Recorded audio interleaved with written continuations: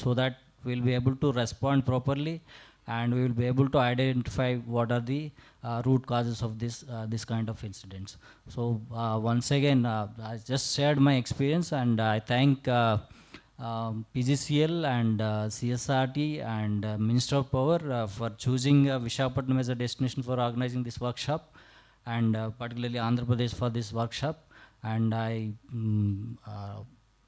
would like to request all participants to make good use of this session and learn whatever the possible and share your experiences. Thank you very much.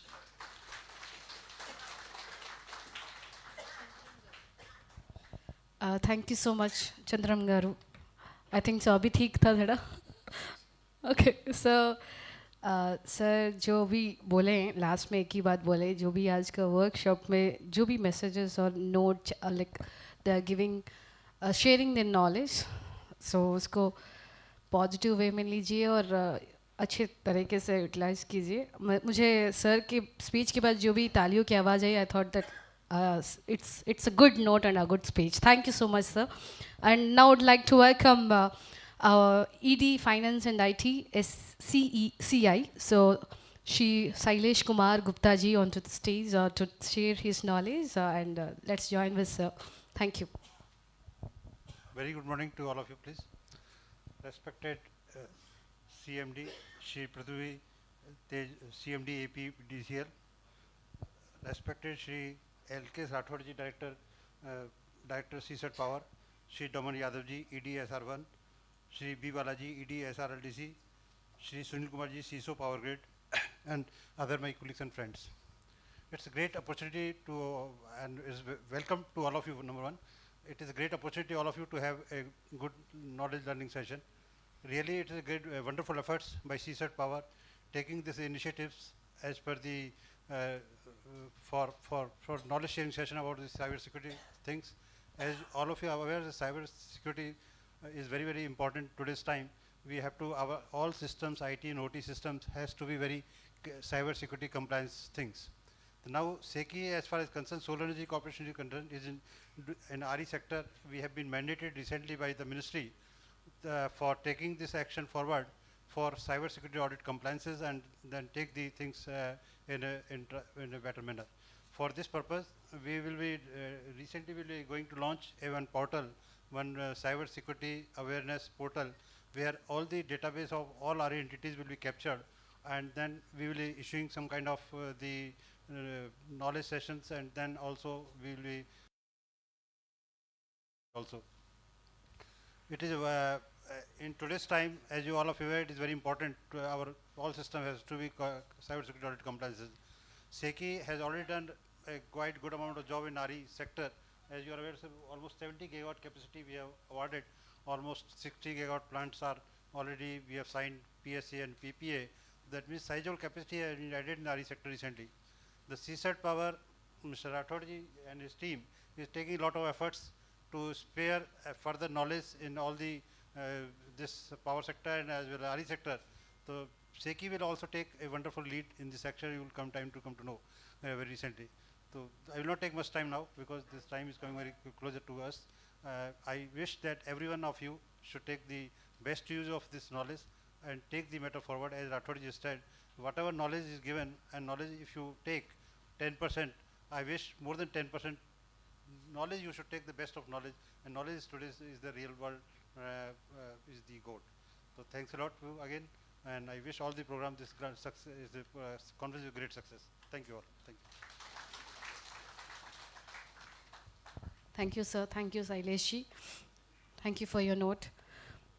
And now I'd like to request, and very lucky to announce this name, क्योंकि हम आंध्र प्रदेश में बालाजी भगवान को ज़्यादा मानते हैं. तो let us put your hands together. ED SRLDC, Shri V. Balaji Garu, to please share his knowledge with all of us. Thank you. Good morning, Suprabhat, Namaskar. I'm happy that CSIRT is conducting this workshop at the very doorsteps of the SR constituents. In fact, nowadays the focus shifts from of the governance at the doorsteps.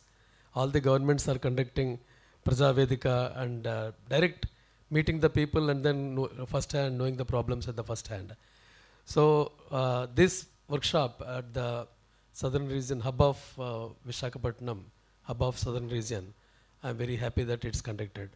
Now the delegates and dignitaries on the dais and the delegates off the dais, very warm good morning to all of you. See, in the last 2-3 decades, the focus has been to digitalize. All the organizations, governments have increased their share of usage of the IT and cyber technology for ease of governance, for improving their efficiency, operations, all that.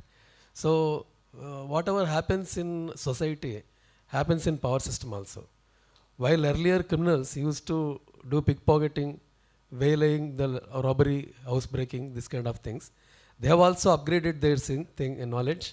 They have done IT, BTech IT, computer science, masters, all that. And some of them have done the good job of improving the using the IT technology for better use, while some of them have turned to the digital arrest, the cyber thefts, all that. While the Prime Minister, Honorable Prime Minister and Honorable Minister are giving clarion calls to be सतर्क रहने के लिए और cyber जागरूकता increase करने के लिए, they are giving a clarion call and telling everyone to be very digitally safe and clean and hygienic. So many organizations, I'm happy that in the which we earlier were not knowing, they were in the background, but they came to the forefront, like now CSIRT, CERT, then Digital Security of India, and NCIIPC, like that IB. Many organizations are working parallelly at different levels in the cyber security. Now the cyber usage has come from kitchen to even the boardrooms. Even the housewife orders their groceries from the mobile, using mobile technology, orders Swiggy and everything. So many links come and they may be cyber vulnerable. Similarly, on the organization front also, the hackers and the state-sponsored. Now wars are not fought on the battlefield alone. They are fought on the cyber front also parallelly. Recent tensions from the border, the month of May, first week of May, had heightened the cyber attacks on the institutional and governmental networks. I'm very happy to share that we had come a long way, and our cyber posture has improved quite a bit, and I could say that we could safely face all those threats during those Indo-Pak tensions. All our neighbors across the borders are hostile to us because we are growing. No one beats a dead dog. Because India is going to be a superpower, all the neighbors are envious of India. So they are resorting to all cyber attacks and this kind of things. So we have, in the last 4 years, we have improved a lot. We have enhanced the quality of our VAPT, vulnerability and assessment and penetration tests, and many other things. In fact, the measures under ISMS, also audit, also have improved, and all of us are doing. I don't want to take much time because the topic is too big and too this thing. I want to highlight 2 important things. One thing, I want to draw the attention of the senior officers that cyber security is one thing which we cannot outsource. While the organization heads try to cut down the costs and they try to entrust this responsibility of cyber security to other agencies, private agencies, one thing I want to draw attention that our home affairs, our family affairs, we cannot outsource. I would a little harshly I'm telling, the duties of a husband or a father, we cannot outsource. In the same way, the cyber security also we cannot outsource. Yeah, we may not be knowing as much. Temporarily, we may take the help of other agencies for enhancing our cyber security, no doubt. But we cannot be complacent and fully depend on them because they also are not fully strong. They are also learning along with the thing. So as the attacks keep happening, these people also upgrade their knowledge. So instead of relying on them, Atmanirbharta is a better way of doing it.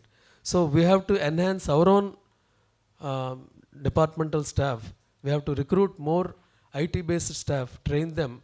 And right now, in fact, many of the electrical engineers, they are acting as CISO or for cyber security also. They are trying to learn while doing their regular jobs. They are not dedicated for IT security, cyber security. They are doing their power system works as well as they are given the additional responsibility of the CISO and other works, which is definitely they cannot do justice to this very important topic. So what I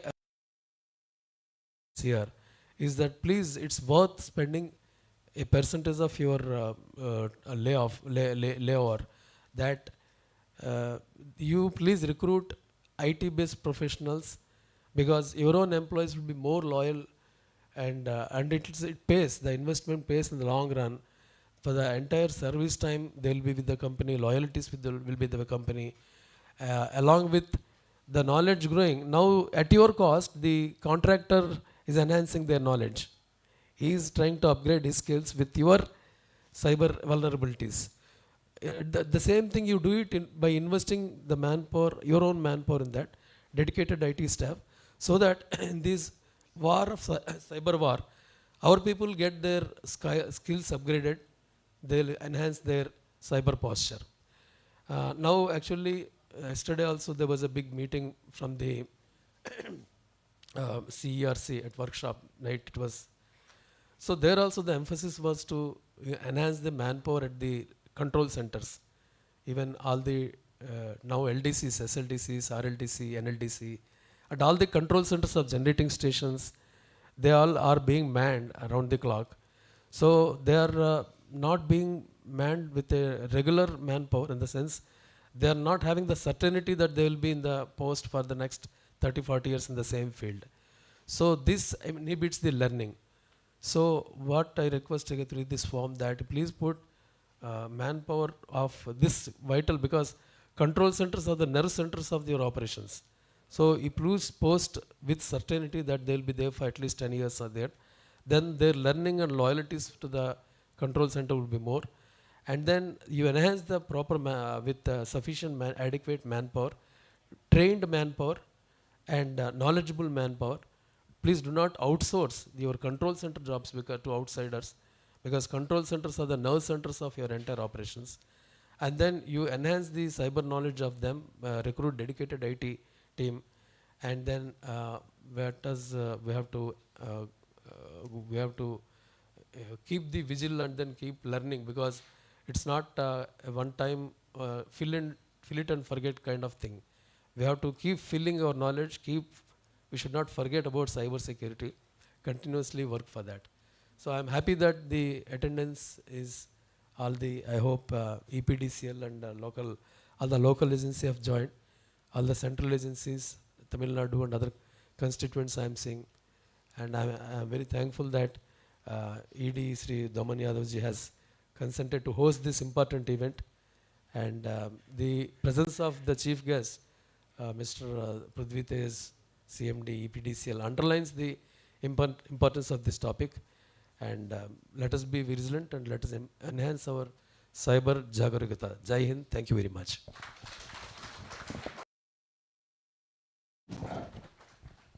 Thank you so much, Balaji Garu. Very clear note. So I hope जो भी sir ने message और उनकी knowledge और जो भी आज की गैदरिंग के बारे में, वर्कशॉप के बारे में शेयर किए हैं, उसको आप गैदर कीजिए और अच्छे तरीके से लीजिए. And now would like to welcome very noted place and have worked with him, so very dignitary person. Let me welcome ED and HOP NTPC Simhatri Shri Samir Sanmaji to please join us and share his knowledge with all of us. Thank you. Thank you, ma'am.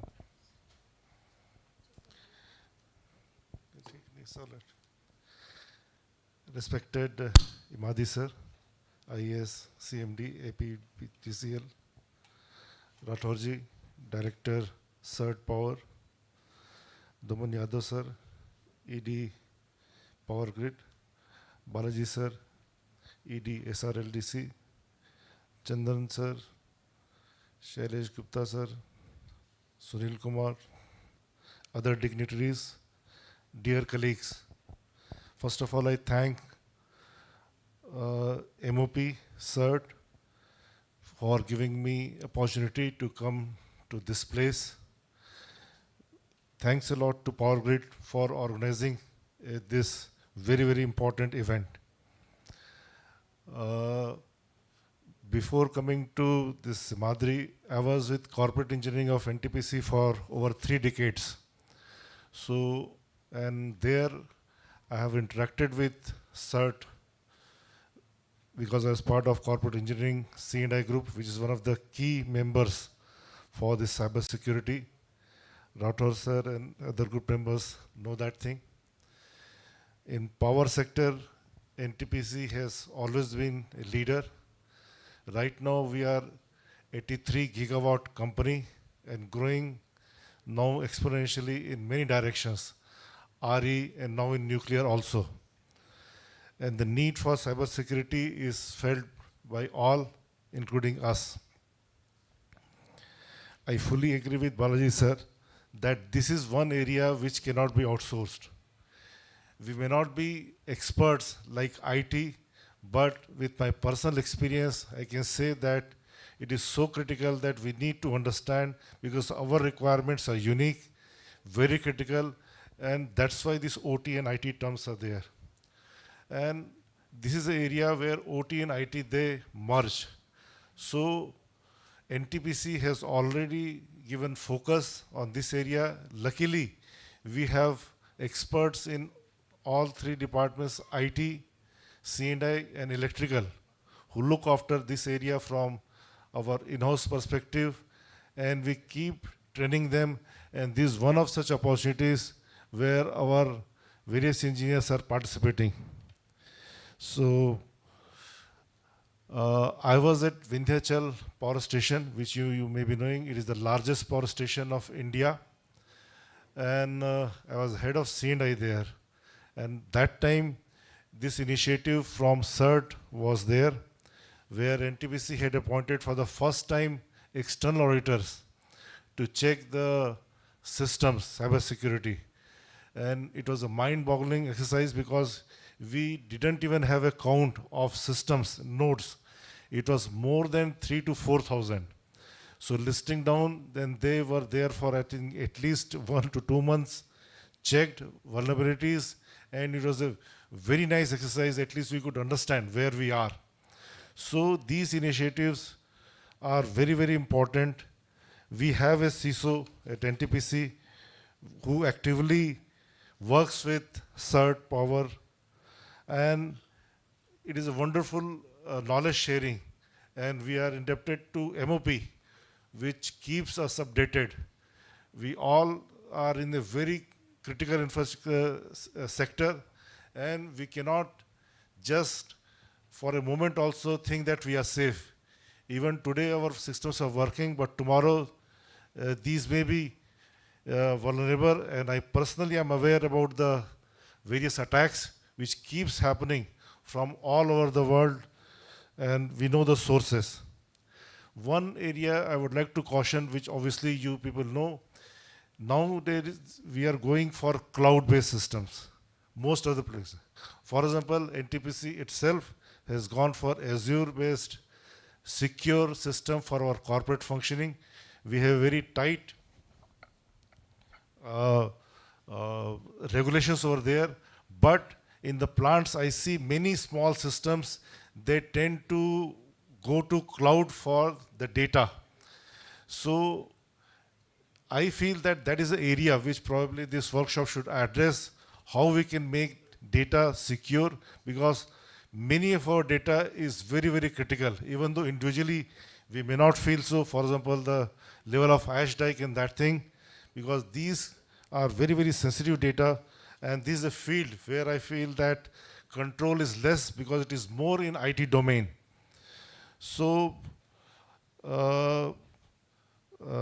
these are a few things which I feel that are relevant for here. And again, I will thank MOP, CERT Power, and Power Grid for organizing such wonderful event. Sir, we also offer our services next time, whenever you feel this is a good, yeah, absolutely. Yes, at other places, but here also, Simhadri. So whenever you feel, so like Power Grid, we will also be happy to organize such event whenever you feel. And I think, sir, what you said, this Minister of Power is right. Such workshop at regular interval are required. It's not that one time we do and do things, because new engineers come and this is a fast growing area. So updation, especially from your side, is necessary and we should listen to it. And I think it will benefit us. Thank you very much. Thank you sir. मैं जब भी sir का Sameer Sharma sir का speech सुनती हूँ, I feel he have a very good powerful voice, जैसे कि हमारे आंध्र में चिरंजीवी जी का वॉइस है. तो लेट अस थैंक हिम. और जैसे उनको हम रेस्पेक्ट करते हैं एज अ मूवीज, एंड वैसे ही उनका आज का स्पीच हम अच्छे तरीके से ले. और now let me welcome our chief guest to share his knowledge. I am so glad to announce his name, very young IAS, CDM, AP, ED, EP, DCL. So let me welcome Shri Prithvi Tej Imadi Garu onto the stage to share his knowledge and give a good note to all of us. Good morning to everyone. Okay. Good morning to everyone. I welcome all of you to the City of Destiny, Vizag, and I thank CSART Power for organizing this workshop here, and all the dignitaries on the stage. I welcome you all, and I hope you'll have a good day here in the workshop, and also all the delegates that have come to the workshop. The criticality of the power sector for any nation building, that cannot be, it's only understated, and it's a critical component for almost all of our public services, be it industries, be it hospitals, be it defense. And in this digital age, this goes beyond the physical infrastructure. All of our infrastructure is very well intertwined with the digital systems, be it SCADA, be it control rooms. And when we come to the distribution sector, we have a lot of IT, consumer-facing IT applications. We also have a lot of with the current RDSS scheme, we have a lot of smart meters coming. So it's very important that we all take measures related to cyber security. And we have seen some massive blackouts, both in globally. I think Ukraine had the largest blackout in 2015 when they had a major cyber security attack. And like our director of finance has mentioned, that was a state-sponsored attack. And also we have some incidents domestically also. We had probably, I think in 2022 there was news of massive attack on state SLDCs. I think 7 SLDCs were affected during that time. And though we are taking measures, both CEA has issued guidelines on cyber security, and NCIAPC has identified power sector as a critical sector, and CERTIN is constantly engaged with all of us, and CSART is also constantly engaged with all of us. But a sizable portion of our earlier systems like SCADA and PLCs, these are not built with keeping cyber security in mind. So there is an urgent need for modernizing of all these old SCADA systems, and also with probably, I think in the RDSS scheme, around 25 crore smart meters are being integrated into the system. Definitely this raises the stakes, and this raises how much more important cyber security will become. And coming to EPDCL, we have always implemented new technologies like smart metering or SCADA, GIS-based mapping, consumer billing systems, etc. But we also have implemented a comprehensive cyber security framework that provides for protection of both IT and OT systems. we have always followed the guidelines issued by all the central agencies like CEA or CSIRT, and we are utilizing the Cyber Swachhata Kendra for advanced malware detection. We are conducting regular vulnerability assessment and penetration testing on all our applications, and securing our SCADA, though the SCADA integration in the distribution sector is limited, but securing our SCADA system is also very important. And coming to uh, uh, coming to the capacity side of at distribution level, generally all the national utilities are also focused on transmission and in generation assets, and how, and if you see the assets in transmission and generation, IT OT separation is very easy and very, no, I won't say easy, but it's at least possible.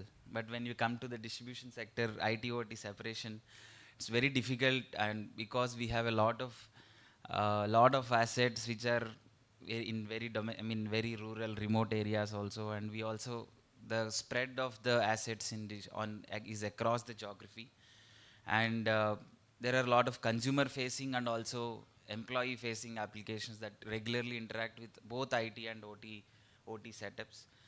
So my request to CSART is to also start focusing on distribution sector, and with lot of SCADA coming in, lot of smart meters coming in, there is huge requirement for implementation of all possible cyber security measures in distribution sector. We have a we have a very big scheme running in RDSS, and if some standard guidelines and some standard bidding documents with related to, say, establishment of SOCs or doing VAPT, these kind of SBDs, if they are made available, and if some sanctions that can be given by central government, if it can be made part of RDSS, that will be of great help to all the distribution utilities. And we are also running our awareness and employee training sessions, and we have to make, like the other speakers have mentioned, we have to make all our employees also cyber savvy. And when we do testing on our on the desktops or on the computers that we have in various locations, we see a lot of malware, etc. So it's very important that all the employees up to, say, junior engineer in the section office also are trained on these cyber security measures. And definitely the power sector is growing from growing at leaps and bounds, and now we are almost at we are giving reliable power even at LT level, almost more than 23 hours 45 minutes, 23 hours 50 minutes. So it's very fundamental to the nation's growth, and reliability, and the biggest vulnerability would be on this reliability would be the cyber security, or the lack of cyber security per se. And definitely India's journey in this area, uh, we have shown a path to all the emerging economies, and with the integration of smart meters, and will definitely show the path to even in the future for all the developing economies. And over the next few sessions, I hope we all will become more knowledgeable and more aware of the various threats that we are facing, and also what actions that we can take. And finally, I thank CSIRT Power for inviting me here and making me a part of this workshop. And I hope all of you will have a great day ahead. Thank you.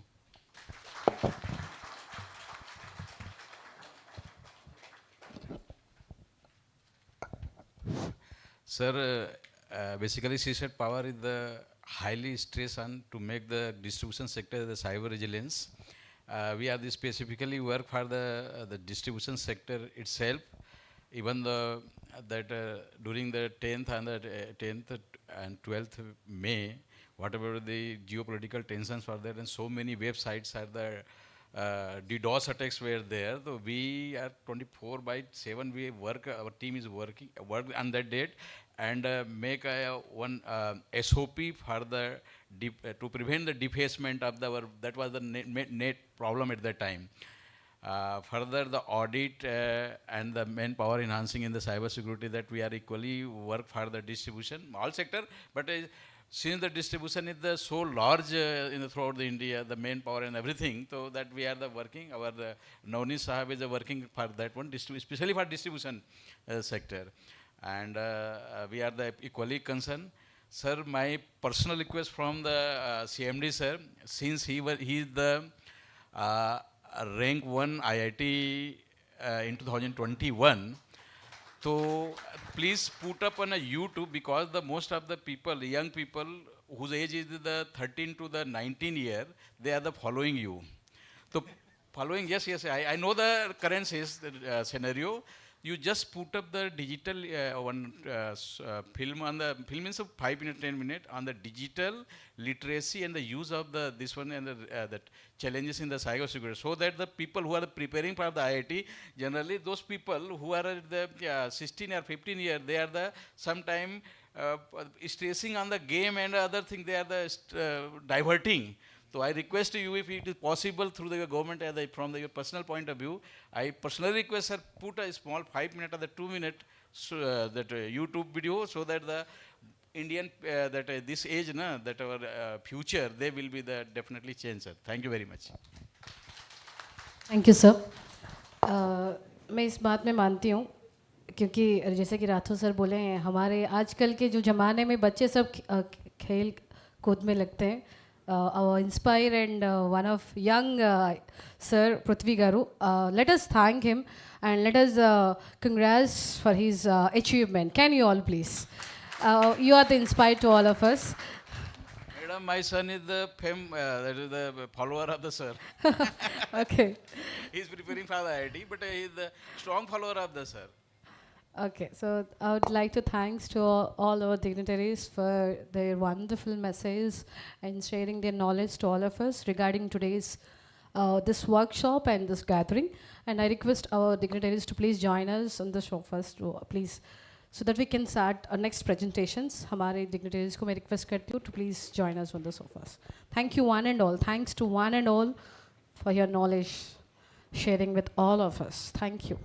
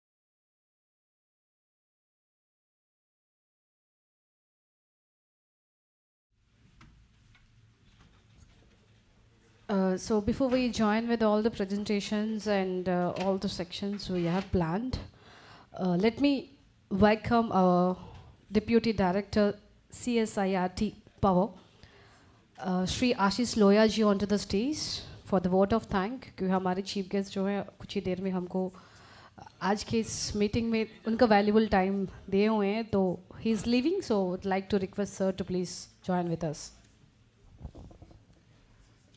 Good morning, everyone. No problem. As we come to the start of the technical presentation sessions of this workshop, it's my honor and privilege to deliver the vote of thanks on the behalf of the CSAT Power to the cyber security workshop, which is jointly organized by the PGCIL and CSAT Power. First and foremost, I extend my heartfelt gratitude to our chief guest, Sri I. Prithvi Tej, CMD and IS AP EPDCL, for gracing the occasion with their presence and sharing inspiring words that set the tone for the discussions. Sir, your insights have added the immense value to the event. I would also like to thank our special guests who were present on the dais, Sri L.K. Rathore sir, Director CSIT Power, Sri Doman Yadav sir, Sri Sailesh Gupta sir, Sri Samir Sharma sir, Sri V. Balaji sir, and Sri D. Chandra sir. Sincere thanks to all participants present here from across all the organizations. Your active participation and enthusiasm made this event interactive and meaningful. I would like to thank to all the organizing team members, logistic team members of PGCIL and CSAT Power. With their efforts, this workshop has been possible. Lastly, I thank to all the technical team and support staff, volunteers, and everyone who involved in this workshop. Thank you. Thank you once again. Thank you. Thank you, Ashish Lohia ji. Thank you so much. Now, after gathering all the knowledges, now let us join with all the presentations. Power Grid overview presentation ke liye, I would like to call onto the stage CISO Power Grid. Please everyone put your hands together and let us welcome Shri Sunil Kumar ji onto the stage. तालियों की आवाज़ थोड़ा जोर से होना चाहिए, so that I can feel that all are active to join with this presentation. Over to you, sir. Thank you.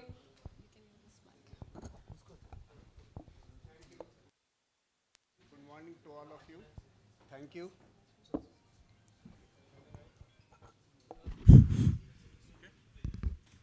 Thank you. Good morning. Good morning to all of you.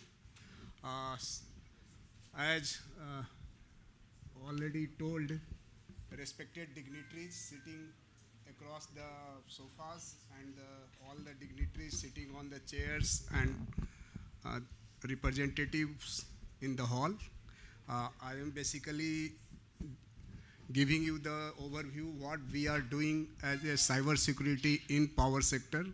As sir told already that the transmission sector is little bit controlled, so the challenges are not much more as large as in the distribution sector, because we are not connected with the customers and our customers are basically also controlled and disciplined.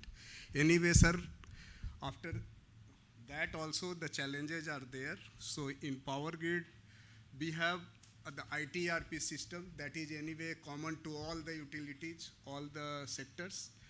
In OT sector, basically right now, sir, we are managing all the substations through the centralized control centers. So we have the regional transmission asset management center, then the national transmission asset management centers. So the challenges in these substations are little different. We are also the PowerTel is the internet service provider. We are in the telecom business also, and in that we have the customers little like the distribution sectors, and there we have also the regional transmission control center and national telecom control centers. So these two verticals are basically has been declared and assessed by NCIPC as the critical information infrastructures. Then as a CTU, Central Transmission Utility, we are also providing the telecom for related to the grid operations, and the phaser measurement units are there where we are providing the real-time dynamic state measurement system to all the SLDCs and RLDCs. So in this system, URTDSM system is basically has been declared as the part of critical information infrastructure in the SLDC and RLDC, although assets are owned by Power Grid, but the users are SLDC and RLDCs. So next, sir, I am concentrating on the transmission system. So the challenges, what I have shown in the red color, that in the lower side, the serial links, RS-232 communications or the PLC are there, where there is a chance. Basically, this is basically in the insider threats. So insider threats are there, where the discipline is not there. People are using, these are insecure links, USBs.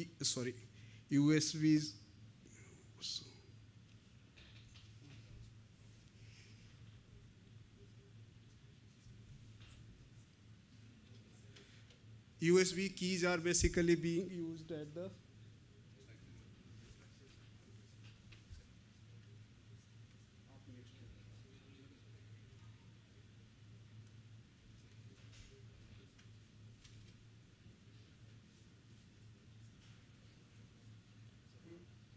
no next no back. So USB keys are being used. They are using a third-party system somewhere, insecure modems, insecure wireless. Laptops are being connected by the service providers, infected laptops. Firewalls we are deploying, but that is not properly configured. And again, the remote support is being given to because the OEMs are asking for the remote supports, the experts are not so much available. So all these challenges are there, and this is basically the threat and the vulnerability what we are finding in the transmission system. Next. So next. So I have tried to tabulate the challenges, what we are finding and what actions we are taking in the power grid.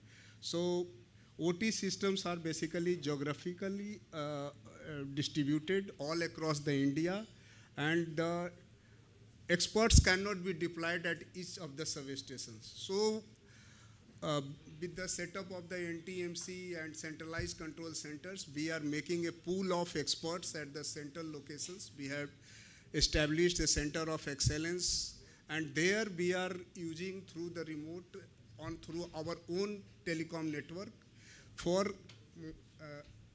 discipline part of that.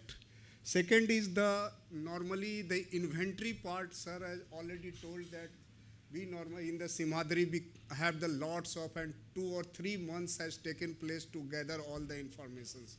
So inventory is basically missing at the substation. Even in power grid, somebody changes the switches or something, but that is not automatically logged.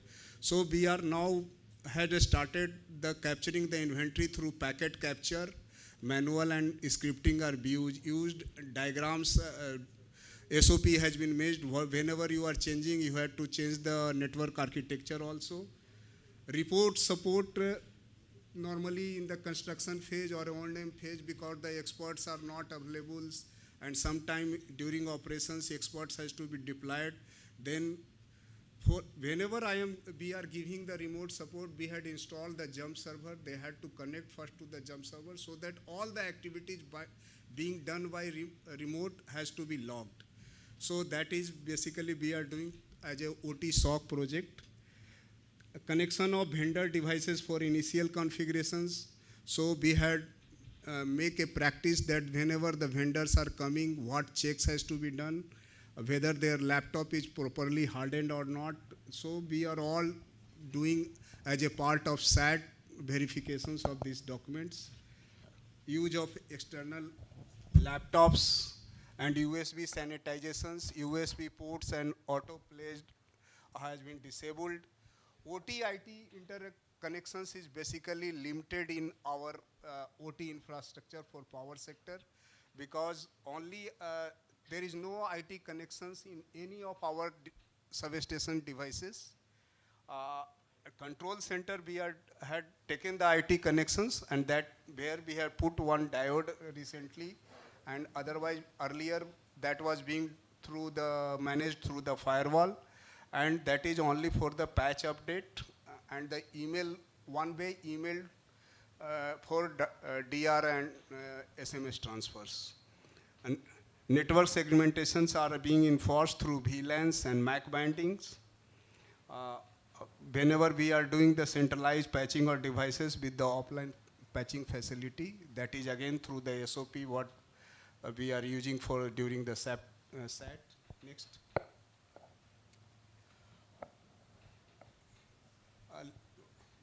Separate centralized solution. Recently we are planning for doing the perimeter defense and centralized patchings. Basically the relay and BCUs which are coming, that doesn't have the role-based access control. And recent upgrade has come, so Hitachi 2.0 and above, Ciprotech 5 and above have the provision, so there we are using. Otherwise we are have to have the SOP for managing the control, and the discipline has to be followed for that. CRC has already given the guideline in the tariff regulations that you can replace the obsolete systems. They had declared that the relays BCU as a IT hardware and software, so provision is already there for replacement of the legacy systems. That provision is already. Supply chain issue, CSAT Power is basically actively working on that, so how to test it, and telecom sector has already done that, so I think we are also going to use the trusted vendor system for that. Backup and business continuity, we have the DR central provision and image backup of configured systems. User awareness, like this kind of workshops are already being done through IIT Kanpur, RRAU, National Cyber Security exercises. Our all outsourced staffs are also being trained, because many of the substations are basically operated by outsourced staffs, so that has to be done. Regular mock drills are being conducted. Cyber Jagrukta Divas, a National Cyber Security Awareness Month, that is being conducted in the month of October. Next. Next. So already in the opening session, the topic was the people, process and technology. So well-defined security structure. Power Grid has a separate ISD department, Information Security Department, that has to handle all the cyber security related issues, and we have around 25 well-trained staffs. We have CISO and alternate CISO already marked, and basic as per the guidelines. The CISO has to report to Director Operations. We are reporting to Director Operation, one of the board members. All cyber security incidents highlights are reported to the board quarterly. Risk and KPIs are already defined, reviewed as an enterprise risk management. That has anyway has to be, any public listed company has to follow that. A steering committee, because we have the two fundamental CII, so every quarter CII has to meet, and all the risks and the audits has to be reviewed by the steering committee. The steering committee is also represented by the NCIPC members, so all those things are basically checked.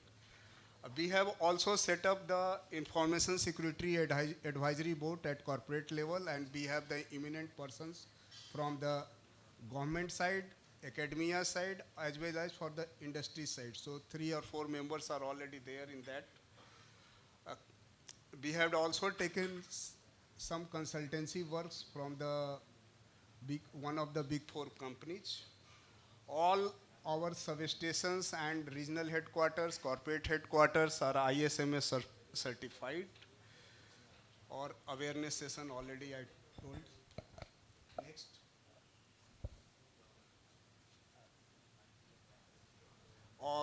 We have all, as a part of ISMS process, we had already documented and made the SOP for all the changes has to be done through the SOP. CCMP has to be, for the all the vertical has been formed and shared with the CERTIN as well as CSAT Power. ISO 27001 certifications has already been done as per the CA guidelines. All the public IP which we are using has been onboarded with the CSK, and we are getting the alert. If anything comes as a name of the power grid that is being, that advantage is coming to us. OT SOC basically now for the separate, we are making the separate SOC for the operational technology for all the substations, UNMS, URTDSM, we are planning to monitor through that SOC. Otherwise, right now we are doing from the same SOC, the IT and OT from the same SOC, but we are planning to make it as a separate OT SOC. Incident response process is well documented, and we had also taken the threat intelligence as a part of the service from the one of the renowned threat intelligence provider. We had one internal incident reporting portal which captured any incidents reported by employees, and based on that, the CISO has to report to the certain incident response team. Firewall and IPS are all deployed at all different networks. That all the technologies are there. We have the, in the IT, we have the endpoint protection and EDR. Now we are upgrading the NTMC system. We are also taking the EDR in the OT side also. Wi-Fi system are provided with the captive portal. All the substations are basically using our own Wi-Fi system, centralized Wi-Fi, all have 180 days log, and we are using our, from the central system, it is being connected to the each and every stations, and that is through our captive telecom network. Data diodes has already been implemented at the NTMC system for the patching and system. Cyber security policies are already, we told that it is well aligned with the ISO 27001-2022 standard. We have the 24/7 SOC operations, and apart from the L1, L2 by the outsourced employee, our own employee are sitting in the round the clock 24/7. We had also set a center of excellence at IIT Bangalore, and we are making investments as a part of cybersecurity capacity building, or the new technology what can be deployed to in the cybersecurity center. So we had already invested, and 10 projects were identified, and four to five projects. Rathore Saab is also member of the governing board. So 4 and 5 products are now had come after 1 year, which can now be deployed in the field level. But the field level testing is yet to be done. That has already been done at the lab level. Next one. So that's all. Thank you very much.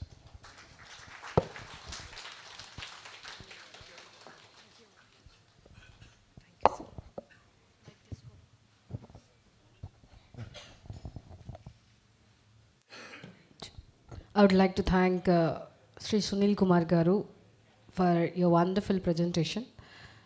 Before we gather more knowledge and before we join with all the sections, let us take a small tea break. So, 15 minutes may I request all our sirs and ma'am to please gather again in the hall. So, 15 minutes of tea break. Thank you all.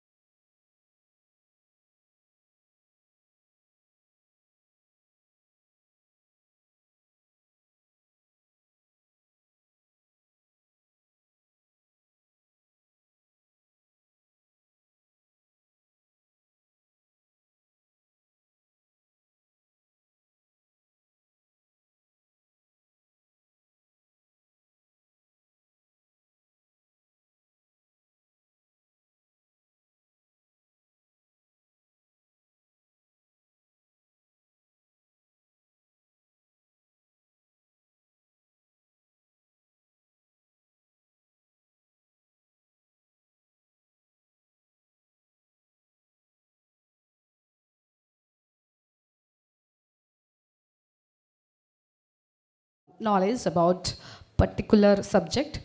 So let me welcome जो कि मुझे सुबह से बहुत अच्छे से guide कर रहे हैं. Even I'm very weak in this workshop and this knowledge, he's guiding me.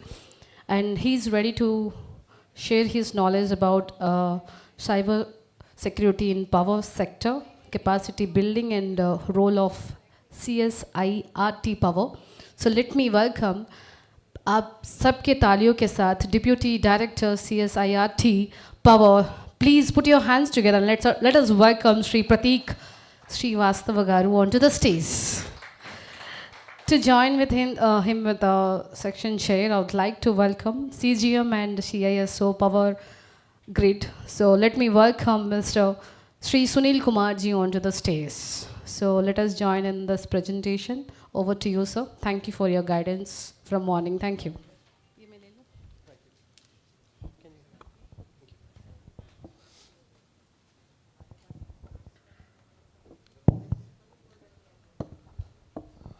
So thank you for joining us. My greetings to the respected dais members, dignitaries, and the senior officials from the Southern Power Utilities. So let me begin my presentation. And at the outset, I also want to thank Power Grid for organizing this event for us in association with CSET Power in Visakhapatnam, a beautiful city. And let's begin with the presentation. So I'll be keeping the presentation very brief. It is very general presentation. I'll be covering about the cybersecurity, general things in the power sector, and role of CSET Power. So where we fit in, what all things we do, and how we assist the power sector utilities for ensuring the cybersecurity posture in India. So briefly, I'll be covering about the cybersecurity overview, and particularly in power sector, then CSET Power overview, and where we stand right now, CSET Power, and what is our way forward, how we are planning to move ahead. First of all, what is cybersecurity? I think Rathore sir has already briefed you about the meaning of word power, cyber, where it comes from, and how it attaches to everything, and it becomes a cyber security, cyber scam, cyber fraud, and everything related to digital things that we are using nowadays, and which has become part and parcel of our life. Now we cannot imagine our life without our mobile phones, our smartphones, and the other possible connections with the digital things that we have in our life. So I'll quickly move ahead with this. I think everybody is aware of what is cyber security. You must have come across such letters with big logos from the enforcement agencies citing that you may have been compromised, your credentials might have been used on the dark web for weapon dealing and everything. So these kinds of scams have been happening in the past. We have moved past from these, and we are more sophisticated kind of cyber scams are now prevalent. So just before, when you receive such a kind of thing, so before acting on it, we request you to kindly check the authenticity, take a brief pause. Is it possible? Have I done something like that? These kind of questions you must ask before acting on these kind of received letters, links, or anything like that. So in continuation, some alarming figures. On the left, you can see it's the year-wise number of incidents on digital arrest scams and related cyber crimes reported on National Cyber Crime Reporting Portal from 2022 to 2024. You can see the alarming rise in the defrauded amount in crores. In 2022, the number of incidents was 39925 with defrauded amount as close to 90 crores. 2023, it rose to 339 crores. 2024, close to 2000 crores. So maybe we are reporting more, we are vigilant more, we are expressing that I have been defrauded of some amount, we have become more vigilant in this. Still this 2000 crore figure raises some high sensitivity alarm. So the attacks have become more sophisticated. You may be receiving video calls with police inspector or some high official with background of Indian Government of India logo. Digital arrest is a very commonly known term nowadays. On the right side, you see the cybersecurity incidents as per the certain from 2020 to 2024. You can see again a sharp increase from 11 lakh 58,000 to 20 lakhs 41,000 in 2024. So again, so we are seeing a sharp increase. Many of these attacks are state sponsored. Many are with some malicious some industry targeting kind of attacks. So overall, we are seeing a sharp increase, advanced technologies, AI being used and whatnot. Some common cyber attacks, people are well aware of this still. So malware, phishing, DDoS attacks, SQL injection, these are some common attacks on the that we are facing on the power sector. So I've listed some common attacks on the power sector global scenario. So in 2014, the USA energy sector attack, then 2013 Turkish power grid attack. The major one, 2016, Ukraine's power grid attack known as Industroyer. So that was one of the high intensity attack on the power grid. So led to major outage in Ukraine's power grid. Shortly before that, in 2015 also, Ukraine's power grid faced an attack in which 4 districts were taken out of the grid, and it was the first attack in which the attacker, the intruder, entered from the IT system to OT system through breaking this firewall between the IT system and OT system, and then taking over the control of the OT system, SCADA and everything. And even the credentials were changed so that the operators could not take back the control of the SCADA system. It led to major outage in the Ukraine region. Some 4 districts were taken out of the grid. So due to all these incidents and increased understanding of the cyber attacks and the sensitivity, considering the critical nature of it, Ministry of Power has taken certain initiatives, and Indian power sector we are trying to prepare for increased cyber alert and as well as preparedness. So CA has issued cybersecurity in power sector guidelines in 2021. So that is mandatory as per IEGC Indian Electricity Grid Code, and we have listed out some major some compliances as well as some advices in that. More on it will be taken care by Neeraj Sharma sir during his presentation. Then we have consultation of sectoral certs within power sector, then comprehensive cybersecurity framework. We are collecting cybersecurity framework data from the power utilities. We are actively coordinating with the utilities. More on it will be taken care by Ashish Goyal sir during his presentation. What are fields we are collecting and how we are maintaining the data and everything. Then in 2023, CSET Power was set up at CEA, Central Electricity Authority, as an extended arm of CERTIN. And in 2024, we have inaugurated the full-fledged facility of CSET Power in New Delhi. Then we take up the incident analysis and follow-up of the reported cyber incidents. We review the cybersecurity preparedness of power sector utilities. We call out their network diagrams and everything. We assess them and we try to guide the utilities on where they are lacking, what our lacunas are there. Then we have draft CA cybersecurity in power sector regulations, which are about to be published in the final stage. More on it will be again taken by Neeraj Sharma sir during his presentation. What are the clauses and everything in the regulations that he will be taking care. Then Ministry of Power has come up with trusted product and trusted source to tackle the supply chain security risks. Ministry of Power has come up with trusted product and trusted source for power sector scheme. It is under process and it will be Ministry of Power has already issued the order. It will be rolled out soon in full-fledged form. Then we have development of cybersecurity testing infrastructure in India that all the IEDs, RTUs and everything, smart meters, these need to be tested for malware and everything. So more on it will be taken care by our speaker from CPRI. So I'll leave it to him. So about CSET power. So like I said, 2023 it was established by MOP order. Then 2024 we started the work, and 2024 September it was inaugurated by Honorable Minister of Power, Shri Manohar Khattarji. And we have full-fledged SOC, we have forensic analysis team, we have data center, dedicated data center and everything. So full-fledged capacity we are working now, and we are operating 24/7. Our SOC is 24/7 operationalized. We have expert manpower from industry for forensic analysis, for incident analysis, for network engineering, everything.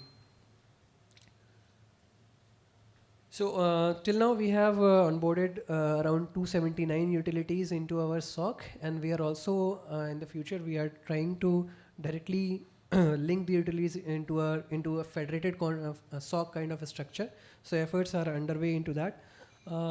So what things we observed, that there is a missing governance, governing structure, like CISOs are not from the senior management level, roles and responsibilities of CISOs are not ring fenced, they are not empowered enough to take the decisions. ISD team is not having enough manpower. Then we have some public exposed system in the utilities. There is a no strong segregation of IT and OT. Then one major thing we observed, there is a gap in the upskilling of the manpower, and that is why we are working actively, heavily on this capacity building area. Also, there is a huge gap still in the cybersecurity audit sector. So, so audit in cybersecurity or in power sector is very important, because we have critical infrastructure and we have equipments outage of which, or if any zero-day vulnerability is there or anything, if it is not closed, then it can lead to malicious attacks on that. So with this we have issued one guidelines for scope of cybersecurity audit. So these are the things we are taking care of. Then cybersecurity frameworks, I think Goel sir will be taking more to you on this on detail. I'll be covering mostly on the capacity building thing. So in the capacity building, we have devised customized cybersecurity training courses in association with the premier institutes in India, like IIT Kanpur, RIU Gandhinagar, IIT Kharagpur, IISc Bangalore. So we have customized the courses curriculum of cybersecurity training suitable to power sector, and we are regularly calling out the nominations for training in these institutes. And also we are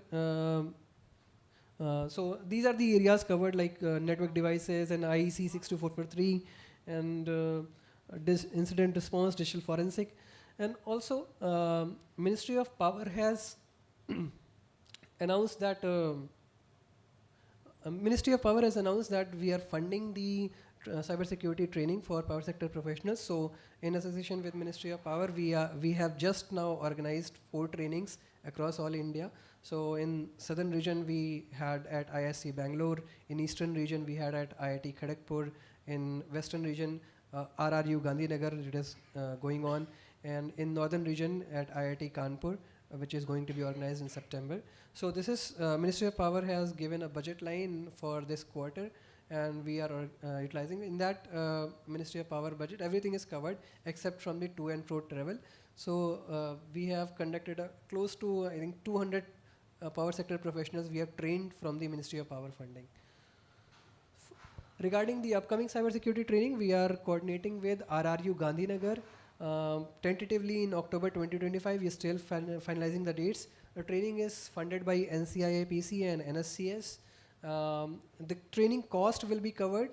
The accommodation and to and fro travel have to be borne by the utilities. But we are planning for a big batch. RRU has expressed that they have a capacity of 150 persons to be trained. And so we'll be soon coordinating for the nominations in this training. contact person's name are also given. Navneet Kumar ji is here with CSET Power. So he is coordinating for the nominations and everything, and with also with the institutes regarding any issues. So incident response, I think Goel Saab will be taking care. Just one thing that with the increased cyber attacks on the power sector in the aftermath of 12th May, what transpired, geopolitical situations. So we are operating on a 24/7 basis, and we are monitoring the malicious activities and connections in the power utilities network continuously. And we are actively coordinating with the CISOs of respective organizations for quick dissemination of information as well as closing of these vulnerabilities and attacks. Some acknowledgements and recognitions. Okay, so utilities have hugely appreciated effort taken by CSET Power. So one more thing. So Cyber Sakshta Kendra, so alerts are being issued by certain to power utilities, and those alerts are also communicated to CSET Power for coordination. So we actively coordinate with power sector utilities wherever we are seeing some increased alerts and increased malicious activities, and we try to cover this gap, and we try to close these vulnerabilities and alerts. So as you can see, through February 2025 to July 2025, there is a sharp decreasing trend. You may see that in the June and in July we have an increasing trend due to what I told, like in May what happened. So after that, state sponsored attacks and everything has increased.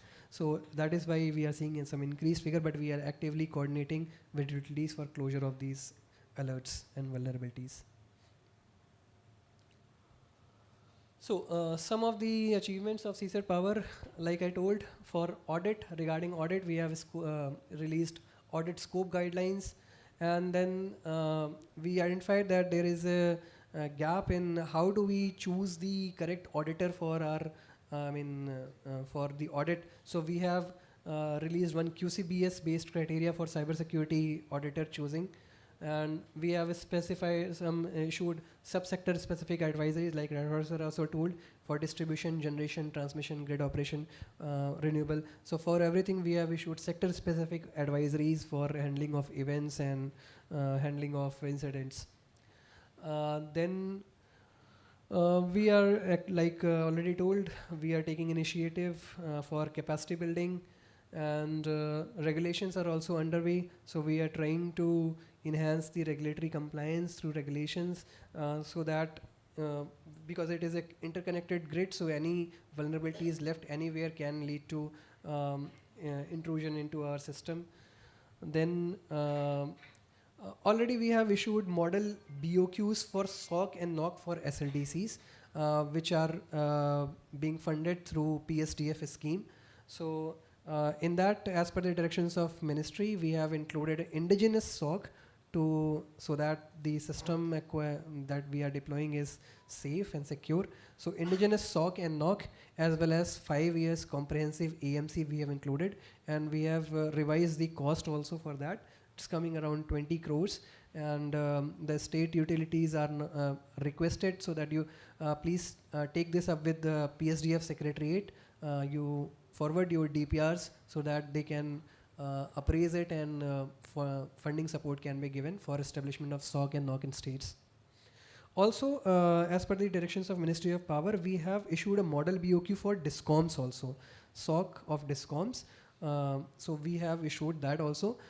Although necessary support for funding needs to be taken care by the appropriate stakeholder in that direction.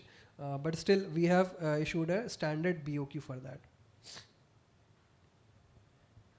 So like I told, way forward, we are in the process of establishment of a federated SOC. So we'll be ingesting the logs and alerts from the utilities SOC into our CSET Power SOC, and we'll be continuously monitoring that. So efforts are underway for that. This will lead to enhanced cooperation and quick action on the incidents and alerts. Then we have a scheme for trusted products and trusted sources for supply chain risks. Then capacity building, like already told, and regulatory compliance post cybersecurity regulations will be taken care by CSET Power. So that is all from my side. Thank you, sir. If you have any questions, I can take that.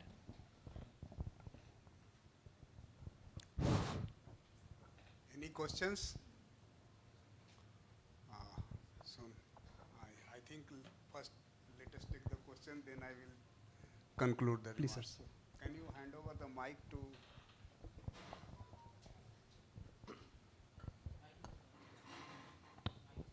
Check.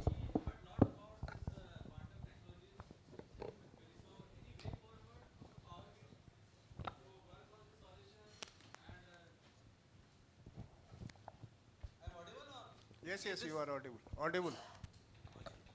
So we we heard a lot about this quantum technologies, and I think it might help our infrastructure well, and it help us to prepare better in terms of the risks and protect our grid. So what is the way forward or any roadmap from Power Grid to develop the solution that we can implement here, or we wait for the quantum computers to develop and become a risk for us? So we would like to know about this. So far, we have not yet considered. Before induction of any new technology, thorough assessment of it requires to be done. Like you may be aware that many of the utilities are moving from SDH-based communication equipment to MPLS-based communication equipment. Still, the assessment needs to be done for seeing what are the cybersecurity risks associated with that. So, any new technology need to be assessed first. We have our testing agencies in India like CPRI and first it needs to be assessed where it can be placed, what are the use cases, and how safe and secure it is. So I think that answers your question, sir. So far there is no roadmap for that. No, I can just substantiate for the quantum. I think in the institutional level works are going on. So one of the project in the IISc Bangalore in the Center of Excellence, they are doing some work, but the deployment at the field level is still not there, not in the CA power sector guidelines where based on which everybody install the equipment. So that is not there, but since the challenges of the hackers in the coming up, of course in the cyber security, quantum technology and encryptions will be required. But right now that is not yet come in the full-fledged in the power sector. In the IT it may be, but not in the power sector. Sir, I like to add to this. Actually, both in the guidelines, 2021 CA guidelines, it's been mentioned that support and facilitate R&D. And likewise in our regulations also, we have mentioned this point that CSET Power will facilitate R&D in collaboration with academia. So this is very much in the consideration, but currently there is no as such active project. But as and when such project is brought to our fore, so we will be taking care of it. Thank you.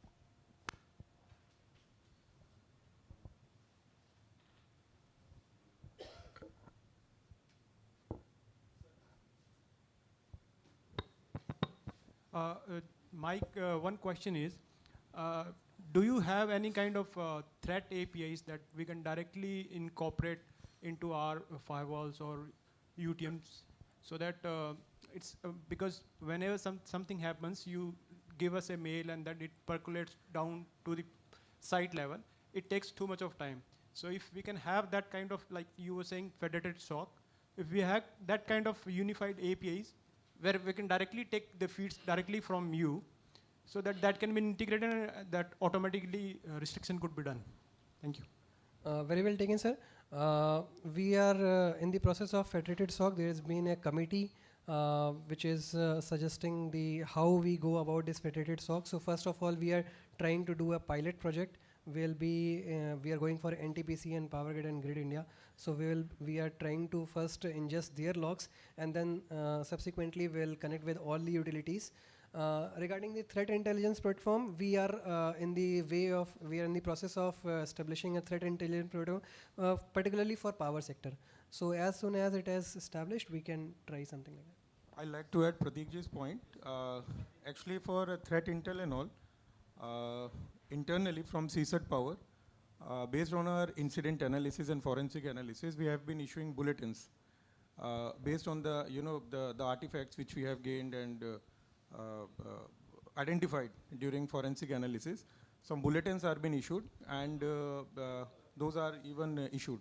So I think around 3 or 4 bulletins have been issued, because before issuing any threat intel, it needs to be action oriented. So as to first you need to the credibility should be there. So that is first ascertained, and based on our analysis only we are issuing. So in this regard, we have already taken steps, and bulletins in this have been issued. Thank you. Thank you, Pratik. He has covered a lot. He has set the context how the in power sectors, CSAT power within 1 year, within a short period of 1 year, they have not only the setup, the security center, but also the capacity on the power sector part.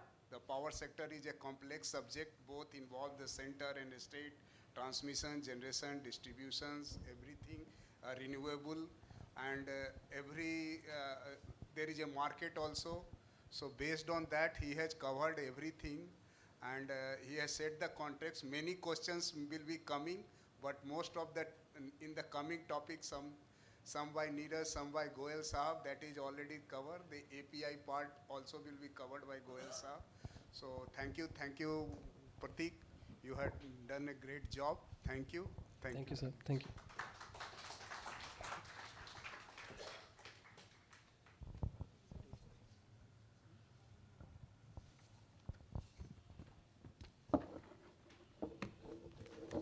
So for this presentation, I would like to thank once again Pratik sir and Sunil Kumarji. Thank you so much. So now the next topic for incident response and cyber security framework. So for this, I would like to welcome AGM CSIRT Power, Sri Ashish Goyal ji onto the stage. एक बार जोरदार तालियों के साथ let us welcome sir. For the section chair, I would like to welcome Sri T.Y. Patel ji onto the stage, Superintending Engineering KPCL. So, एक बार तालियों के साथ.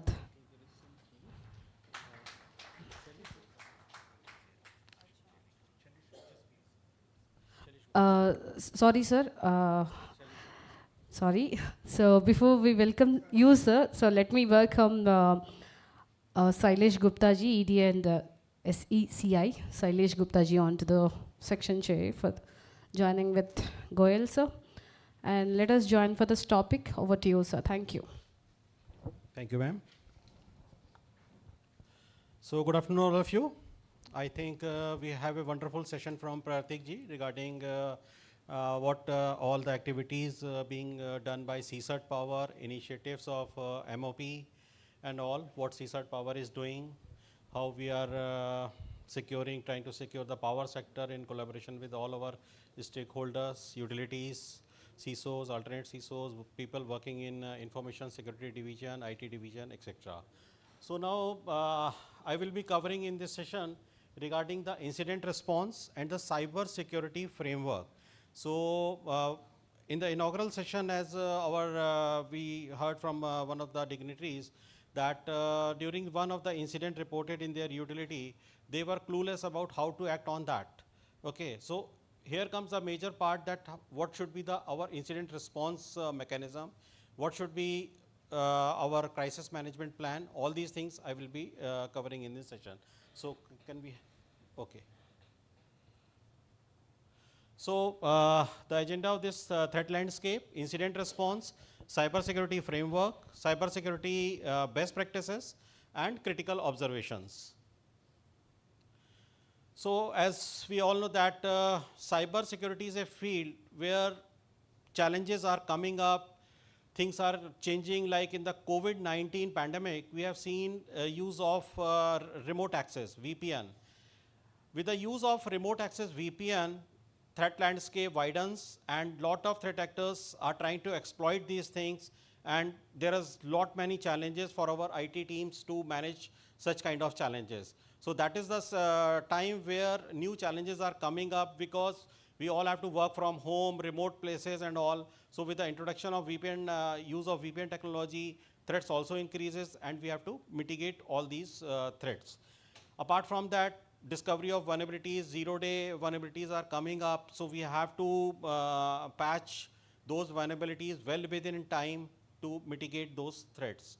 New software versions with additional functionalities, more and more digitalization is coming. So we all have to keep ourselves in pace, in line with that the software versions and vulnerabilities associated with, so that our network should be safe and secure. So this is the roadmap how this is the cycle how this cyber attacks this is started, that some individual attackers trying to gain access to the systems and all, then motivated financial attacks to gain financial motive was there. After that, it was organized crime and financial racket was there, and now state-sponsored actors are trying to target the CII or the critical information infrastructure where our OT and all these things are working. So we have to keep our crown jewels safe, that is CII, from the state-sponsored actors and upcoming cyber threats. So cybersecurity can be broadly divided into 6 main pillars, like perimeter security, our perimeter outside gate that needs to be secured. Then we have network security, endpoint security. We have many mobile applications running nowadays, corporate mobile applications we are using in our mobile devices. So that needs to be kept secure.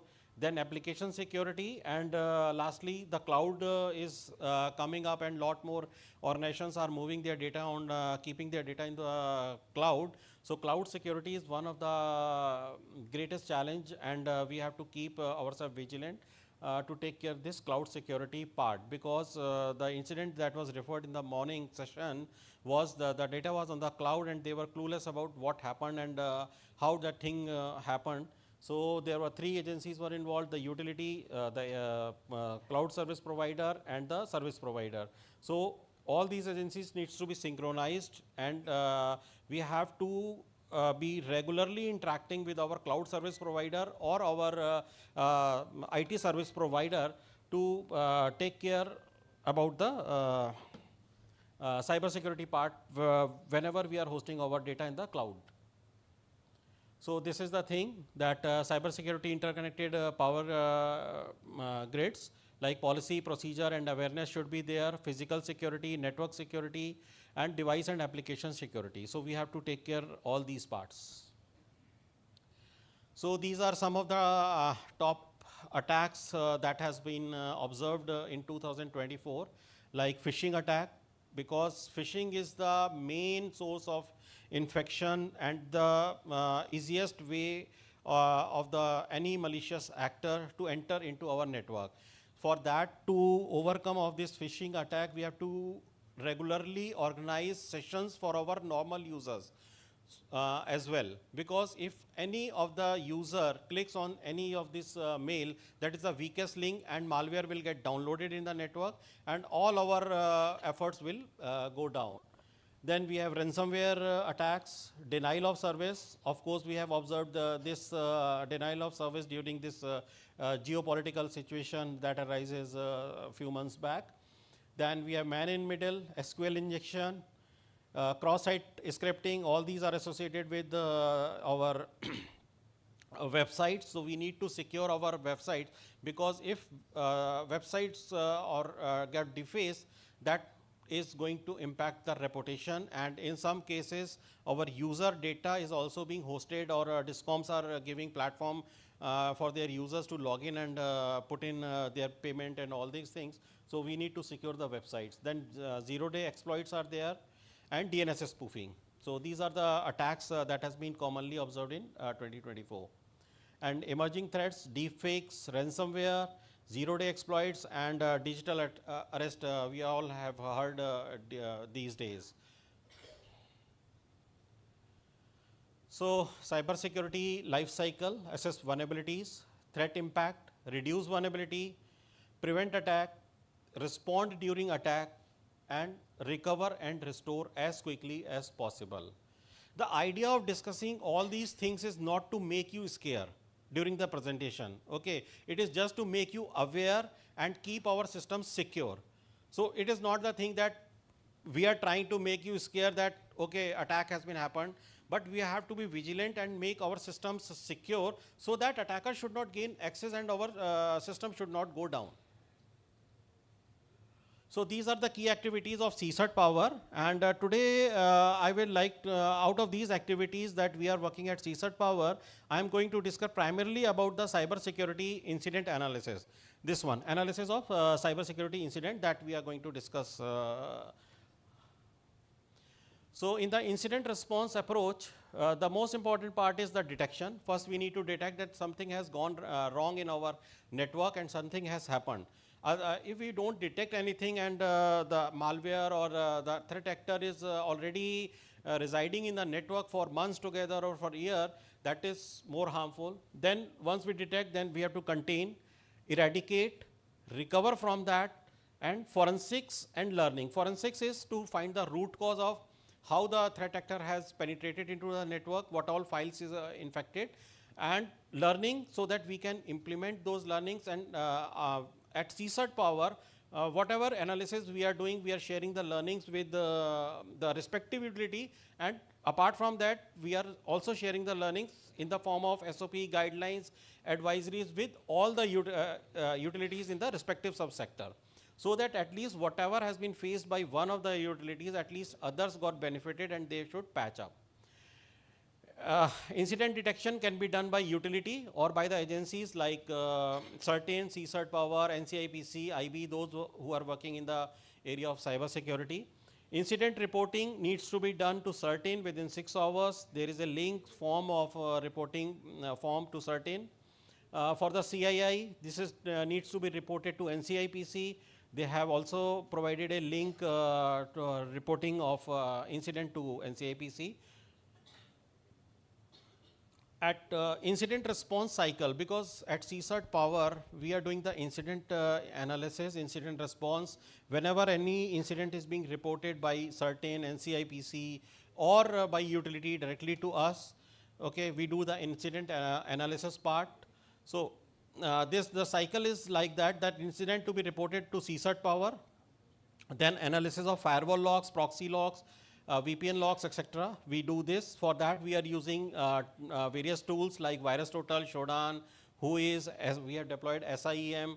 We ingest the logs into this SIEM to find out what happened and in the logs of the utility. Then, firstly, we do the incident and log analysis. Then once the log analysis has been done and we find out the machine or the infected machine, then the forensic analysis of that particular machine or that system has been carried out by the forensic team, and that is going to be discussed by in the next session by Tanuj regarding the forensic analysis. Then for that they are using various tools that will be discussed in next session.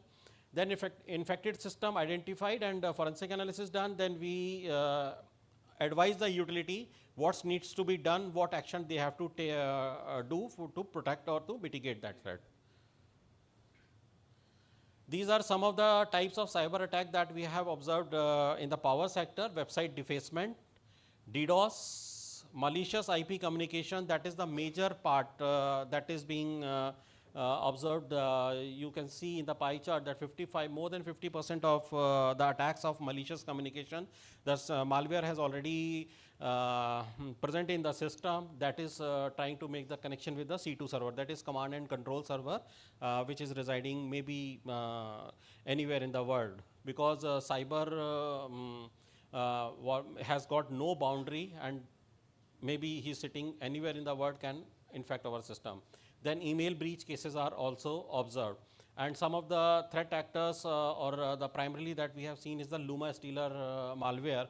Luma Stealer is a malware that tries to basically extract the credential harvesting, and once the credential has gone to the threat actor, he can do the lateral movement and he can do whatever is his motive to enter into the system.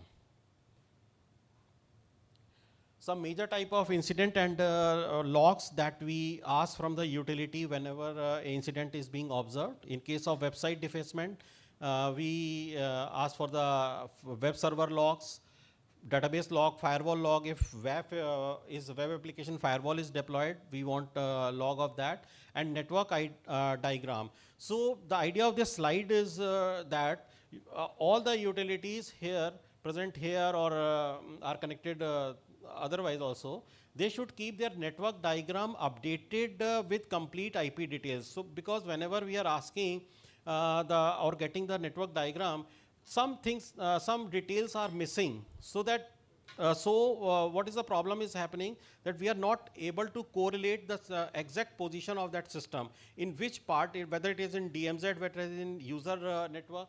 So updated network diagram will help us to locate the position of that infected system.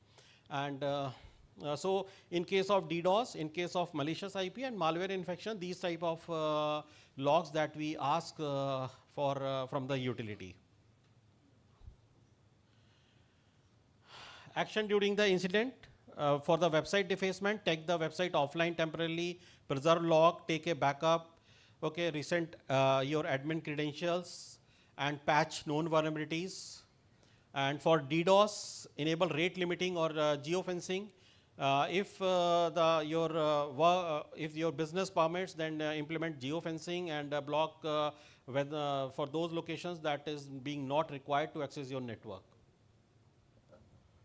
And for reporting of incident to CSIRT Power can be done at the email ID at incident.csirtpower@gov.in. You can note it down. If you find any incident in your network and want to report it to CSIRT Power, you can report it to this email ID. Our help desk number is also been given in the last. As told in the last session, that our SOC is operational round the clock. So you will get support anytime, whenever you need. Then coming on to the cybersecurity framework pillars. So cybersecurity framework pillars is very important. Why it is important, I will come on to that. That appointment of CISO and alternate CISO in the utility, setting up of information security division, ISO certification, 27001 certification, Cyber Swachhata Kendra onboarding, audit, cybersecurity audit of IT and OT systems, that is well defined in our CA cybersecurity guidelines 2021, that all the IT systems need to be audited in 6 months and OT in every year. Implementation of cyber crisis management plan.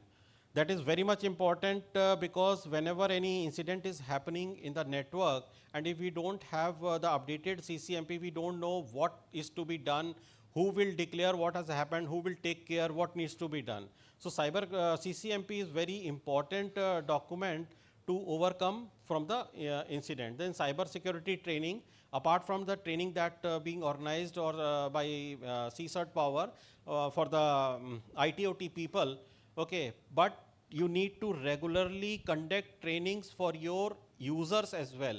As I mentioned in the first slide, that user awareness is most important part. So you need to conduct regular cyber security awareness, small training kind of things for your users to make them aware about the cyber challenges, about the phishing type of attacks. Because if any of the user plugs in any this USB drive into the PC and that is infected, the complete exercise, the complete security will go down. Then identification of CII and protected system, that is to be carried out with the NCIEPC. Then log retention, I will discuss into details. Then cyber security mock drill. So mock drill exercises needs to be conducted at location. You can simulate the environment and conduct like phishing type of exercises, or certain is also organizing some mock drill exercises, so you can participate into that.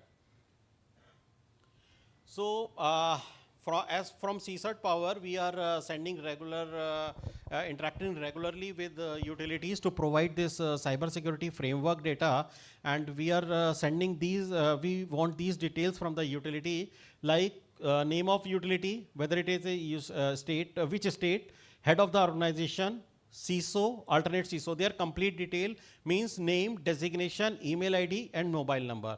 What we are finding that most of the utilities, what they are sending us, okay, they are sending us the data, but that is, we are finding at times is incomplete. Either they are not putting the head of the organization detail or the CISO detail. So we want all the details to be filled in. This is required, this is very much required to disseminate the information or to contact the CISO, alternate CISO, or the head of your organization in case of any alert, any advisories to be sent, any interaction has to be done. And the CISO or the alternate CISO details to regularly to be updated. In case of any change, you please intimate us through mail, okay, the CISO has been changed, whether he has been transferred or retired or separated. Okay, so please keep on sending these updated details to CSAT Power so that the right information should reach to the right person and in a faster way. Okay. And then we have second is ISO certification detail, whether you are certified under process or not initiated. So you have to fill if you are certified, when you have certified that ISO certification. ISD division, if that has been informed, yes, how many people are working. Because if you don't provide us these information, at times these discussions are being held in the ministry also. So at least this data can be presented, okay, this where support is required to the utility. But if you won't provide this data to CSAT Power, then it will create problems. Then CSK onboarding. All the public IPs needs to be onboarded onto the CSK platform, whether it is all used or unused. Even if you are not using those IPs, you should provide these IPs to CSK. Maybe at later stage, you might use that email ID. So you will be regularly getting alerts from CSK. Then CII, if you have CII identified, what is the status of that? Then CCMP, I have already talked about. The process is that utility has to make the CCMP, get it vetted through their respective sectoral cert. I think you must be all are aware that we have 6 sectoral certs. Cert thermal is, nodal is NTPC, cert transmission nodal is power grid, cert geo is grid India, cert RE is SECI, cert distribution is at CEA, and I think I've covered all. So you need to give it to them, then they will forward it to certain. Once the certain approves it or gives their comment, incorporate it and get it approved by your board. Once the board has approved it, implement it. Then audit I think already have covered, but you need to provide us the last date of audit when the IT and OT audit was conducted in the into the organization. Please fill these dates as well. Then log retention, certain has already issued directives on 28th of April 2022 to retain logs for all security devices for 180 days at least, because this will help in the log analysis part. And this is also covered in CA cybersecurity guidelines, that logs has to be retained for 180 days. And at times we are seeing which is missing. So if you don't have any mechanism, please go back, put in some system mechanism in place for the log retention for 180 days. For that, you can deploy a small system or a small PC if you don't have that kind of infra. To start with, you can deploy any syslog, create any syslog server and all, and keep the log. Then cybersecurity training details, mock drill, and complete list of IP we also demand.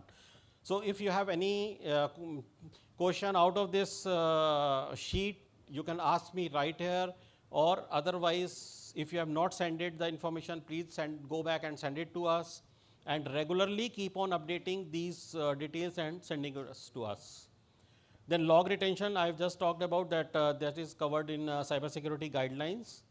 And for the CSF and training, cybersecurity framework data is to be sent to helpdesk.csat-power. In the previous slide, I have sent incident is to be reported at incident. For cybersecurity framework, we have email ID helpdesk. And for the training, we have email ID of training. You please note down all these email IDs. You can interact. Then these are the cybersecurity best practices. I will not go much into detail of this. I will Yes, I will touch 2-3 points out here. That security backup. You should always have a backup of the system in case any system goes down, any type of attack is there. The system should be placed for that backup.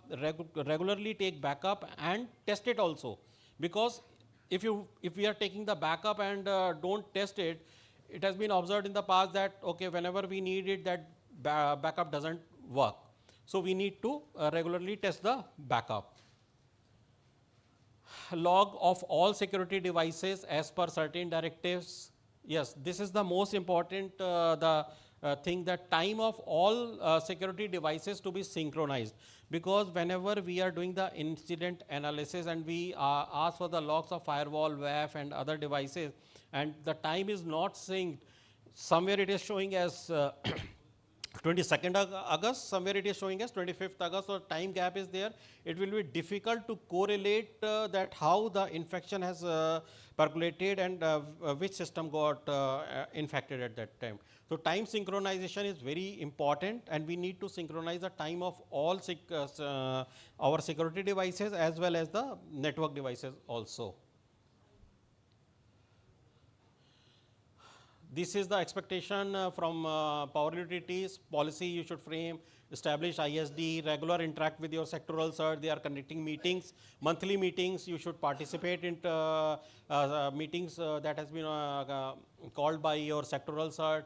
Architecture, monitor hardening of your internet facing devices, mock drill exercises, okay, and submit the ATR on CSK or any incident that we interact timely to CSAT power as to apart from and to certain as well. Okay, these are some of the critical observations, that CISOs are not ring fenced, high dependency on OEM external vendors, because people are not knowing about their own network. So at times we need to interact with the OEM vendors to discuss their network.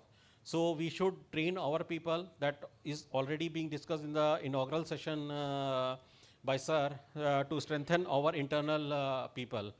Okay, auditors are being engaged by OEM. We should always engage auditor by ourselves. So this is all from my side. Thank you. And if you have any query, I'm ready. Or otherwise also we can discuss offline as well.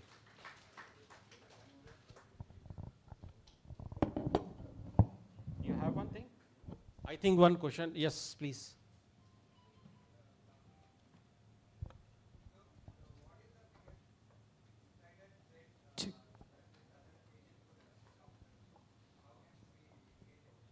So the biggest insider threat that I already discussed, that if we are not educating our people, okay, that is the biggest insider threat.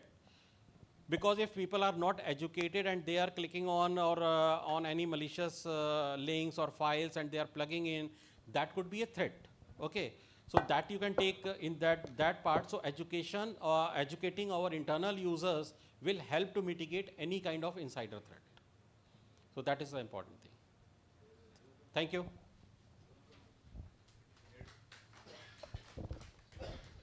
In addition to that, basically this biggest insider, that is the subjective type of matter. Sometimes the competitor of our office himself will be create the problem for you. Sometimes our outsourcing people, even they are the MTAs label, but for the something you have scrolled that, then he tried to damage your even the sabotage type of activities are there. So there are so many regions for the internal threat. Means it is not only that you are putting the pen drive or the phishing email. If you are opening that one, this will be laterally movement in the whole system. So that type of insider threats are the observed during the past time. That's all. I have a question, sir. So here, this side. So how do you have the SOAR capabilities in the SOC? Sir, in the CSAT Power SOC, actually that is currently not being deployed. okay, because recently we have started, and we are monitoring our own network, but whenever we are going for the federated SOC and we are taking the logs, okay, so at that time we may consider for the SOAR and all these things. So how these OT logs are captured in this? So currently we are not directly capturing any kind of logs from the utility. Okay, so if any incident is there, we ask for the logs in the offline mode. Currently there is no mechanism of getting logs in the real time basis at the CSAT Power. Utilities are keeping their logs with themselves. They are monitoring. But once the federated SOC is in place at CSAT Power, the logs will be coming to CSAT Power. In the first phase, IT logs will be coming to CSAT Power from the perimeter devices. No security logs from the OT will be coming.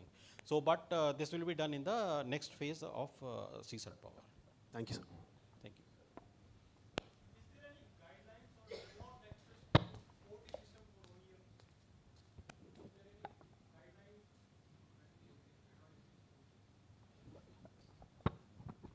Is there any guidelines related to remote access to OT system for OEMs?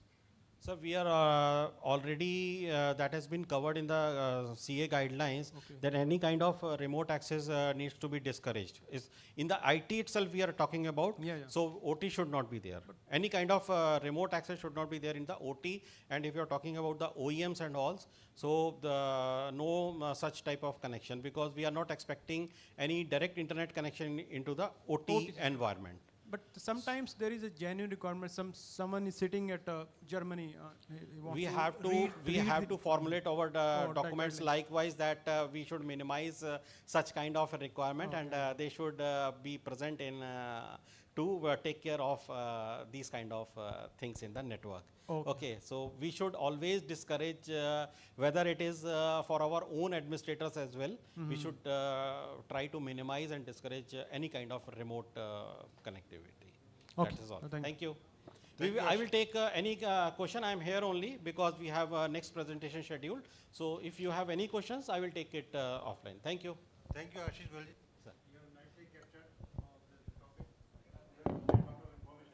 What are the concerns, what are the issues, and how the audience can definitely learn many things from his presentation, and I wish it's a great thing you have done for the audience.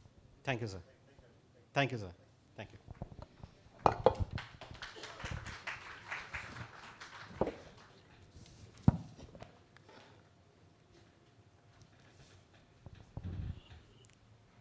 Let me once again thank Sri Ashish Goyal ji and Shailesh Gupta ji for this presentation. And now the next topic. And let me thank everyone for the questions.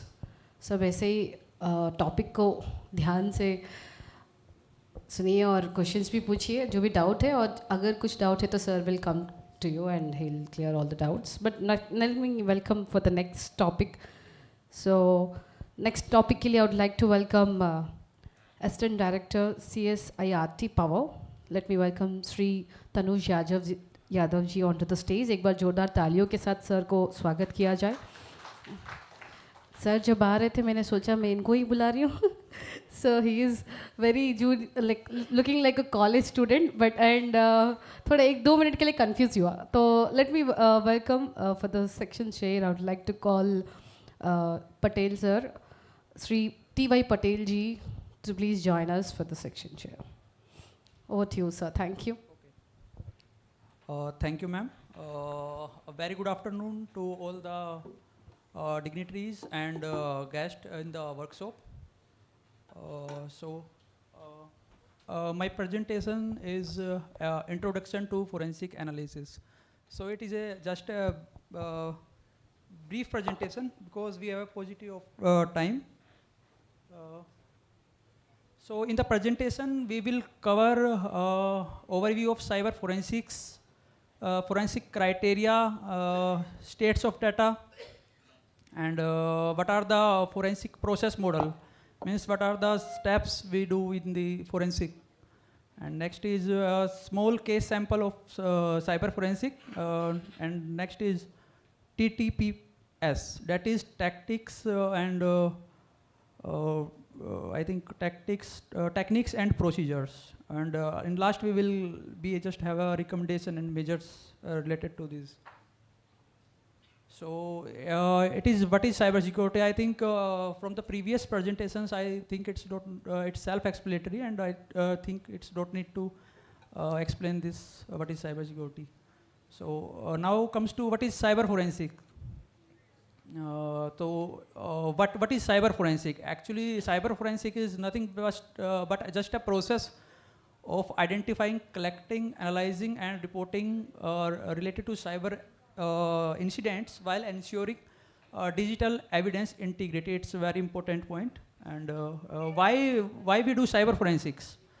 Actually, as Goel sir earlier said that cyber forensics, what is the outcome of cyber forensics? From that result, it will be helpful for us to ensure our cyber security of our critical systems. And how it is done? It is done through various steps are involved in forensic, and with the help of various tools also, we do cyber forensic. So in this slide, it gives a relationship between cyber security and cyber forensics.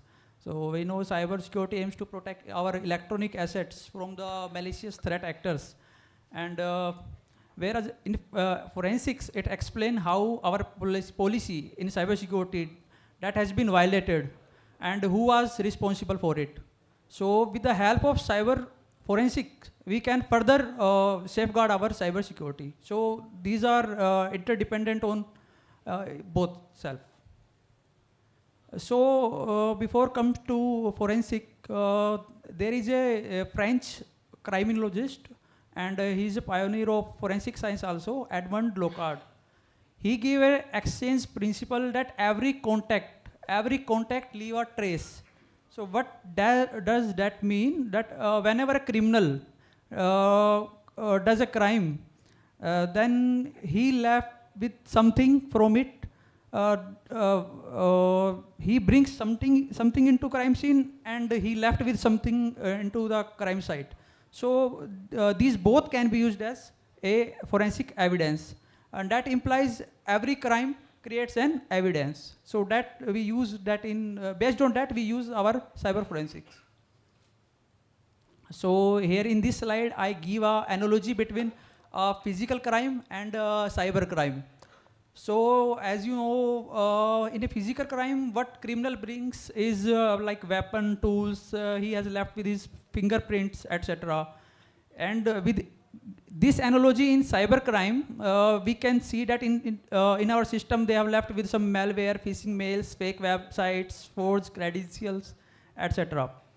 And what the criminal takes in physical crime, they stole our goods, money, and other our personal belongings, etc. While it's analogy to cybercrime, we can see they have stolen our credential, our critical data, our digital identity, and some our files. That is crucial for us. And what is left behind? The criminal left behind fingerprints, footprints here, etc. While in cybercrime, what we get is IP logs, email headers, metadata, and code fragment along with some cookies. Crime scene, it can be anywhere like house, office, street, any place. While in cybercrime, it is completely digital. So there are computers in the server, mobile phones are involved, including our social media. So forensic tools, generally a forensic expert use DNA analysis, fingerprinting, and ballistics. While in forensic, we use various logs, forensic tools, along with the threat intel. So in this slide, it is giving incident selection criteria, how we select an incident that it is eligible for the forensic analysis. So that incident should have an high impact cyber incident, like it involve an APT attacks, it's ransomware, data breach, intrusion, and some have unauthorized access to our system. And there may be sometimes there are outbound malicious communication. That is from our system, the data is going from the attacker to attacker side. And there may be a thing when there is a compromise of our public facing or critical systems. And next is our IT OT interconnected system breach. There is possible that our system has been breached with these incidents. So this is one of the essential selection criteria. And there are cases where some real-time system attacks are also there. Financial application compromises is also there, like in power sector. Financial is also a very important aspect. So before going further to know about the process of forensic, what are the steps involved in forensics? So we need to understand what is the various states of data. So there are number of states of data, that like data is at rest, data is in use, and data is in transit. So we will go one by one. So what is data in use? Data in use is that what currently your system going through, like PDF. We are having access we are seeing some PDF. We have our own database. We have cloud apps that are continuously taking data from our system. Some mobile apps we are using.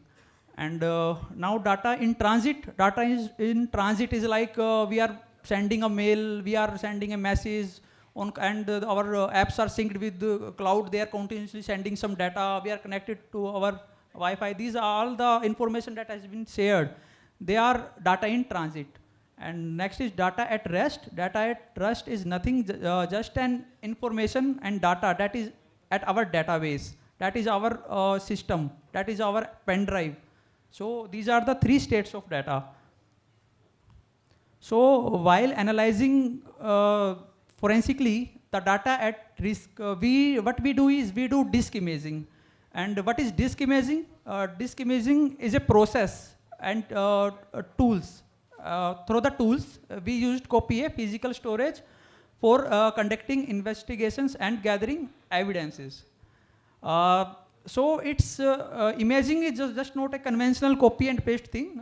In this, what we do is we copy every bit of data, every sector, partition, file, folder, master, boot records, unallocated space, everything of that disk is just we do in imaging.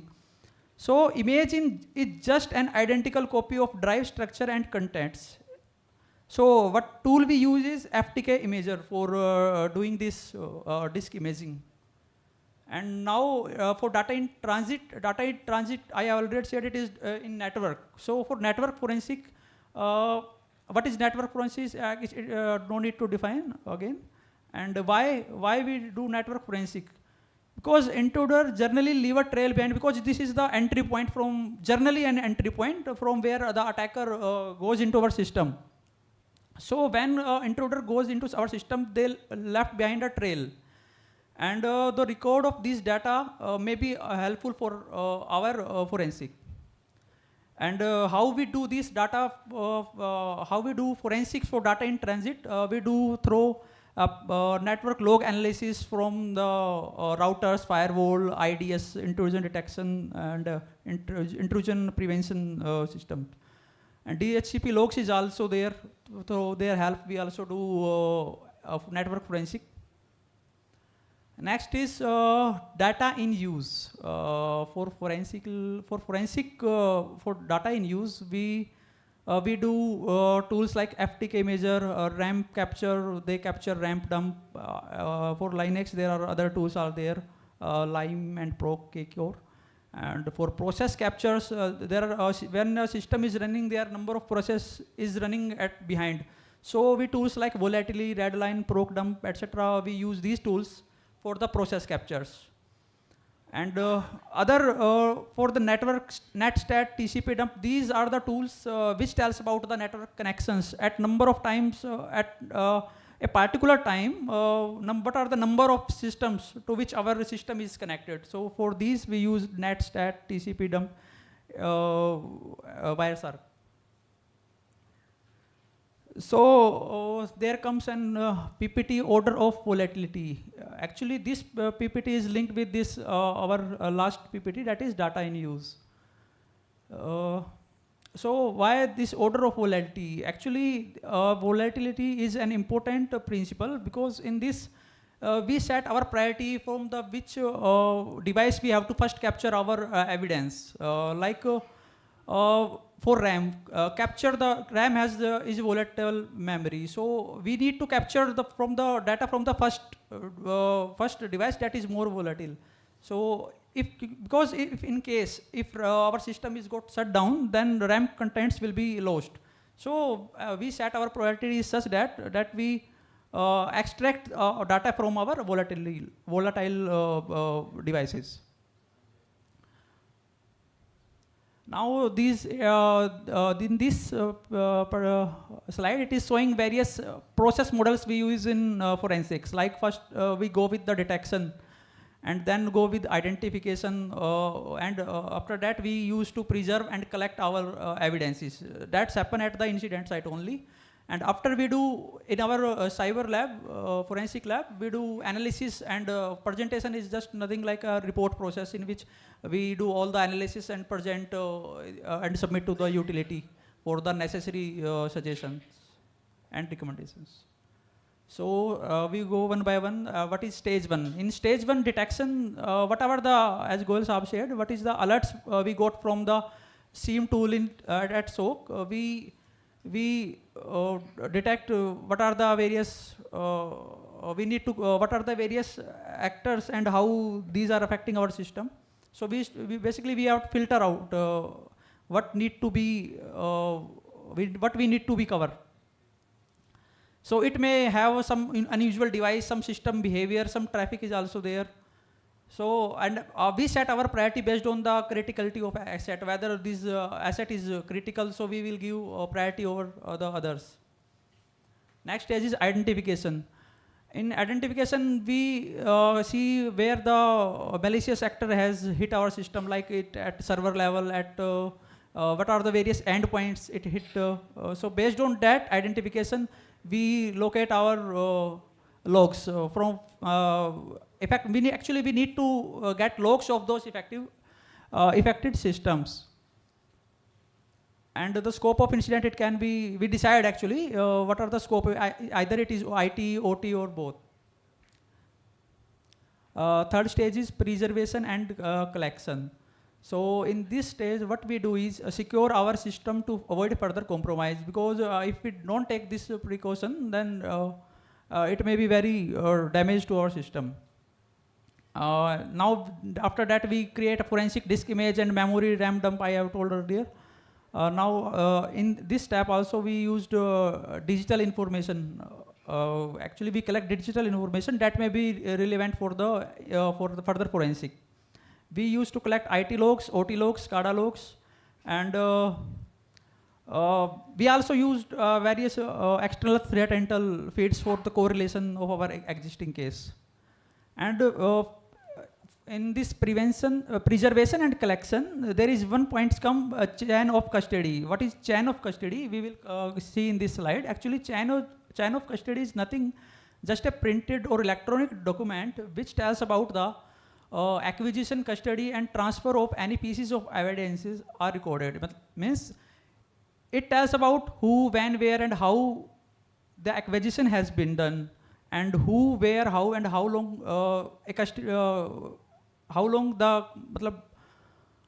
who has the possession of this evidence, and what was done in the evidence. After that, who we given to that evidence, and what is the final fate of that evidence after its task has been done. Either we will distract or secure for our future uses. And this is the main stage for the forensic analysis. In this, we examine process with the help of our forensic tool to extract and analyze digital evidence from the forensic material. In this, timeline creation is also there, like Goel sir said, timeline is very crucial for the forensic analysis. So timeline analysis is also done in this. And we also see whether any malicious malware has deleted any file or has sent some malicious file. And network analysis is also part of this. Sometimes malware reverse engineering is also done if applicable. And the last point, a very important point, with concluding the all above points, we used to see this malware. The malware, what are the vulnerabilities in our system that he has exploited? So this is the main point of that analysis.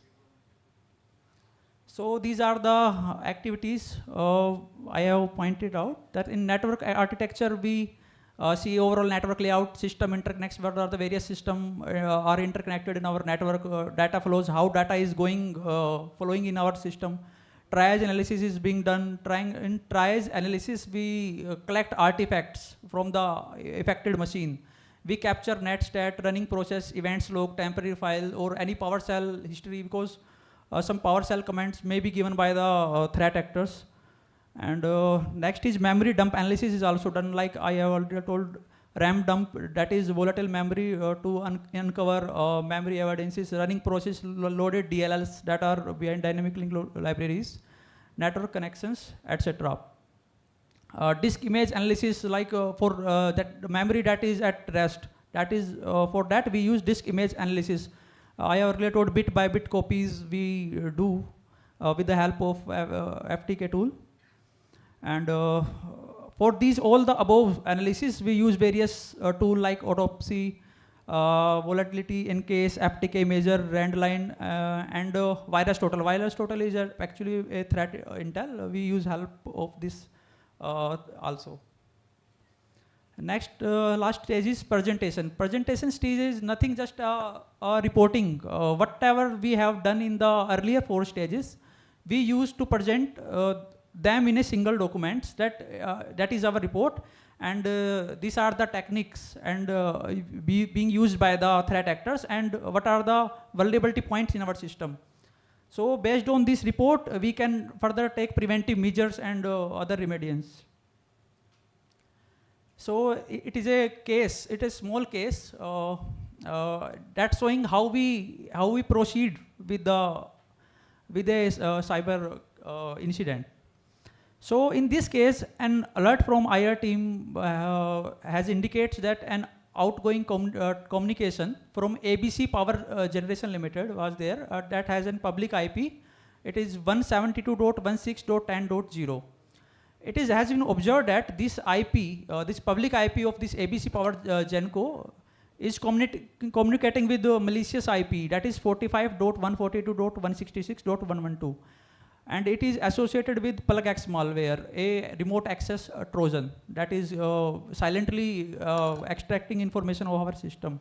And it is associated with Chinese APT group. So how do you know that this 45.142.166.112 is an PlugX malware? Actually for that we use virus total, threat intels. So they can tell about that this IP is associated with this actor.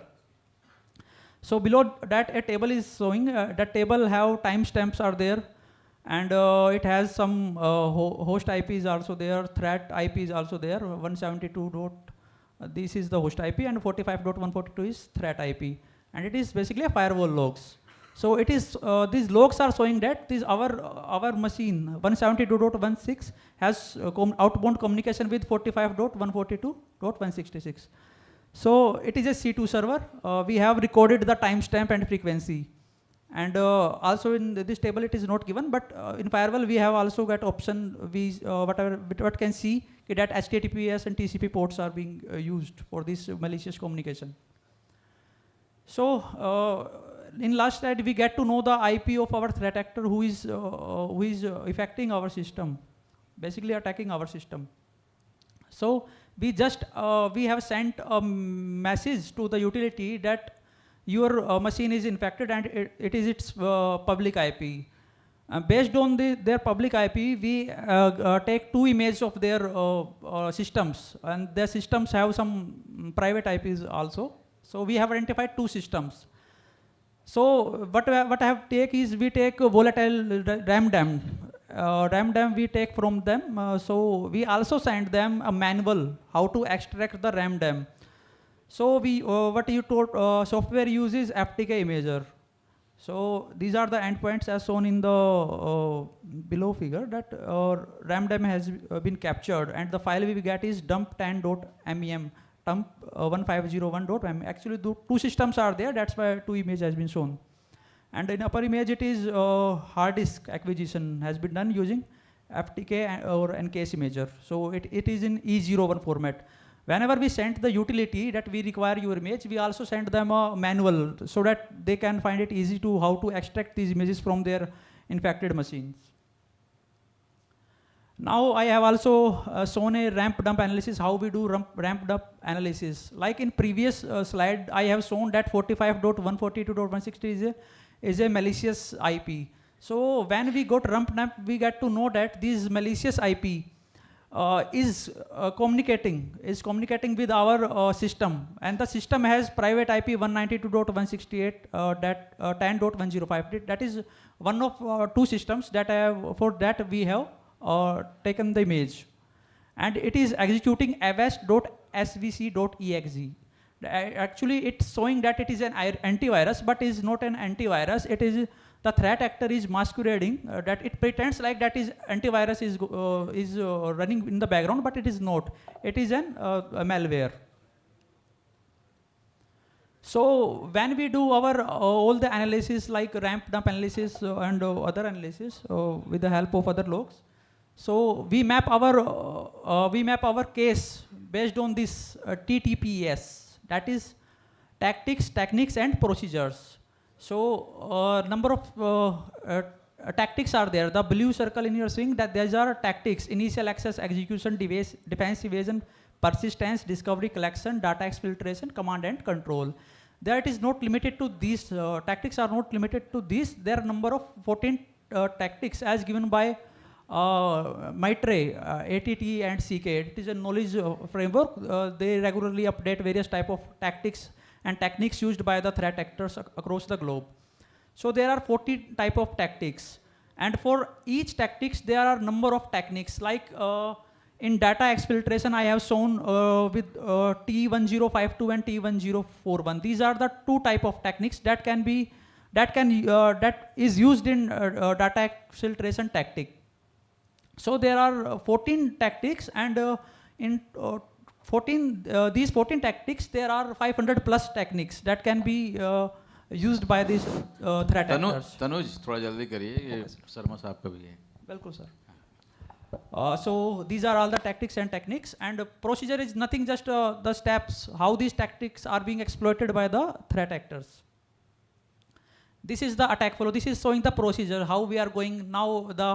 In this one, the threat actor has got initial access. After that, it executes some malicious program in the system through which it evaded our defense system and make the persistence, and further discover more vulnerabilities in the system and get data staging.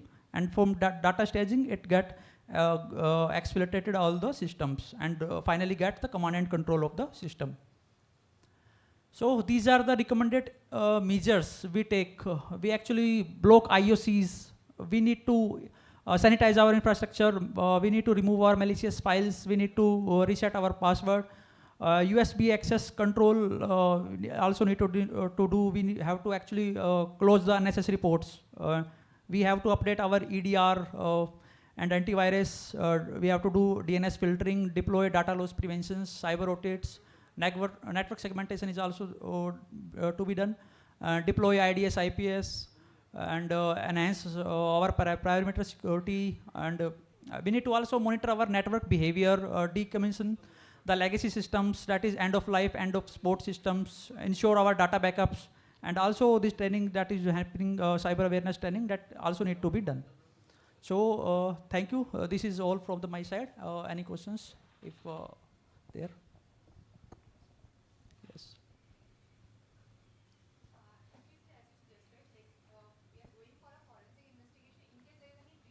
Yeah.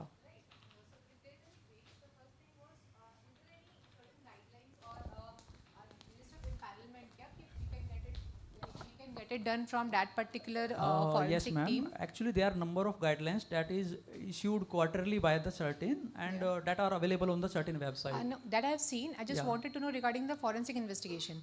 Like, in case there is a Ma'am, breach. in case, Yeah. in case is there an incident with an utility, Yeah. then case has been come to us. Right. We will do forensic analysis. After that, we will make a report and we will share with the utility so that they can take the precautionary measure. Okay, in if that there is. case, if there is any security breach, then the forensic investigation will it be itself done by your team. It's not that we need a separate party or any impaneled ones to do no, that. ma'am, Yeah. no. It can't be done at Actually, this stage at utility level because yeah. it's require funding also. So I think it may be challenge for the utility at this stage. Okay, in that case, we can approach CSERT Yeah, for ma'am, the yeah. forensic investigation. Yeah, And one definitely. more thing, if we are going for an IRRA, that is the incident response research जो हम assessment करते हैं, incident response readiness assessment. For that case, is there any certain guidelines or something that which we can follow if we want to go by our own?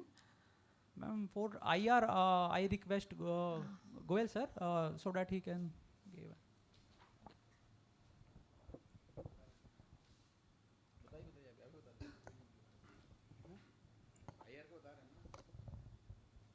Madam, regarding the IR part, I have Yes, already said ki if any IR case is there or you feel like something is required, so you can directly contact to CSERT Power. We will Okay, take care for the IR part.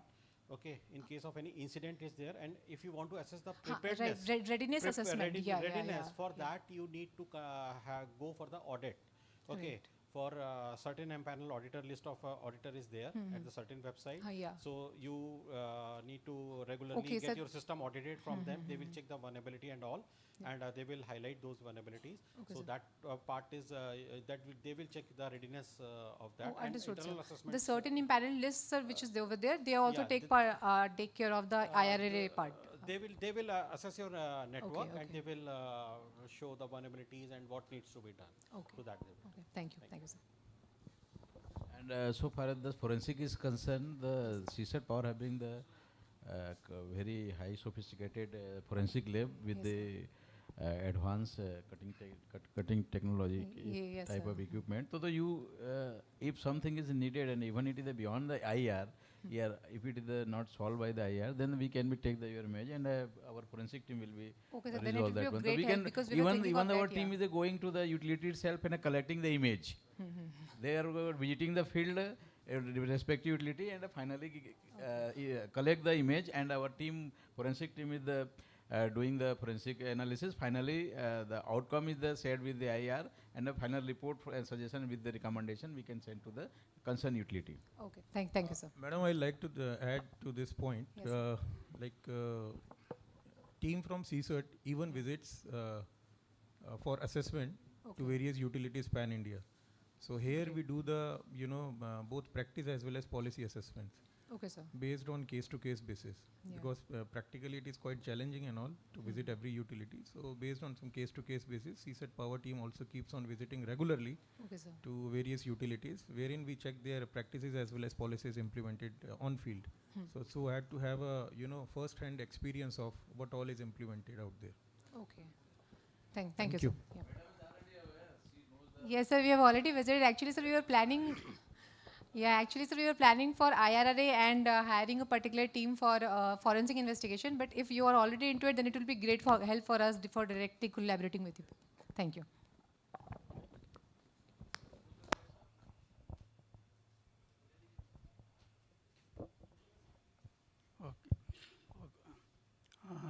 Good afternoon. Whenever a crime happens or breach happens, forensic analysis is a very important task. Who has done, when it is done, and how it is done, like that. This topic has been covered by Mr. Tanuj Yadav in a short duration. He has given a complete insights. I thank him for giving this wonderful inputs about the forensic analysis, which will be useful for all the utilities for making use of it. And I also thank the organizers, CSRIRT and PowerGrid for giving me this opportunity. Thank you. Thank you, sir.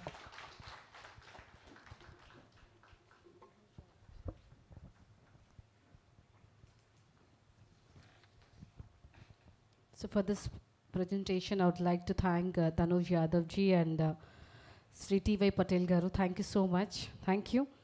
And I know we are running a little late, so let us join with a last one presentation. Then we'll go for a lunch. We can have a lunch break. So now I would like to welcome for this presentation, I would like to call Senior Manager CSIRT Power. So let me welcome Sri Neeraj Sharma ji onto the stage. Ek baar taaliyon ke saath let us welcome sir onto the stage. And for the section chair, I would like to welcome AGM NTPC. I would like to welcome Sri Kameshwar Singh ji onto the stage. So Kameshwar Garu, please heartily welcome onto the stage. And this presentation will be done by sir, and over to you, sir. Thank you. Okay, I'll be comfortable using this one. A very good afternoon to all. As I have been instructed that the shortage and paucity of time is there, so I'll be limiting myself to the specifics, not going into details and all. So much detail, in fact. So myself Neeraj Sharma, and I'm working as senior manager, as you have seen, and I'm looking after at CSAT Power the regulations, policies, and of late, very recently, the forensic aspect as well. So as we can see, my intent here is not to deliberate upon each and every article of the guideline, or for that matter the clauses of the regulation.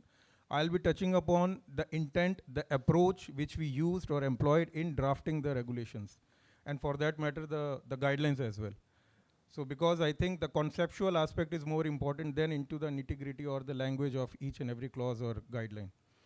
So the agenda in lines to that, first, to understand the concept, first we need to know the agencies which are operating in this ecosystem, since it's a regulatory framework. So what all agencies are working, which all are working, so as to have the macro level understanding of the concept. Then the need of the guidelines, very pertinent question, no need to explain the same. Then mapping of the requirements vis-a-vis to the guidelines, the articles of the guidelines, as well as then subsequently we will be doing the mapping of such requirements which were there at stage 2 to the requirements of the draft regulations. And finally, the comparison, how we have graduated and what all is there additionally in the regulations from the guidelines.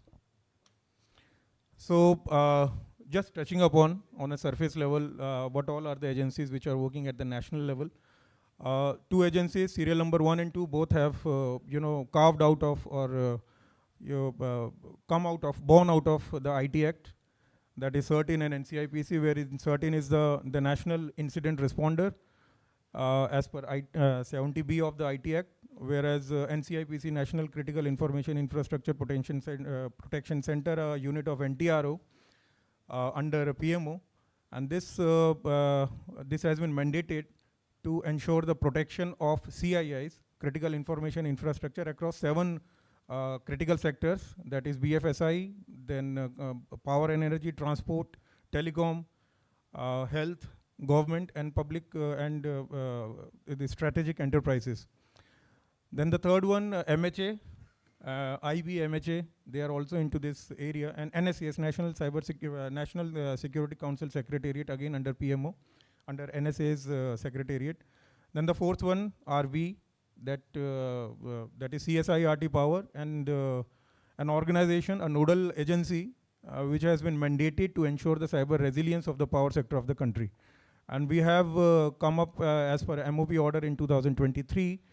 And as we can see, there are various mandates that I have shared, wherein certain says that within 6 hours, the incidents which are to be reported, the reportable incidents to be informed to see certain. NCIPC mandates within 24 hours, any incident pertaining to critical CIIs, and CSAT Power again within 6 hours. So what all are the, just a brief, what all are the incidents to be reported to certain, all those are there as per GSR 20, it's 2014, it's all there in the net, anybody can peruse through the same. The list is quite exhausted, I have just mentioned 12 in number.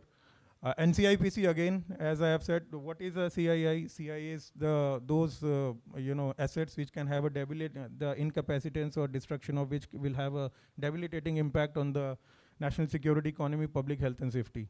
So everybody is aware, these all are just static gyan. So we'll just move to the need part. So why we, delved into the why are we here, why this session? Basically this session is with regards to, the need everybody has, right from morning to this time, everybody has discussed about, in tits and bits, everybody has discussed the need for the regulations. Actually, the automation aspect, the interdependency of OT and IT, as well as the geopolitical scenarios, the supply chain aspects, then the training aspect of the people who are actually employed in ensuring the O&M or the managing the show out there in the field. So all these are the areas, and moreover, initially there was no such regulatory framework. Then subsequently there was also not any governance, and GRC requirements were also not there, especially for the power sector. So these were all the some requirements which led to issuance of the guidelines and notification and this formulation of the regulations. And because of this automation, because of this high interdependencies of ICT in the OT environment, and business requirements, there were interconnections, the requirement of interconnections between OT and the IT, and for that matter, secure transfer of the data from the OT to OT, let's say a generating station or a substation to the grid end. So those secure transfer of data was also one of the requirements which was felt, and nothing was there in this area, at least for the power sector. So with regards to CISO, there was no such prescription of the qualification and all. Then the supply chain aspects and all. So we'll be discussing where all these are the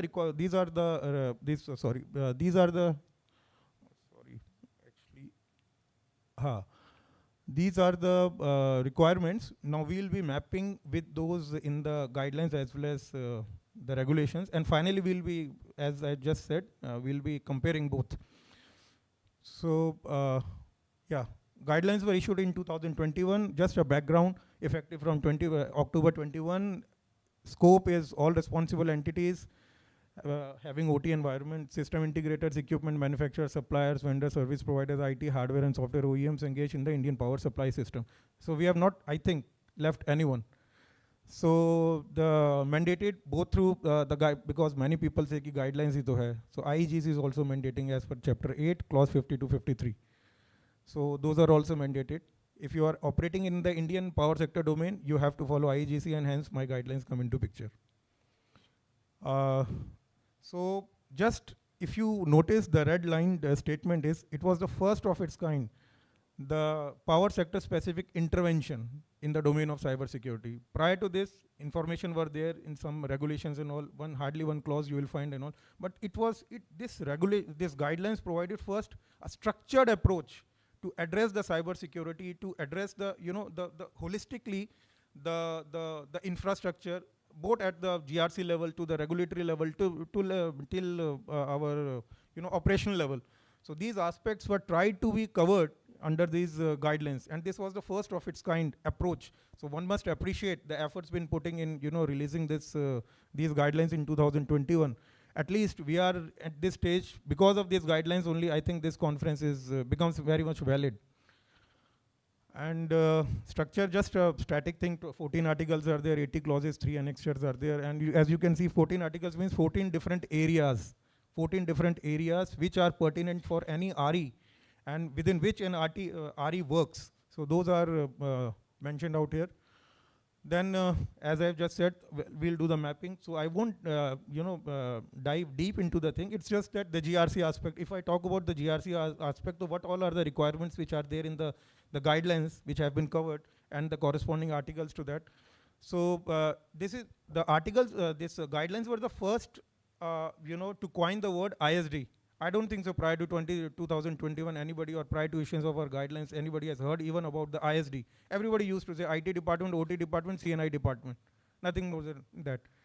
But this term was coined by our guidelines only, Information Security Division, which was there to mandated to ensure the cyber resilience or implement the requirements pertaining to this IT/OT environment of in a utility.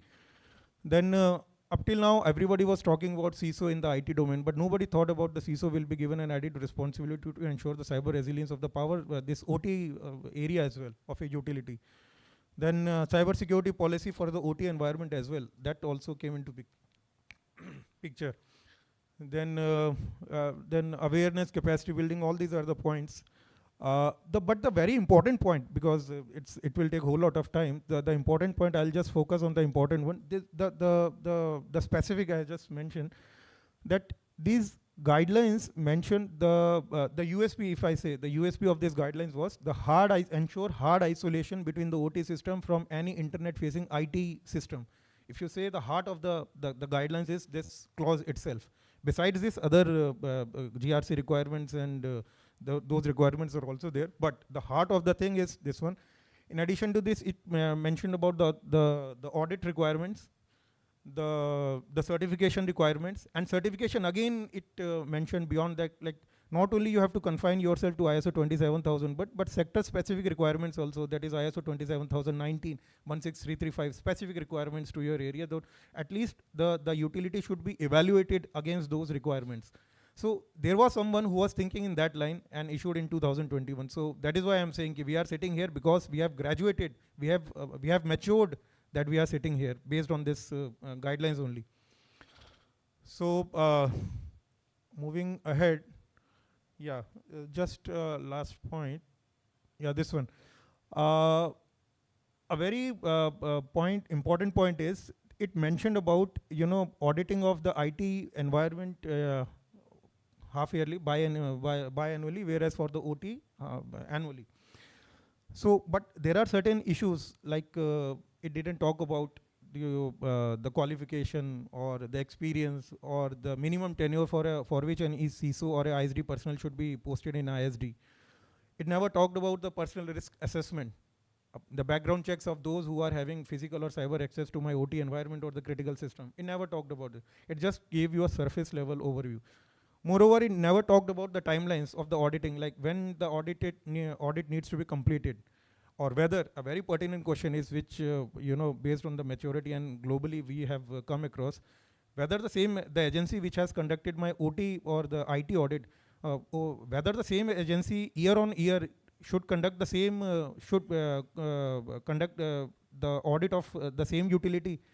Because if the same auditor keeps on auditing the utility, that itself become an audit concern, because they themselves will be better aware of the shortcomings of the utility. So that was also one of the concerns which was not touched upon in our guidelines at that time. Then similarly, same applies to our certification audit company. Same company who is issuing a certification audit, making you certified to 27001, whether the same company should keep on recertifying you year on year basis. That was also one of the areas which was missed upon. So with gradually, and moreover with the change in the dynamics of the RE generators were not that prevalent around 2021 with the scattering of the generating thing. So those has come into picture. Those have been covered in our regulations. So these were the major areas. Just I have touched upon. As we can see, the testing requirements. Nobody even imagined in 2021 like testing will also be a very much. We have, as I have just said, we have structured the requirements in the guidelines. Then supply chain requirements. Nobody even thought about supply chain during those days. So these were the certain areas which we touched upon, and that is why we are saying ki it has provided a structured approach in raising the maturity, cyber security maturity level of the organizations. Now graduating to the regulations, these are still in draft, although it has been approved by the ministry, but still in very across, it's there in the interministerial deliberation stage. So this has been and these the version which we have considered here is the one which after disposal of the public comments, the comments were sought from the public. Those has been disposed of by the committee, and after that have been accepted by the Mantralaya. And currently it is at various stages of the deliberation, interministerial deliberations. So this is what we have considered. The scope, all entities of MOP, attached offices, statutory bodies, autonomous bodies, public sector, PSU, subsidiaries, as well as joint ventures, thereof, secretariat of RPCs, power exchanges, REs of power sector, and all existing as well as upcoming IT and OT infrastructure. Structure, 10 chapters, 22 clauses, 119 sub-clauses, and 3 schedules. The chapters are, as we can see, I'll be discussing enforcement timelines, 6 months from the date of notification, barring say 6 to 7 clauses. Why? Because as we can see, the clauses are 716, 725, 732, 81, 83 and all. These are all like acquiring ISO 27001. Nobody can, it's very difficult to acquire ISO 27000 within a period of 6 months. So post notification, again 6 to 7 months based on the maturity and all of the utility, we'll be notifying them separately. So these clauses given in the second line will be notified separately, whereas the regulations will be enforced 6 months post notification. So for practical reasons, like for establishment of a ISD or this training of the personnel, including that those of the vendor and all. So it's very difficult to so that's why we'll be notifying them separately. So the requirements, specific requirements I will be focusing upon. First, the regulatory one, CSERT power is empowered.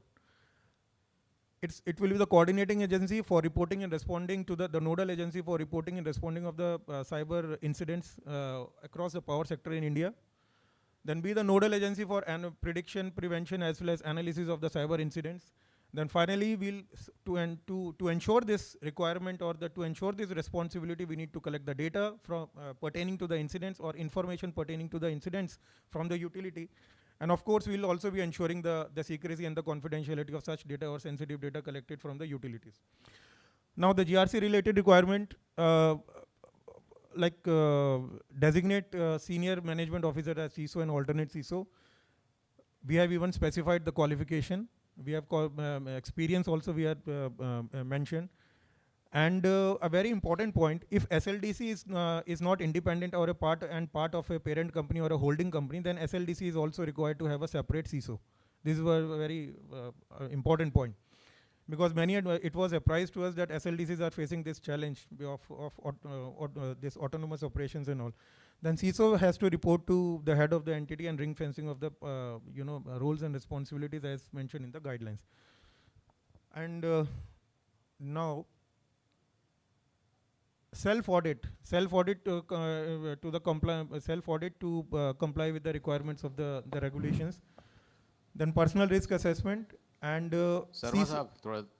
yes, within 10 minutes, sir. Within 10 minutes, I'll be complete.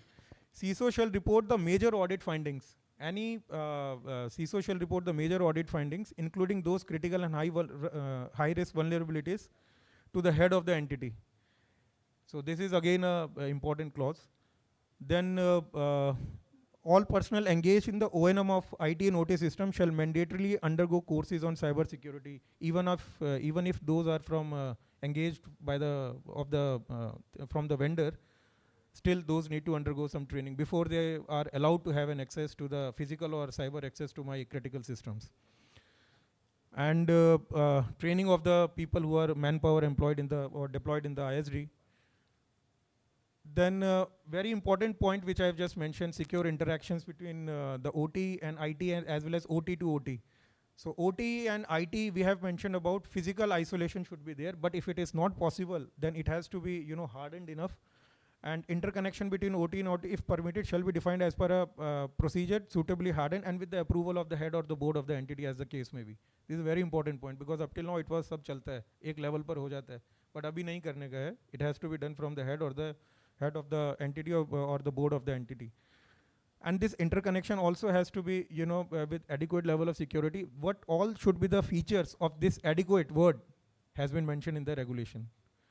But all should be the part of this adequate security that is also been mentioned. We are not specifying the technology, but we can at least specify the requirement. So we have mentioned that requirement, but all should be there in between. If there is an interconnection between OT to IT, it has to be unidirectional first of all, single directional should be there. And moreover, if it is an interconnection point, that interconnection point also should have certain requirements. Those have been mentioned. Same applies to the communication channel between OT and IT. The communication channel and the data of the OT system to be isolated from the IT system. This is a very important point because many a times same cable pe sara data chalta hai. Aisa nahi hoga. Communication channel and the data of the OT system to be, and the interconnection shall have the perimeter security devices capable of understanding OT protocols. Up till now, IT devices were employed at the interconnection point, but now we are mandating for OT protocols should be there. The devices to understand the OT protocols. Then between OT to power system, what we have mentioned that the exchange of information beyond national boundaries, suppose a utility having business requirements to exchange the data, like a transmission asset having requirement to transmit the data from India to neighboring country and all. So that also to be through a dedicated communication channel isolated from internet. And any operation of any utility pan-India has to be isolated from internet on a dedicated communication channel. This is also the requirement which has been formulated in the draft regulation. Then then another important point is, as we know, the life of OT is much larger or longer than the IT corresponding IT based on even CERC mandate, so and the depreciation rates and all. So the phasing out of legacy system, that is also mentioned, that you need to define a procedure for safe and secure disposal of out of service or obsolete cyber assets and data stored therein. So the testing requirements as per MOP's order one has to comply with, and the recent in this direction is up till now the MOP order was valid for all the imported equipments having smart components embedded within them. But now it is applicable for the domestic, the claimants of domestic, those manufacturers which used to claim it is our domestic product, so hence I'm exempted from such testing. But even if they are such domestic products, if they are having smart components, they are also being brought under the ambit of under the ambit of the recent modification of this order, amendment of this order. The supply chain, very important area. We are covering three areas, like the FAT and SAT should have the cyber security requirement. Even the SLAs which you are having with your cloud, although currently we are being guided by the cloud's Metis guidelines, but now we are mandating that the SLA should also have all the cyber security requirements and the rules and regulations in the SLA. The vendor shall provide the software bill of materials as per the certain guidelines. Certain came out with last year with the software bill of materials guideline. At least I should have a transparency ki what all softwares are being employed, at least for my critical software, the SCADA and the other softwares which are there in my area, the proprietary one. At least the OEM or the vendor should provide me the detailing of the sub-components constituting or that critical software. Then the vendor has to provide me, the tested procedures as well as recovery plan, so that at the time of during emergency or contingency, I should be able to recover and have the least of impact on my BCP. So the corresponding clauses or the regulations are also been mentioned. So certification, another important area, sir. So here I'll say, although everything is there, certain compliance and everything is there, but no 4 consecutive certification audits shall be carried out by the same auditing agency. This is what I just reiterated. Same applies, no 3 consecutive cyber security audits, certification audit 4 and cyber security audit 3. No 3 consecutive to be performed by the same auditing agency, because this itself become an audit observation. Protection and resilience of CII, within 60 days of identification by NCIPC, the utility has to approach for its the appropriate government for its notification as PS, protected system. Then general cyber security requirements, very important. Should have a surveillance of people say we don't have SOC requirements, and also have surveillance and continuous monitoring of IT system and OT system. We are not specifying the technology, but we are mentioning the requirements. Continuous monitoring and surveillance of IT and OT systems. This is the utmost important requirement in the changing dynamics. Remote access, as one of our brothers asked from the audience, that remote access and remote operation. We are mandating for non-critical system approval of the CISO, but only for troubleshooting and emergency purposes. For critical system, again for troubleshooting and emergency purposes, but after doing the corresponding risk analysis and approval of the higher-ups. So this is what we are mentioned, because troubleshooting and emergency requirements are bound to there in this OT, knowledge intensive industry. So that is why we are allowing, but with this approval as well as for emergency and troubleshooting purposes. Then online and offline backup, up till now it was not there in the guideline aspect and all. We have even mentioned that logs of ICT system and interconnection of OT and IT system. If we are interconnecting OT and IT, that logs also to be retained. Up till now, certain guidelines were mandating ICT logs for 180 days and all, but we are saying that logs of the interconnection of OT and IT also to be, and the forensic record also need to be retained. The logs of 180 days, up till now 180 days, if suppose there is an incident, so logs 180 days prior to the incident and 180 days post this incident, if it is reported to a utility, informed to a utility, has to be retained. This is for forensic analysis and subsequent identification or presence of the malware or the compromise in the network. to identify that, to rule out that possibility. The last two working, the data backups should be retained. Data retention policy should be there, and these are the requirements of that. And last three, cyber security audit as well as self-audit reports also to be retained. Now, the miscellaneous, these are very important one. If suppose CISO MOP examination, if the CISO MOP may recommend the Government of India for initiating of appropriate proceedings under Section 146 of Electricity Act 2003, then in case any cyber security breach, the entity shall inquire the matter and initiate disciplinary proceedings against such vendor.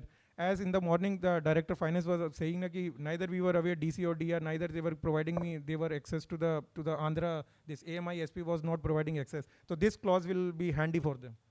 They can initiate the proceedings. Then CISO may ask for the audit closure report. The CISO of an entity may ask for the audit closure report of any, CISO MOP may ask the audit closure report of any entity, and at any point of time, if after examination and after seeking written clarification and approval of the Government of India, and prior notice to such entity, may appoint a third party auditor to verify the audit compliances of such utility. So that also, because the auditor's audit report also can be verified by the CISO MOP. So these are some of the truth we are providing in the regulation. So the corresponding these regulations are also mentioned. And now we are, since we have graduated to the draft regulations, so what all are the differences and why it has come into picture. So as I was just verbally saying, so we have just tried to jot it down as well. So the scope and the extent of applicability of the regulation is much wider than that of the guidelines. As we can see, the applicability of the guidelines is for the responsible entities and all, whereas the regulation is much wider, as we have just mentioned in the beginning. The draft regulations are much more comprehensive. They are trying to address the scattered nature of the generators, the changing dynamics, the threat landscape we are trying to cover. And the regulations provide a mandate and power to CSIRT power and also designate sub-sectoral certs. Mandate CISO to be Indian national by birth.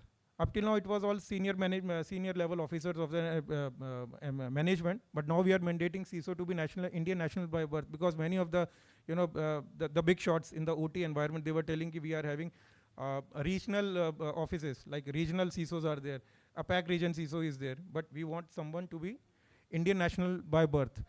Web-based application, if it is having public access, need to be deployed only after cyber security audit clearance. And we are even dividing the, we have separated the changes which we bring into our, web portals, web-based applications. We have divided into two aspects. The regulations are talking about, like those changes which require prior auditing requirements before being deployed for the public access, and those which require auditing during subsequent auditing. So that segregation, but the criteria, this type of change will require prior audit and this type of change will require examination during next audit cycle. That also is there mentioned in the schedule 3 of our guidelines, of our regulation. Then this regulation is talking about the secure IT, OT and OT with the power sector, power system interconnections. Then it is ensuring secure mechanisms for remote operation and remote access. Remote operation, as we are having remote controlled substations, so that has to be from within India only and on a dedicated channel, isolated from internet. Remote access also we have mandated how long the connection should be there, the minimum duration of the connection, the MFA and all those things. Jump server is one of the mechanism, but behind jump server also I should authenticate the person with biometrics and all, or another factor of authentication as to confirm the credentials or authenticate the person who is trying to connect to my system. Then additional cyber security requirements for the vendor, which were not there in our guidelines. Then self-audit requirement, I have just said. Mandates online and offline backups and mandates data retention policy. Finally, remote access is restricted to troubleshooting and emergency purposes only, and with adequate security measures and approval. Remote operation confined to within India. SLDC if part of a parent or holding company to have a separate CISO. Frequency of carrying out cyber security audit of IT environment change from 6 months to annually. This was one of the comments which we received from the public when it went for public seeking comments and all. So the IT and OT audit, cyber security audit, the frequency of same is annually only. The timelines of closure of audit findings have also been stated because it was not there in our guidelines. So I think within 8 months the audit closure report is to be there, submitted. Within 6 weeks the auditor has to submit a report. Within 1 month or 2 months the critical and high risk vulnerabilities need to be closed, and whereas within 3 months vulnerabilities need to be closed. So this is from my side. Thank you. And before I wind up, 3 more points were there. I just noted down. In the morning, NTPC's ED sir was raising the question about concern about data security. Very well covered. We are stating that any sensitive data, be it on REST or on cloud, needs to be encrypted, and security is to be ensured. This is covered. With regards to CMD AP DCL, DISCOMs, we, as my colleague just pointed out, we have come out with the model BOQ of the SOC of the DISCOMs. Funding is to be seen by you under RDSS or wherever you see, but the model BOQ, we have finalized the components of such proposed SOC. Then ERs, very important aspects. For smart meters, different ministries are working. Telecom is working. ITSRs, they have come up. ERs, they have brought in. Ministry of IT is coming, seeing this as a IoT device. Ministry of IT sees, Ministry of Power sees as an energy accounting device and all. So there are 3 types of smart meters, which are there, 3 like type A, B, C. A is there at the feeder as well as the distribution transformer. B is for the periphery, like the prosumers which use import and export bidirectional flow of energy is there, like the prosumers which we are using. And C are the one which we employ, which we are deployed at our houses, the end consumers. So we are currently working on the formulation of a single consolidated document. A committee has been constituted and we are working in that. And with regards to another point, so hence I think partly that will address the cyber vulnerabilities of the smart meters as a device. And another point which CMD sir raised is IT-OT secure interactions or interconnections that we have covered. AMI aspect, yes. Another aspect is with regards to AMI, this secure transfer of consumer data from the field to the AMI and all, that also has been covered in our regulations. We are saying that the sensitive data, if it is flown, it has to be isolated from the public access. Moreover, it has to be encrypted in nature. And remote access and operation are already been covered. So I think more or less whatever the concerns been raised in the morning's inaugural session, we have tried to cover in our regulations. Those are already covered. And let us hope as and when it comes into this notified, we'll be having a more resilient and stronger, cyber secure sector. Thank you.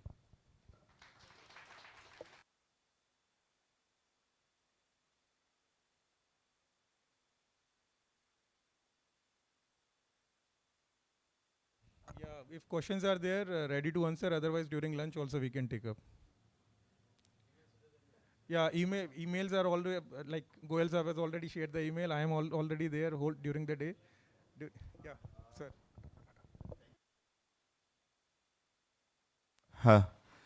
Oh, very informative session this was. Actually, when we are moving from the guideline environment to the regulation environment, so in itself, you can see that the seriousness of the cyber security parlance now, how the government of India and especially through CSIRT is taking so serious about the cyber security aspect of the power sector also. So the session was very informative and very detailed also, and in such a short time. So thank you, Sharma sir, for this session. It will bring some, I think, goodness to this sector. Yes, sir. Thank you, and thank you, audience, for having patiently listened to this. Thank you. Thank you. I'd like to thank Neeraj Sharma ji, and I'd like to thank Kameshwar Singh ji for this presentation. And it's time for lunch break. Sorry for the delay. So by 3 o'clock, please, मैं सबको request करती हूँ, again join us in the hall by 3.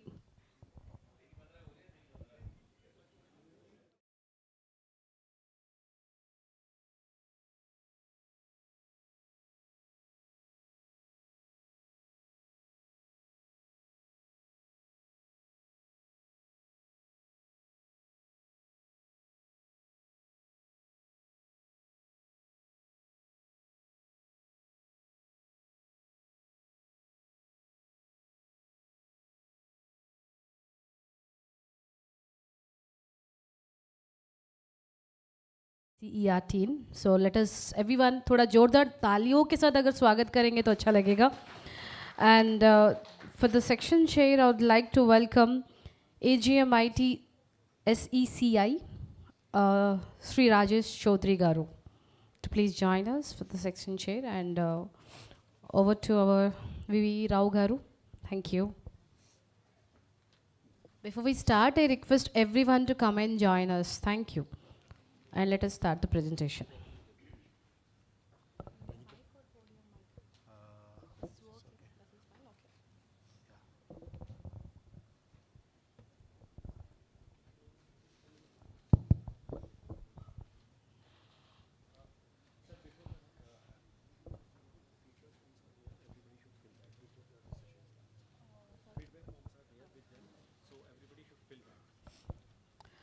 So with you all, you have the feedback forms.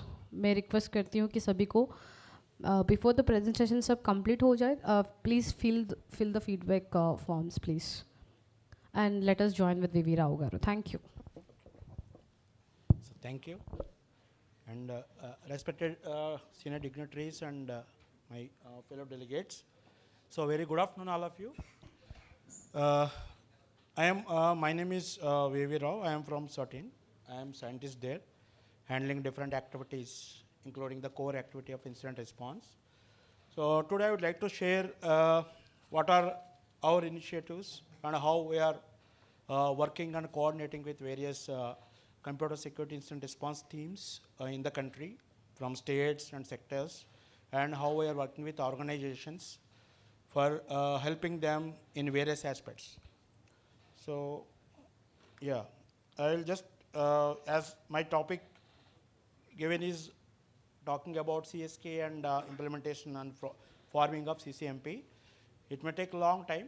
So I'll cover in short with a brief and what are the various measures you have to follow, and what are the various directions CERTIN has issued, and how those things can be implemented in consultation with our sectoral CSRT as well as CERTIN. Yeah. Yes, you all know about. So I hope most of you might know about CERTIN. It is under Ministry of Electronics and IT. It is established under Section 70 of Information Technology Act, and CERTIN also designated as a national agency for incident response, as well as performing various other functions in the area of cybersecurity, and work with government, public, and private sector organizations, including citizens, in the area of cybersecurity.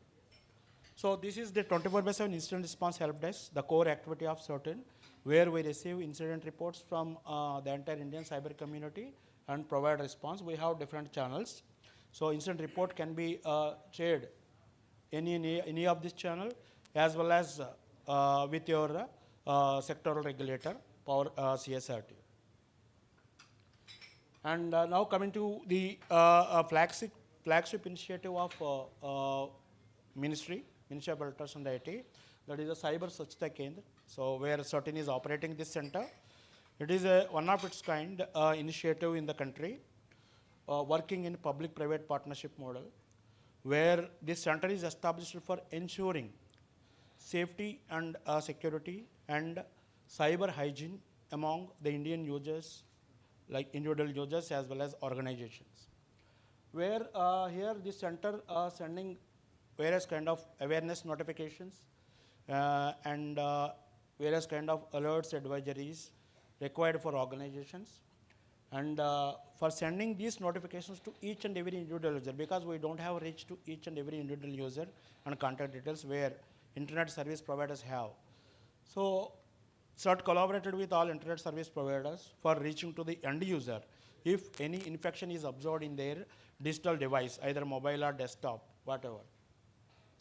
We are sending notification. You might also, many of you might have also got such kind of notification from your internet service provider, where Cyber Swachhta Kendra is given so and so information. You are requested to clean your device, such kind of information. So we used to get sometimes emails also for these kind of messages. So for that we have provided some free bot removal tools for cleaning the digital device if any abnormality is observed, which is deviation from the normal behavior of your digital device or mobile. So those tools are available on website, csk.gov.in website. you can download and run on your system, either mobile, to see if any kind of infection and attempt to clean that. So to ensure that cyber hygiene of your digital devices. This aim of this initiative is we are trying to extend the cleanliness from physical space to cyberspace. This is one of the flagship project under Digital India program. So here, not only they providing this awareness information or information about malware or botnet infections, we are working with organizations also by onboarding onto the platform, where we are providing various kind of vulnerable services running in their systems and their networks, and what are the open services, and is there any kind of infection in their ICT network, malware infection or any botnet infection. That information also we are providing on regular basis to them. If that organization is onboarded, so you need to simply provide your public IP range to the particular email ID. So then the concerned team will connect and onboard you. Then you will regularly get the reports and information how to what kind of infections and what kind of vulnerable services are running, so that you can take necessary steps actually to fix those issues and clean the infection and make sure that your network and ICT infrastructure is secure. We work with antivirus vendors and various cybersecurity product vendors for developing these antivirus solutions, and we are updating those tools provided on this website on regular basis. And coming to next, cyber threat intelligence. So it is very important actually in current evolving threat landscape scenario, where this information will help organizations to prevent or protect themselves well before the happening of any kind of cyber incident. These are the different forms of information we are providing under this platform, where we are providing anyway to the power CSRT, our sectoral CSRT, where they will take care about all the your cyber security needs and coordinate and work with you for all kind of incident response and remediation activities in coordination with certain. So this information is providing to anyway CSRT. This information directly to you will also help actually, where your power CSRT will add on the domain expertise, and we are collecting and correlating, contextualizing this data, taking from global feeds as well as our incident response findings and some open source intelligence. That information may be suitable to many sectors and many organizations, but whatever your power CSRT will add on top of it, which will be a domain specific part to your power utility, where any kind of setup or establishment is vulnerable. Such kind of information is helpful. So I recommend to just take this intelligence on board to this platform and receive this intelligence, and it will be helpful. And it is an automated platform, no manual intervention. You can onboard into this platform, then you will directly, the feeds will be pushed to your network devices, whatever the security appliances deployed, and that will be consumed automatically, and it will be deployed in time, so well in time, to prevent any kind of attacks or any kind of identified signatures. And these indicators of compromise includes hashes, IP addresses, malicious domains, URLs, and various threat actors. Actually, what are the various kind of attack campaigns are circulating worldwide, as well as targeting Indian specific organizations, and tactics, techniques, and procedures, where based on these TTPs, we can easily detect what kind of attacker and from where they are targeting, and what their intention is, and how we can prevent such kind of attack. Based on this, we can devise our mitigation and remediation solutions. And these are different categories of information, and this is focusing on these malware threats, APTs, vulnerabilities exploited, and active command and control server communications. And we are providing some strategic reports to higher authorities, like prominent ransomware families, prominent threat actors, this kind of information.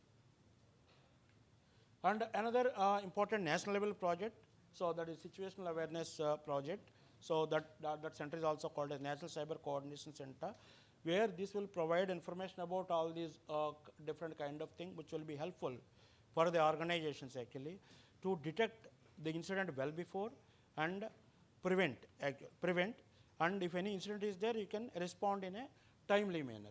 So this will provide existing and potential threat information to the targeting the organizations. Here we are analyzing the network traffic of the onboarded organizations as well as based on the information received from deployed sensors. And that information we are analyzing at a metadata level where we can identify what kind of attacks are targeting Indian constituency as well as a specific organization. This information may be important for many organizations, and your Power CSRT, whatever information is adding on top of it, it will be helpful for applying at your domain specific level. And another important thing we are, because our respected chief guest also mentioned we have to build the capabilities on our own, and he also mentioned they have already leveraged the services of CSK, and they are receiving continuous feeds on vulnerable services and botnet and malware infections. So here we are conducting different kind of trainings, actually regular training programs in hybrid mode, both in online as well as in-person mode, and need-based trainings also we are conducting.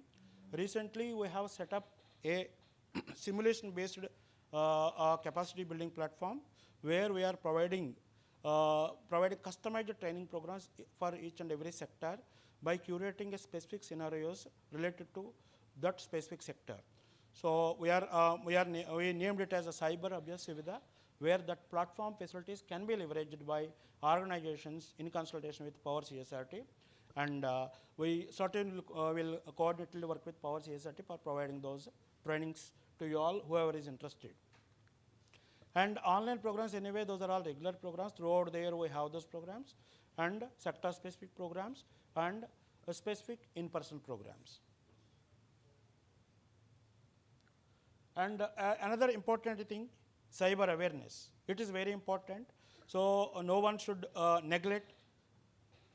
I am not using any specific digital devices in much frequency, and I am not vulnerable, and I won't become a victim of any kind of attack. Here in the entire cyber security chain, human is the weakest link. Even whatever the necessary latest appliances and devices to deployed and use different advanced tools, if your staff or any of your staff member is negligent or ignorant of any kind of social engineering attack or any kind of phishing email, if they don't know anything, they don't know about it, or any kind of mal-crafted attachments they are exchanging or they are opening, so then the entire security line will be defeated. So that's why awareness for both technical as well as non-technical staff of your each and every organization is very important. And we are conducting different sort of programs for creating awareness among Indian constituency users for all sectors, starting from government, public and private sector organizations, and at citizen level and schooling level also. Here, National Cyber Security Awareness Month, the upcoming October is National Cyber Security Awareness Month. The entire month we are carrying out different awareness programs by conducting technical sessions or sharing some information or conducting some online quiz on MyGov platform, different kind of activities and events. On Safer Internet Day, it is worldwide observed in February month. And Cyber Swachhta Pakwada, that ministry's program, where we are observing this Cyber Swachhta for 15 days. And Cyber Jagrata Divas, anyway, on the direction of Ministry of Home Affairs, every ministry is following, executing this program, Cyber Jagrata Divas, on first Wednesday of every month. On International Women Day, so we have published on specific booklet for spreading cybersecurity awareness among the women officials working in various organizations, and various other booklets. All those are available on certain website. You can please visit and download those booklets or awareness material and share with all your colleagues as well as other family members and friends for safeguarding themselves, and they should, for ensuring them by safe online activities. And these are various guidelines. In the previous sessions, our fellow speakers have already covered. We have published all these different sort of guidelines and reports, like comprehensive cybersecurity audit policy guideline, because a lot of questions and a lot of confusion and doubts on this conducting auditing and how to hire different empaneled auditors provided by CERT. And there are comprehensive cybersecurity audit policy guidelines have been given recently.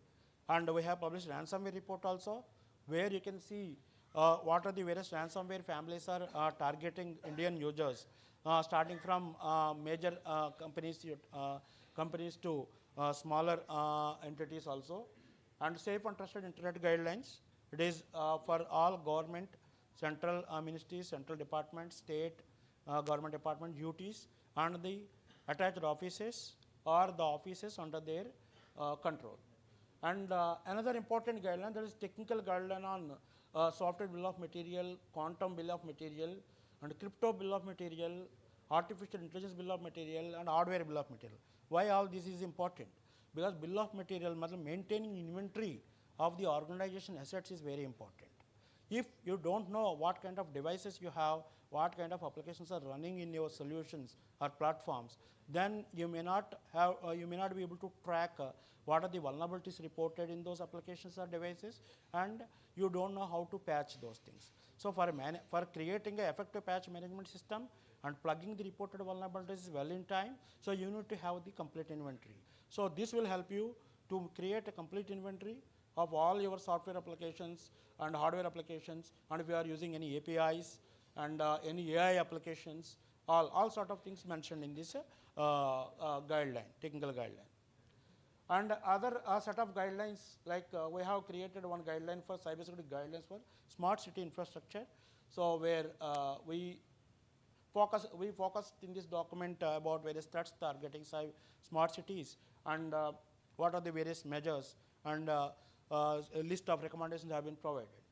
And another digital threat report 2024, because we very actively work with industry for taking support in information sharing and creating awareness, as well as support CERT activities actually, which will helpful for the Indian cyber community.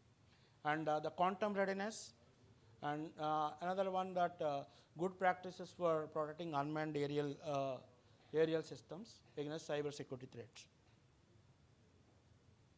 These are all advisories. I think most of the advisory are getting from Power CSRT, where they are working in building capacities as well as spreading awareness. And you're welcome to come to CERT or Power CSRT for requirement of any kind of awareness session or any kind of training session or any kind of advice or any kind of guidance is required how to use those documents. So all those things we will always be happy to work with you and support and handhold you and guide you. And an important aspect based on our observations and regular interactions and based on the assessments of our various activities, we have seen these are different gaps actually in the power sector cybersecurity posture, like awareness among the utilities has been observed is lacking, and we need more awareness programs, and certain will coordinate with Power CSRT for carrying out these awareness sessions. And audits actually, many organizations are focusing on web applications, whichever is public facing, but that may not help you. So you need to have a comprehensive security audit of entire infrastructure, so including the APIs and various kind of modules, third-party modules you are using. And other different observed vulnerabilities are like outdated softwares and legacy systems and various configuration issues. And enabling of logs actually, enabling of logs. If the complete trail is not available, even it will not help you to improve the efficiency of your operations as well. It will helpful for incident analysis also to identify the root cause if anything happens. And onboarding, so what I previously mentioned. And these are the, coming to the second part of my presentation, like CCMP, Cyber Crisis Management Plan, where the Cyber Crisis Management Plan is a strategic framework for countering cyber attacks as well as countering cyber terrorism. So where we mentioned a procedural approach for handling cyber incidents in a coordinated and multidisciplinary broad-based model. In this, we mentioned what are the various kind of cyber attacks targeting different sectors and how we can need to assess the impact and how we can categorize the severity and how to escalate those incidents from organizational level to the regional sectoral level as well as to the national level. So based on that, who are all the various entities involved, who are all the various stakeholders involved, and who are all the various various officials, and what are the various responsibilities and accountabilities. So these are the CCMP documents we have reviewed. I think we need to I think come up. We need to receive some more. I think much more CCMP plans from various organizations, and in that while reviewing, we have observed these things, like level of assurance that need to be mentioned by organization. They have to conduct their internal review, and they need to identify, and that need to be mentioned in the cyber crisis management plan document. And every organization should participate because we are enabling organizations along with our Power CSRT. If any organizations need this kind of drill, you may approach Power CSRT, then we both will work together and conduct a drill for you, or we will enable you to conduct on your own. So that these drills, cyber drills, are helpful for assessing our preparedness actually, at where we are standing, what are our processes, and which processes are working fine, and which process needs improvement. These kind of things we can easily identify by conducting mock drills. It will help you to draft a very effective cyber crisis management plan for dealing cyber incidents in an effective and timely manner to reduce the damage as well as loss to the organization.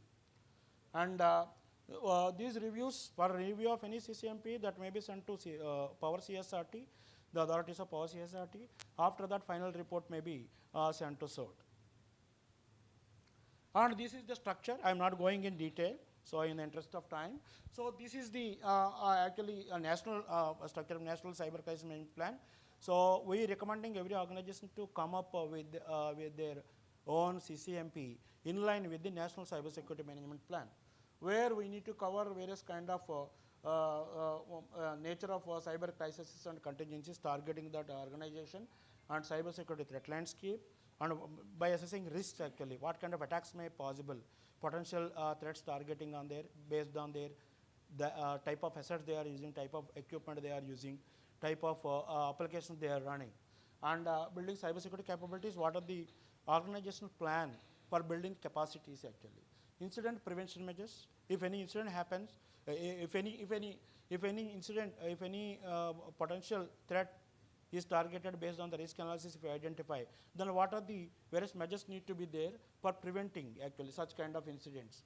And crisis recognition, mitigation, and management. If any crisis happen, and how to mitigate that? What are the various measures and plans, and who all need to be communicated, with whom you need to coordinate for remediating and mitigating that particular incident in time. And post-incident activities is very helpful.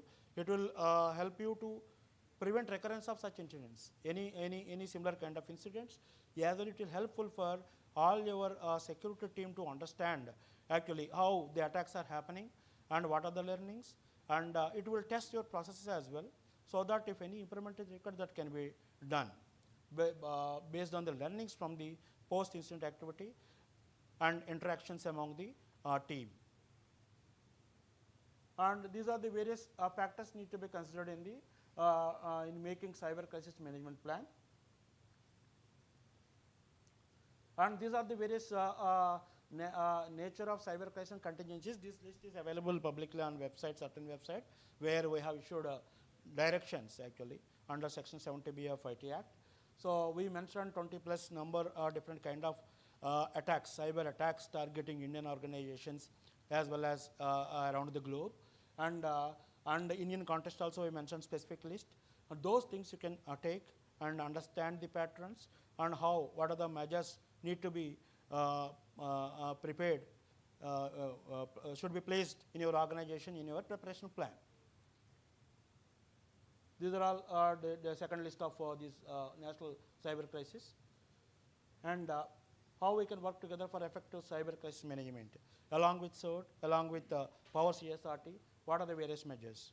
Like empanelment, empaneled auditors are there. You can prefer for your suitable empaneled organization for carrying out a security audit of your organization, comprehensive security audit. And if any assistance required in making or preparing CCMP, that will also be, our team will connect and help you.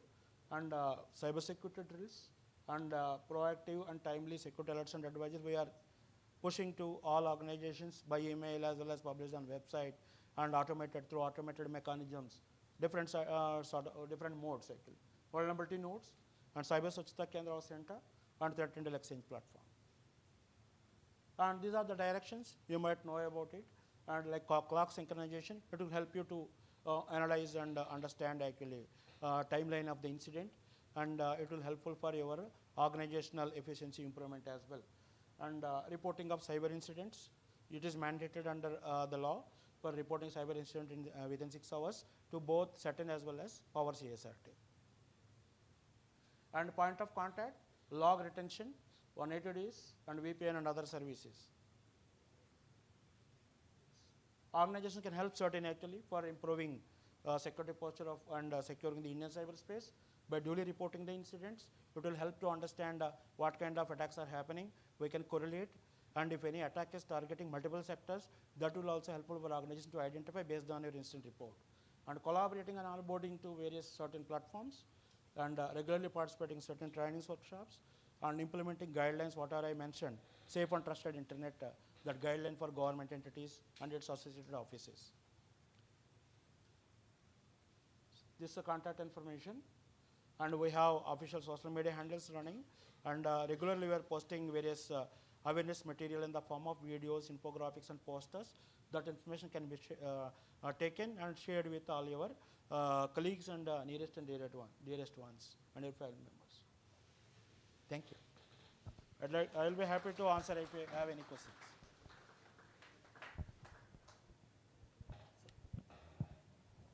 Do you have any questions? No, I mean, definitely we had in first half CSIR, CSERT power that was particularly related to power sector, but having the CERT which is nodal agency for all the incidents reporting and mitigation. So definitely the awareness tools which like CSK and cyber threat intelligence, the audience are now more aware and that will definitely benefit in having a cyber secure organization and more secure organization and more resilience. Yeah, thank you for this wonderful informative session. Thank you. Thank you.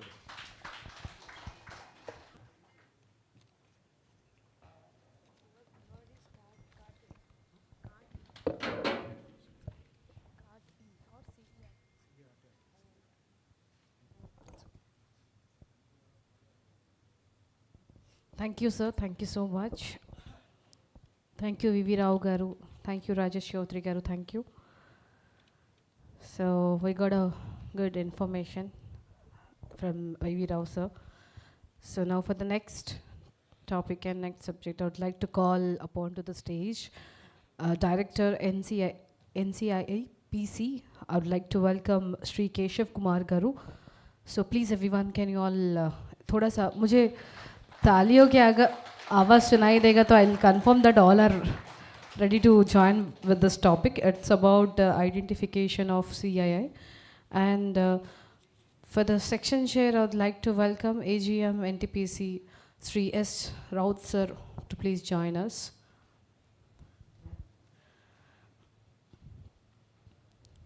हमारे जितने भी NTPC round table में बैठे हैं उनके लिए थोड़ा तालियां तो बजना चाहिए.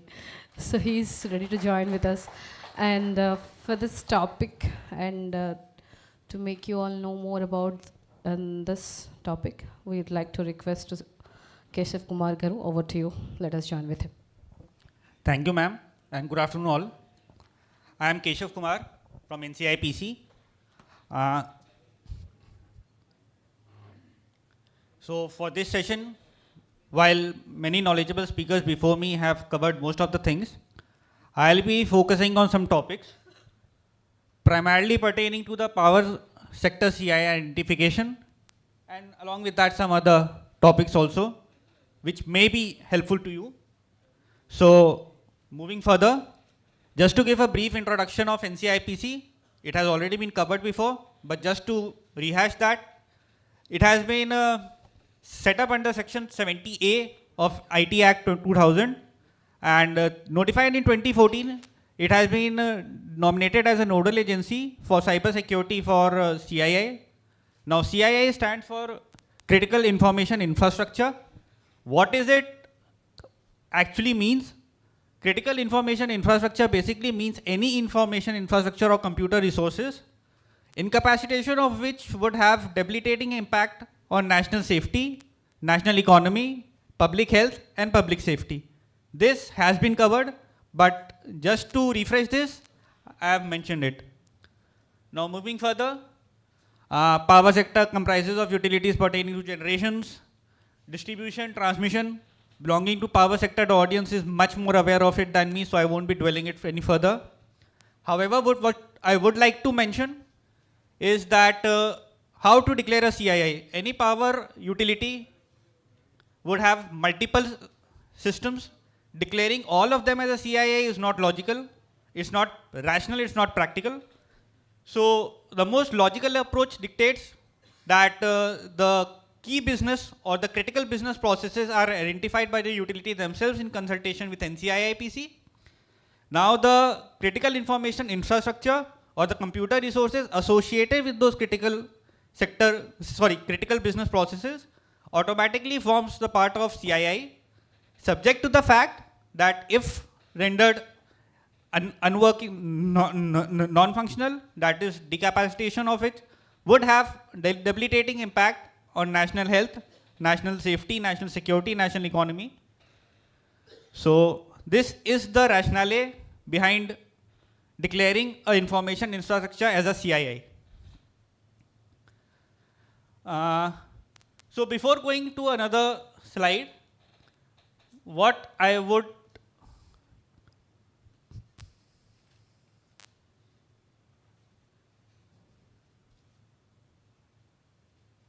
going ahead.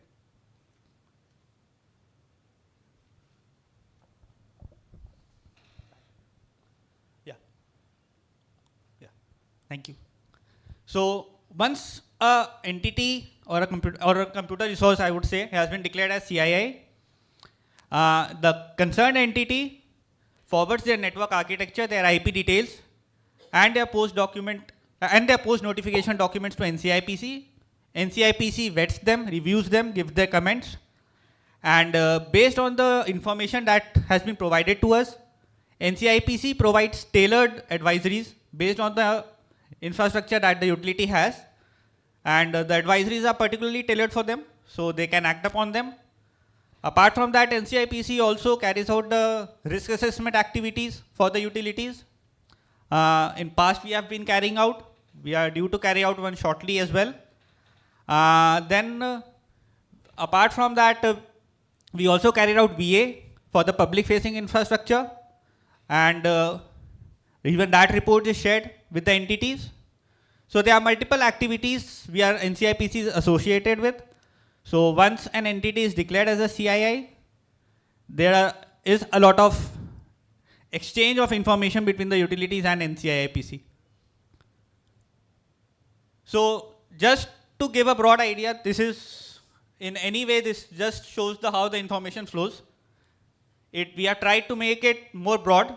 So some utility may have some specific customizations, but just to mention, since the generation and transmission are more geographically separated, the network for their communication is a wide. The information flows through a wide area network. The distribution utilities have a more localized network as compared to transmission and generation. And finally, consumption. The end customers have a even small network to deal with. Now, the power transmission grids have been divided into 5 grids. We are all aware of that. Northern, western, eastern, southern, and northeastern grid. Each grid caters to a number of states which falls into that zone. One of the key aspects of power entity is the operational technology. Now, the operational technology consists of ICS or the SCADA systems, and including the PLCs, that is programmable logic controllers, and DCS. Very broadly, what we can do is that we can segregate these things into different levels, which we have shown. Again, this is a very broad diagram. Please don't take it that this is the only thing that is there. At level 0, we can have the physical devices. At level 1, we can have the PLC which controls those devices. At level 2 can be the SCADA network systems. And level 3 can be the corporate network. Internet may or may not be connected, that is a separate thing. So what can be the potential CIs in a power sector? So based on the utility, that is the SLDCs, the power distribution utilities, transmission or even the hydro and thermal power utilities. SCADA is known to be one of the most critical infrastructure because any cyber attack on this SCADA infrastructure can affect the power supply, cause outages, and have cascading effects on multiple other sectors as well. So potential CIS can be SCADA systems for all the systems that have been mentioned in this slide. Along with that, in distribution systems, the attack on IT systems can also lead to the customer information being leaked, which can affect their privacy. In DCS systems, that is hydro and thermal power plants, the DCS systems are connected to the gates or the valves. So any IT attack can render them non-functional and can have security implications as well. So once we talk about power sector, ICS and SCADA systems are generally the declared CIIs. Again, this is the SCADA systems that we have tried to generalize. This is a very broad diagram so that it fits almost everyone. For state load dispatch centers, it's connected to a regional load dispatch centers, that is SRLDC for southern utilities.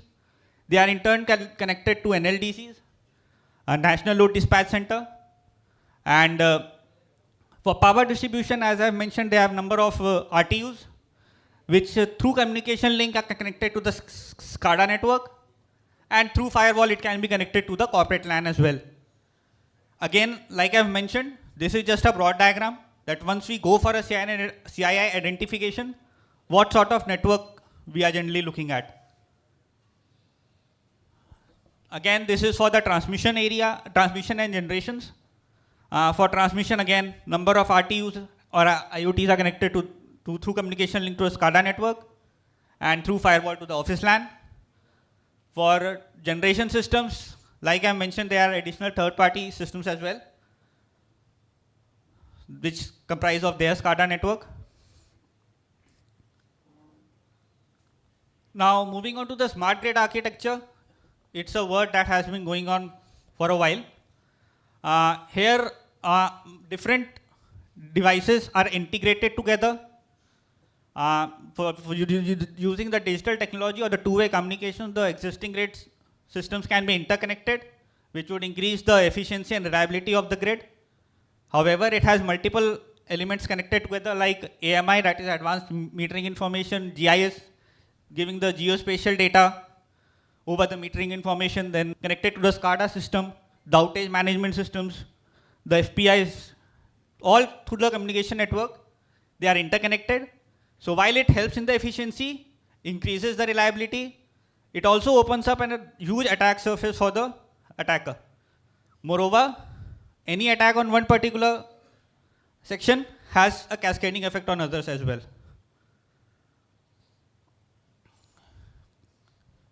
IT-OT convergence was spoken about in the morning. So, like I said, physical devices, sensors and PLCs form the part of SCADA. SCADA also has IT systems like operating workstations and HMIs. They can also be called as IT system because essentially they are computers as well, computers only. And then after that there is an IT system. So the physical isolation of OT and IT is generally not possible these days. And there is a high level of convergence between IT and OT system, which again leads to a vast complexity that is giving a huge attack surface for the attacker. Many interconnected networks are there, which may have common vulnerabilities. So if two networks having common vulnerabilities are interconnected, attack on one can affect attack on other as well. It can lead to, attack can also lead to service disruption, like DDoS attacks.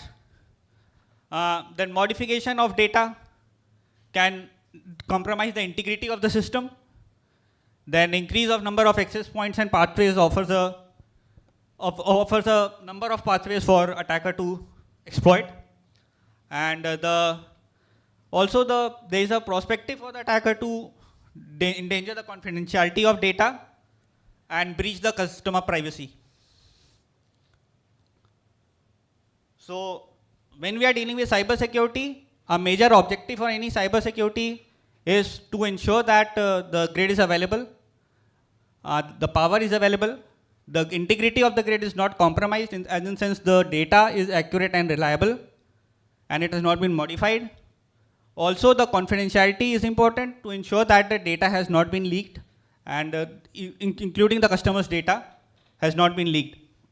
So, number of steps can be done for that. They are all self-explanatory: identification, authentication, and authorization. They are self-explanatory. We all have heard about them. Then there should be a trust. Zero trust architecture is generally being talked about. Then access control should be there. Strong access control policy should be there. And finally, the privacy of data is required. Now, risk assessment. Identification of a CI asset. Once it has been identified, we need to identify the potential vulnerabilities in those systems, which can help the attacker to gain access to the control software, alter the billing information, change of safety parameters, and endanger the customer privacy. So these cyber threats are analyzed, and based on a function, the risk is calculated. So moving on to the SWOT analysis of smart grid systems, while it is more efficient, reliable, robust, helps in quicker restoration of faults, reduce customer outage time. However, it opens up a huge attack surface. Common vulnerabilities are there, and a smart grid system is prone to that. I wouldn't say the exact lack of, but there is definitely limitation of regulatory framework and policies. Cybersecurity frameworks are also limited. Patch management and updates is one of the major problems that has come up, and lack of cybersecurity awareness in general are some of the weaknesses that are associated with smart grid systems. Opportunities: it would allow consumers to save energy.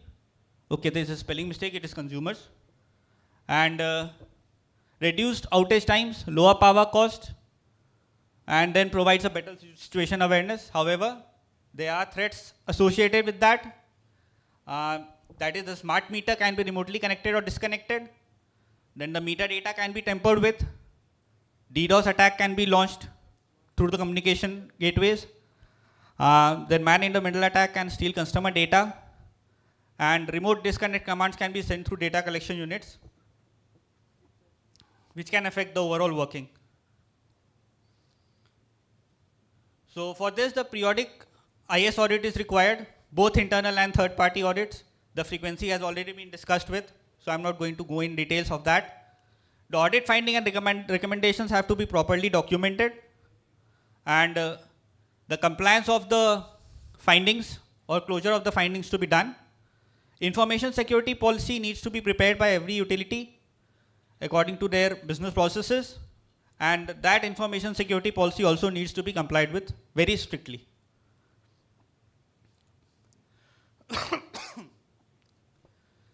I think this has already been discussed.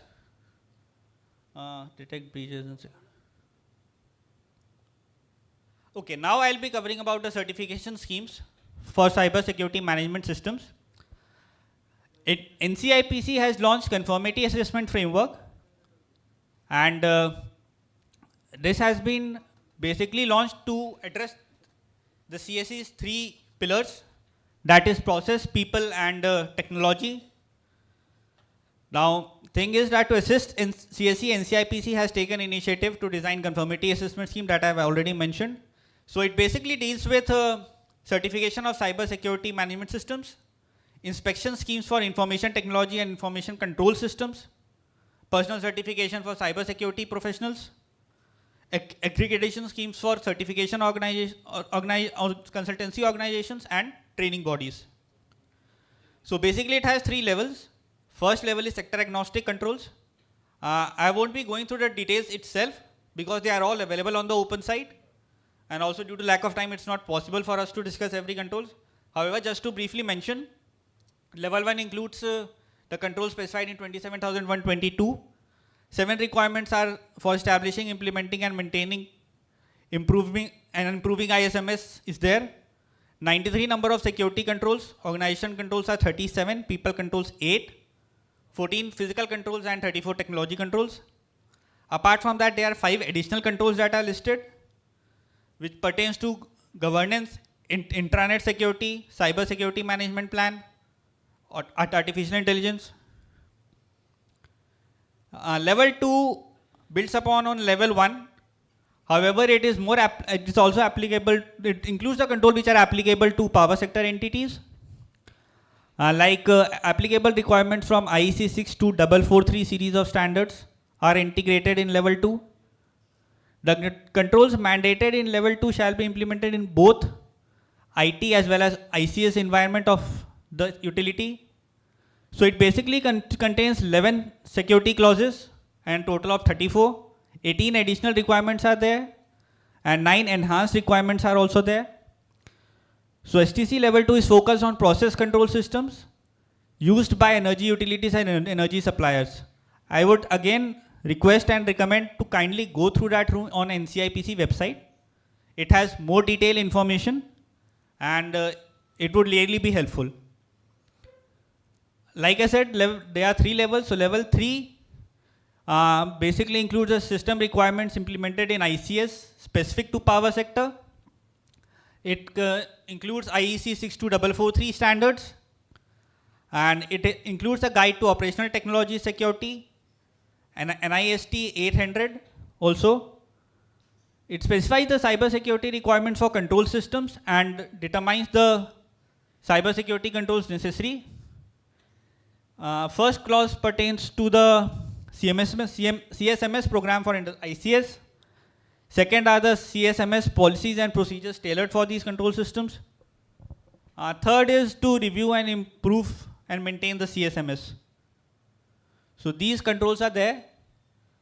So all the critical sector entities interested to get CMS certification from certification bodies can go through these levels. Policy, procedures, and documents are mentioned. Then there may be few commonalities between the requirements of these 3 levels. So while carrying out risk analysis and formulating risk treatment plan, it is necessary to revisit the analysis done. Also, it is also necessary to ensure that no controls have been omitted, and the applicant shall submit the details and design of implementation of compensating countermeasures. These are all fairly self-explanatory. What I would request again is the audience to go through the NCIPC website. There is a entire document. We had a special 3-day seminars at different locations pertaining to this conformity assessment scheme of NCIPC, wherein the technical experts were also present. For those who have attended, it will be a refreshing course. For those who have missed it, can go through the website and see to it. and it is all fairly self-explanatory, and it will be really helpful. So to maintaining the cyber security or to safeguard the organizations against cyber attack, I think the ISMS policy needs to be framed by the utility. The ISMS policy needs to be periodically reviewed as well.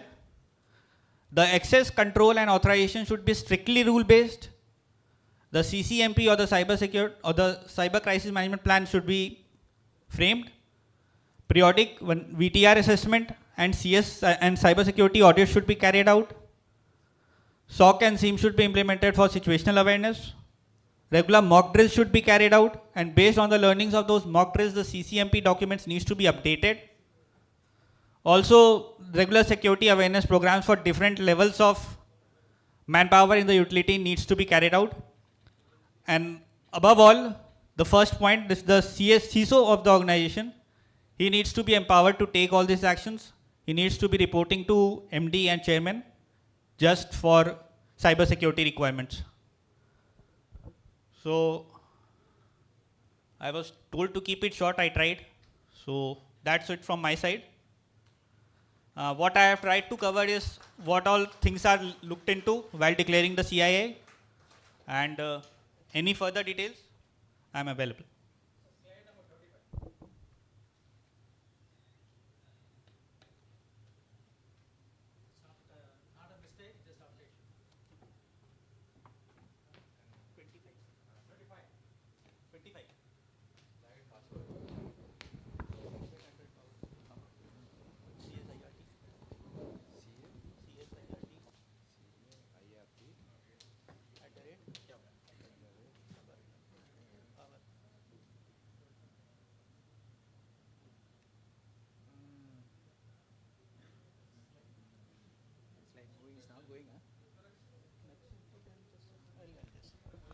Nothing, sir. Just updation. ISO/IEC 27019/2024. Not 2000. I mean 2017 is not there. It's updated. Yeah, 2024 is the latest one.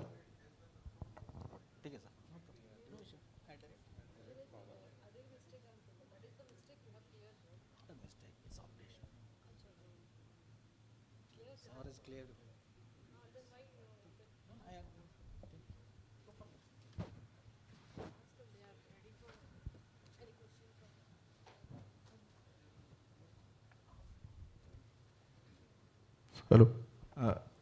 Thanks, Keshavji, Director, NCIIPC, for giving the very brief description of OT and IT network in the power sector for a typical power industry, or like SCADA, PLC, DCS, smart grid architecture, and information security policies. He also gives the various CSMS certification level 1, 2, 3, various certificate level courses, and the participants can go through the certification and take the benefit of the certification.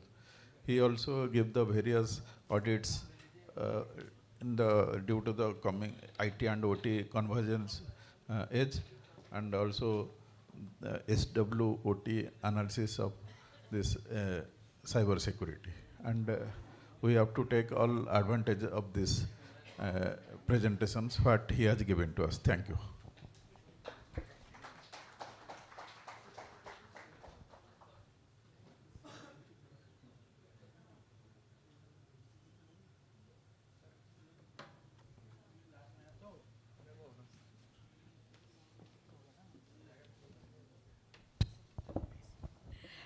Thank you, sir. Thank you, Keshav sir and Raut sir. Thank you so much. Thank you, Dr. Ji. Sir पहले से ही ready हैं, उनका announcement नहीं हुआ है, लेकिन sir आके खड़े हैं कि let me finish my work. Okay, so now anyhow sir तो हैं यहाँ पे, तो let us once again announce his name. So we have doctor Kaliyampan garu. So he is Tamil but he is speaking very good Telugu. मेरे से अच्छा बात कर लेते हैं आप. So our perennial additional director, CPRI, Dr. Kalippan sir is ready to go with a very good topic, power system equipment testing felicities at CPRI. Am I right? आप किनको चुनना चाहते हैं कि मैं ही चुनूँ आपके लिए? Okay, so ready? I would like to welcome PFC, Sri Sweta Verma ji onto the stage for the section chair. Sir, ready हैं? मैं आपका voice सुनने के लिए ready हूँ. बिना बुलाया नहीं लेकिन सर जल्दी आ गए, so he's very excited to join. Oh, mic भी खींच के ही ले रहे. And in your bags we have a feedback form, so जब तक section complete हो जाता है, please try to fill it so that it will be very helpful to all of us. Thank you. And over to sir. Sir, wait कर रहे हैं. I should not take a time. Okay, over to you, sir. Thank you, ma'am. Wonderful introduction. So good evening to all. First of all, I would like to thank my Director General CPRA for nominating me here. And also special thanks to CSIRT team, Ratur Saab and Srivasa Saab and Goel Saab, and also Power Grid Isaac. Many friends are there sitting in the last row. So we have a good friends now. And also thanks to Balaji sir from ED SRLDC. And couple of friends from KPTCL is there, our officers. And Transco also is there. Many friends are there. So it's a very honor to be here, part of this wonderful workshop and the awareness workshop on the cyber security. Right, many things are already covered. I don't think anything is there, but try to give some more input apart from what the previous speakers have spoken. Right. So the very important one is cyber security testing of RTU, IDS, and smart meters. How many of you are using a NAVIC system in your substation? Please raise your hand.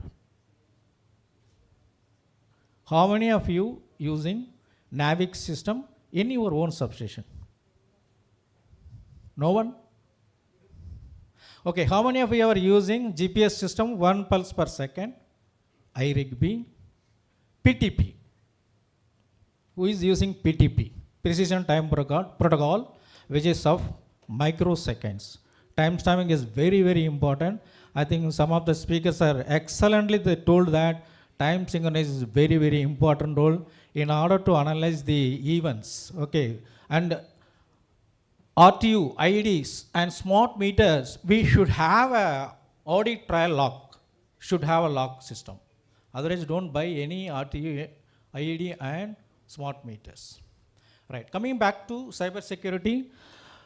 Our power sector is the most critical infrastructure. Any attack, any of our system, because of one grid, one frequency, any entry point or any the weakness happens in our grid, it is going to be a massive problem to the power grid. So it can lead to blackout as well as, and also the other problem will resulting into impact on the economy of the country. So blackout or cascading effect definitely can lead from. It could be a smart meters, it could be a IEDs, it could be a RTUs, or it could be a FRTUs. Right. How many of you RTU tender has gone? How many of you have gone for a RTU tender?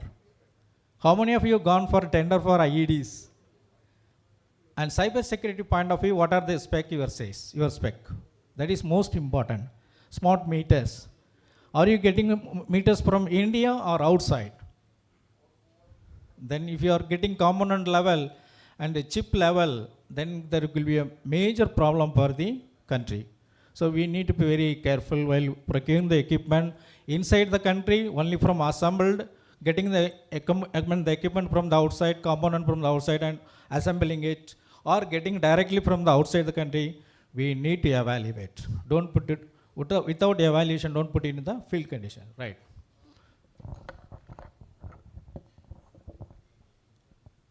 By the way, this Visakhapatnam is second trip for me after 23 years. Both are official trip. Right. This is a smart generation grid. You have a thermal, hydro, gas, nuclear power plant. If something has happened to Kudangalam power plant or Tarapur power plant, what could be the impact on the public? What could be the country? And everybody knows what happened 4th September 2019, right? So luckily we have all escaped because it was only connected to IT network, not a control network. So that was a great lesson for us, Kudangalam, the nuclear power plant. And wind farm and onshore, offshore is coming a very bigger way. So we need to, have a robust, comprehensive cybersecurity plan. And also solar plan, we are going for many things. And the hybrid, of course, solar and wind with storage. We can add storage also, because when you go for storage, the integration of IT and OT plays important role, and physical security is also one of the dangerous one. And fire hazards may take place. So you need to protect battery energy storage system from the people or the hackers or attackers. And sensor, actuators, and controller, these three are the most weakest point in the power sector. So you need to be very careful. Right. Coming to smart transmission grid, digital substation, you need to go for security by design and the defense in depth. You should have more than one layer. And also HVDC, supply chain risk management plays important role here. So are we producing the equipment here in India itself, or we are getting from outside country, particularly for VSC based converter systems? So that is a risk factor is there. STATCOM, of course, same problem. And the DRs, we are integrating in the distribution system, where a distribution system needs to be improved a lot, operational as well as other point of view. And smart meter is one of the most weakest point for cyber attack in the tail end of the smart grid systems. And also advanced metering infrastructure already covered. Many things are there. Smart meter with intelligent communication system with load switch. That is a problem which creates. And then you can have a microgrid, standalone, or connected with your grid. And then EV charging infrastructure, vehicle to grid or grid to vehicle, or impact on the distribution system feeders. Right, this is already covered. Only one point we can emphasize on availability, that safety we need to consider. Apart from availability, I want my system to run in the 24/7 into 365 days, my system should operate. At the same time, safety should be ensured. Safety should be ensured, and also environmental constraint need to take care of that. Rest of the things are almost opposite to or same to your IT system. Right. Cyber vulnerability for AMI, this is a malicious code. SQL, you can say, SQL, structure query language, or denial of service, making the traffic worst, and any data intercepted at the head-end system, or the unauthorized AMI data modification. So data need to be protected in smart meter, in PMU also. I think most of you use PMU system also. So we need to be, very careful. So risk is equivalent to threat, vulnerability, into impact on the system. So there is a low level or medium or high, extremely high. That it goes on that, like that. Right. So what CPRI is doing, we are doing, well known for, most of you well aware of that, we are doing for all electrical equipment type testing, validation, evaluation, we are doing it. Now the focus shift, there is a paradigm shift in the type testing. So we need to include cyber security testing also. Apart from type testing, complaints, communication protocol compliance testing, and then cyber security testing. Right. So here, what the standard says, standard is 60870 5-101 104, serial as well as 104 is telecontrol. Again, telecontrols kind of things. And then what is the standard? We need to have a security extension standards. We need to follow for remote terminal unit. These are the standard applicable standards. And in case of IEDs, intelligent electronic device used for monitoring, protection and control of your primary equipment in the substations, IEDs, intelligent electronic devices, is more vulnerable to cyber attack. Even remote terminal also, RTO also. So here, as on today, there is no tool available for evaluation of cyber security compliance for intelligent electronic devices which is used in the substation. Right? Different IDs are there. Siemens, Hitachi, and then the Siemens, Hitachi, and ABB and GE all are there. So we don't have any tools to test cyber security compliance of the IEDs. Only we have communication protocol confirmation testing. That's all, as on today. That is a present position. And smart meters, we have a standard IEC 62056. So CTT testing and the DLMS/COSM compliance part, that we are doing it. Right. So stripe test standards for RTU, these are the standard we need to follow. There are more than 100 standard is there for smart meter RTU IEDs, especially for cyber point of view. If you look at a smart grid point of view, more than 500 standards are there. So more than 500 standards there. And the very important thing is, how do you interpret after getting the results, getting the evaluation, how you interpret? So that is the most difficult one, cyber point of view. Right. So all your standard is amendment. If any amendment is there, you should use the latest one. And also the smart meter 16444, part 1, part 2, and 61850, general requirement for IEDs. Reference standard is again test protocol, and utilities manufacturer will submit the sample to CPRA and we will evaluate that. Okay. Any specific question you can ask.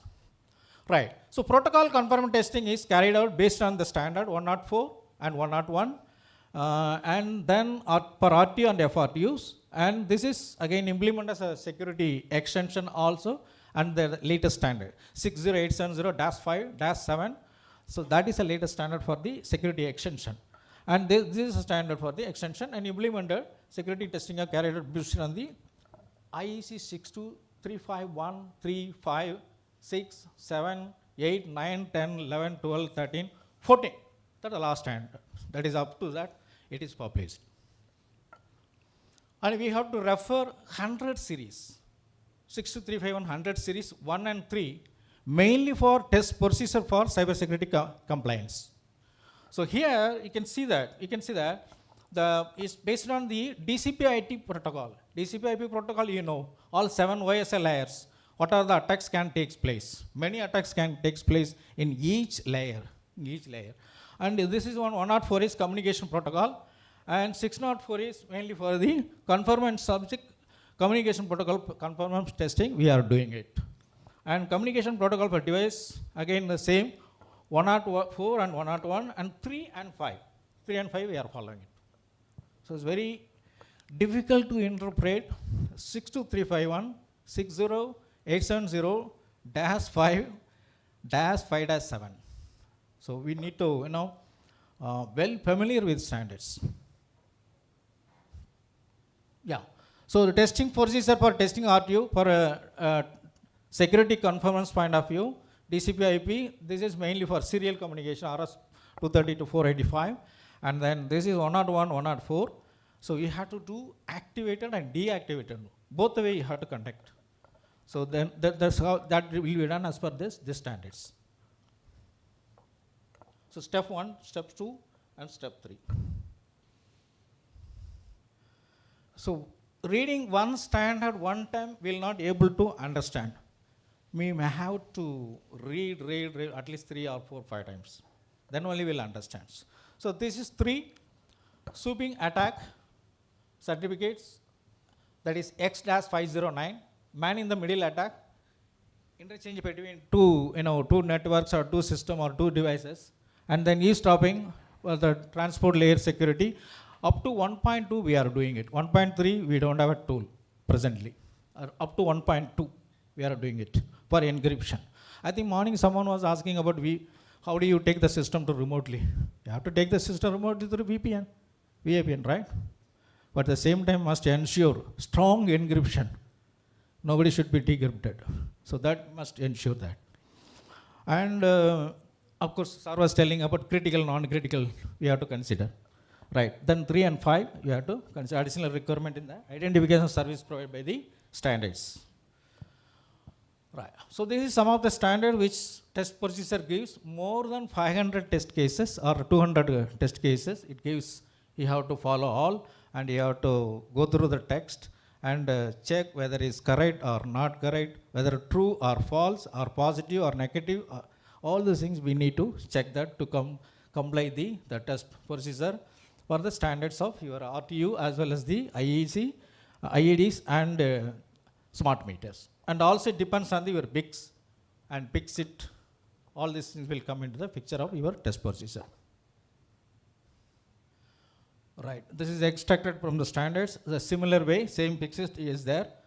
When you consider 61850 goes or SV or routable goes, cyber attacks also will take place. But at present we don't have a tool to evaluate whether the IEDs complies the cyber security capability apart from functional performance. Yeah, reference standard, and for 61850 again we are doing only 10. We are following the latest one. 2.1 is the latest one. We are following it. We are checking the most of the repeated IED manufacturer and supplier end users. So test cases again 10. It's all there. This is a typical setup what we have in the laboratory client simulator. We have a TNV tools, unique grid substation automation tool which we are using it from the TNV, and you have a Ethernet switch, you have a Wireshark you can use for the traffic analysis, and time master, very important for time synchronization, very important you have to consider, and the equipment under simulation will take place. Yeah, there are two things. One is mandatory test, conditional test, depends on your configuration, IED configuration it will be done. You can note down the important point is the last tool, 03, time synchronization. It's an important one. You have to do file transfer, FTP, secure file transfer protocol. Kind of things we have to check it. Yeah, this is the standards. Again, series of standards that has come out. 14 parts, what I was told, 14 parts are there. And this is one of the best standards, 62351 series of standard for the cyber security testing for all complaints of the equipments. It could be a RTU, FRTU, IED, smart meters, program logic controller, distributed control system, and then your SCADA. Again, SCADA, a lot of problem is there. We have to upgrade. And probably when you go for upgrading, instead of upgrading the SCADA system, probably we can think of how we can go for the wide area measurement with the help of PMU. So those things also can take up that. Right, smart meters, again, it's defines all the COSM and device level, message specifications. These are the tests, how the PMU, the smart meter talk to each other, their own common languages. This comes from the standards, IEC 62050 standards. And very importantly, here a lot of cryptographic algorithms are there. Secure key management, secure key management, whether symmetric, asymmetric kind of things are there. And probably the ECDSA, that is elliptically curved digital signature algorithm, is the best one, strongest one.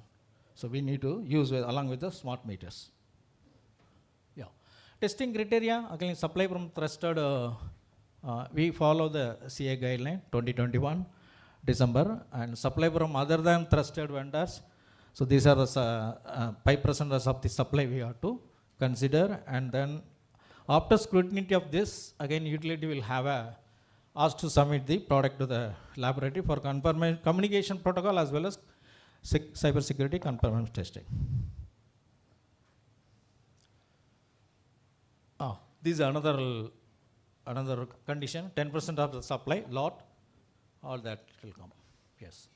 This is standard overview, mainly for the smart meters, IS 15959 standards, data exchange between the COSM and then series, international standards for that. And here one problem is interoperability problem is there. Interoperability problem with smart meters, device equipments, and head-end system, client server concept is there. So that we need to take care of that. And authentication, low-level security, lowest level security, low-level security, high-level security, HLS system. And then probably encryption and authentication, probably you have to use advanced encryption standard 256 5112. So basically it's a 32 bit and then 64 bytes, 32 bytes, 64 bytes you have to use. Probably you can use EZB as well as CMAC modes kind of things. And this is what I was explaining, very important one. And secure key management, symmetric, asymmetric kind of things you have to do. Access control list, what are the access control? Get, set, move, all those things we have to consider. This is excellent one for utility point of view, but cyber point of view is one of the worst one we can say, because some intruder or some cyber attacker is happened to compromise system. If massively if you disconnect the meters, lakhs of meters or more than kind of things, resulting in massive problem in the distribution system, resulting in stability problem. So which can lead to cascading, blackout kind of things will happen. So that is very, very important one to take care of that. Encryption and decryption should have a strong encryption. Today your system is excellent, not vulnerable. Tomorrow we don't know, it may be vulnerable. So you need to have a strong both case. Denial of service attack for your network system. They can disturb. Traffic can be there. The device attack, physical as well as other kind of things. System configuration. Never ever allow system configuration once is done. Once is done. Never allow manually to change any system configuration. Not only smart meter, IED also, RT also. It always should be done through digital signature. Especially smart meters, when you want to go for firmware upgradation, you must use digital image. So that is the only way to upgrade the smart meters upgradation, firmware upgradation. So this is very, very important one. For example, in substation, 400 kV or 765 kV substation or 220 kV, even 132 kV substation, you have an IEDs. You have IEDs, which is complies with cyber part, whatever guideline is there. But configuration when somebody is changed, it can result to unwanted tripping of breakers. So that is never allowed to happen. So that is important one to consider. And also your scheme diagram, as it is where it is, should be kept in the password protected and should be logged. All credentials, everything, scheme diagram, all manuals, everything should be in the form of soft copy, should be protected by password. Not only for IED, any devices, any electronic devices. Right. So this is message, how the data is transmitted or sent in the form of message. So that we need to take care of the security point of view. HLS system is 2 only we are using in the smart meters all over India. You should lift it up to HLS 7. So BIS has to adapt. So we are only low level security mechanism only, still we are maintaining it. So it's not adequate. So something we should go for without password kind of things. So that will help for the utility, especially for smart distribution system. So this is one of the drawback to our distribution companies. Then data confidentiality integrity, again need to check that, and compliance with CA functional requirements, whatever is required. Yeah, this is you can see the HLS key test. You can see the script or the text or XML kind of things, how it looks. So verify LS authentication, HLS, and then encryption, ECP or CMAC. Sir, last 5 minutes, sir. Yes, sure. And then confidentiality and even log protection. Any tampering is done in the meter, it will be indicated in the meter. Yes. Done, sir. So this is what I was explaining. Batching. Batch management, if you are not doing properly, that can lead to cyber attack. So continuous monitoring, probably you can deploy the AI technique, you can plan for that. Yeah. So only just technology will never happen to protect any of your system against cyber security attack or intrusion. You have to follow people, process, technology, regulation, standards, everything put together only it is possible to protect our system, because you cannot avoid any fault in the system. Fault will come. How your protection scheme will operate, based on that damage will reduce. Similarly, cyber attack, you cannot prevent any cyber attack. If it happens, how quickly you can set the cut back your system, restoration the system as quickly as possible with minimal damage. So that is most important.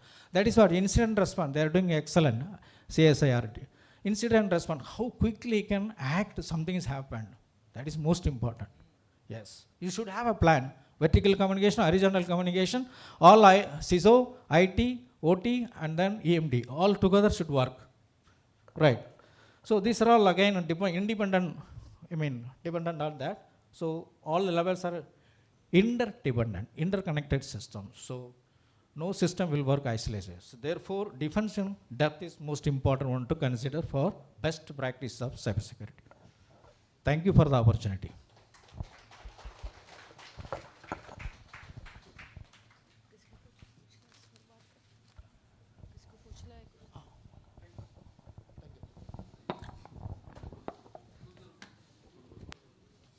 Thank you, sir. Please.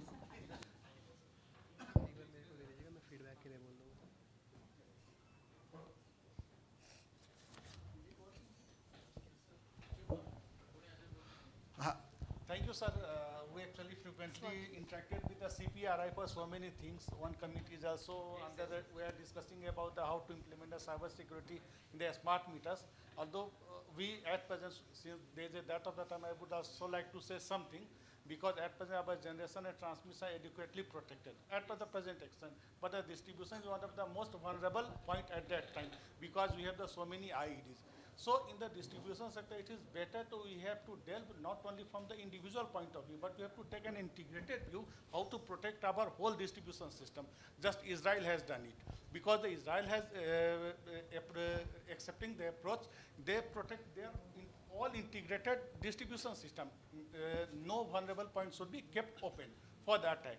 So this is the time that we have to not think about the piecemeal solution of the distribution sector, but take a holistic view to protect all the distribution sector, distribution equipment, so that our vulnerability should be protected. And in this regard, just I would like to, because so many people are here connected with the cyber security, so you already aware about the 2015 attack of the Ukraine on the Ukraine power sector. Since it is restored within the 20 to 30 days, because at that time most of the systems are operating the manual mode. But nowadays, even in India, all the systems are SCADA driven. So once we have obtained such type of attacks, it is really very difficult to restore the system. So as our system system complexity grew, we have to think about the holistic solution about it. It is just my humble request to you, and we also look into the more and more cybersecurity aspects of the smart meters. Thank you, sir. Thank you, sir. Thank you, Dr. Kalipanji. Ma'am, one question was there from sir.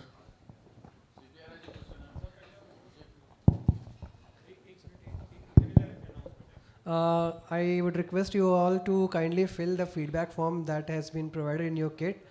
We require it, we value your feedback very much, and it will really help us in future for organizing similar workshops in other regions and on pan-India basis also. So it is mandatory and very much requested to kindly fill it and hand it over to the Power Grid staff present so that we can collect it quickly. And also I'm sorry to keep you all waiting. And I know it's very sleepy after lunch. Just bear with us. We'll be quickly having a quiz, and after that we'll break for lunch. Tea. My bad. So tea. So kindly bear with us and please fill the feedback form.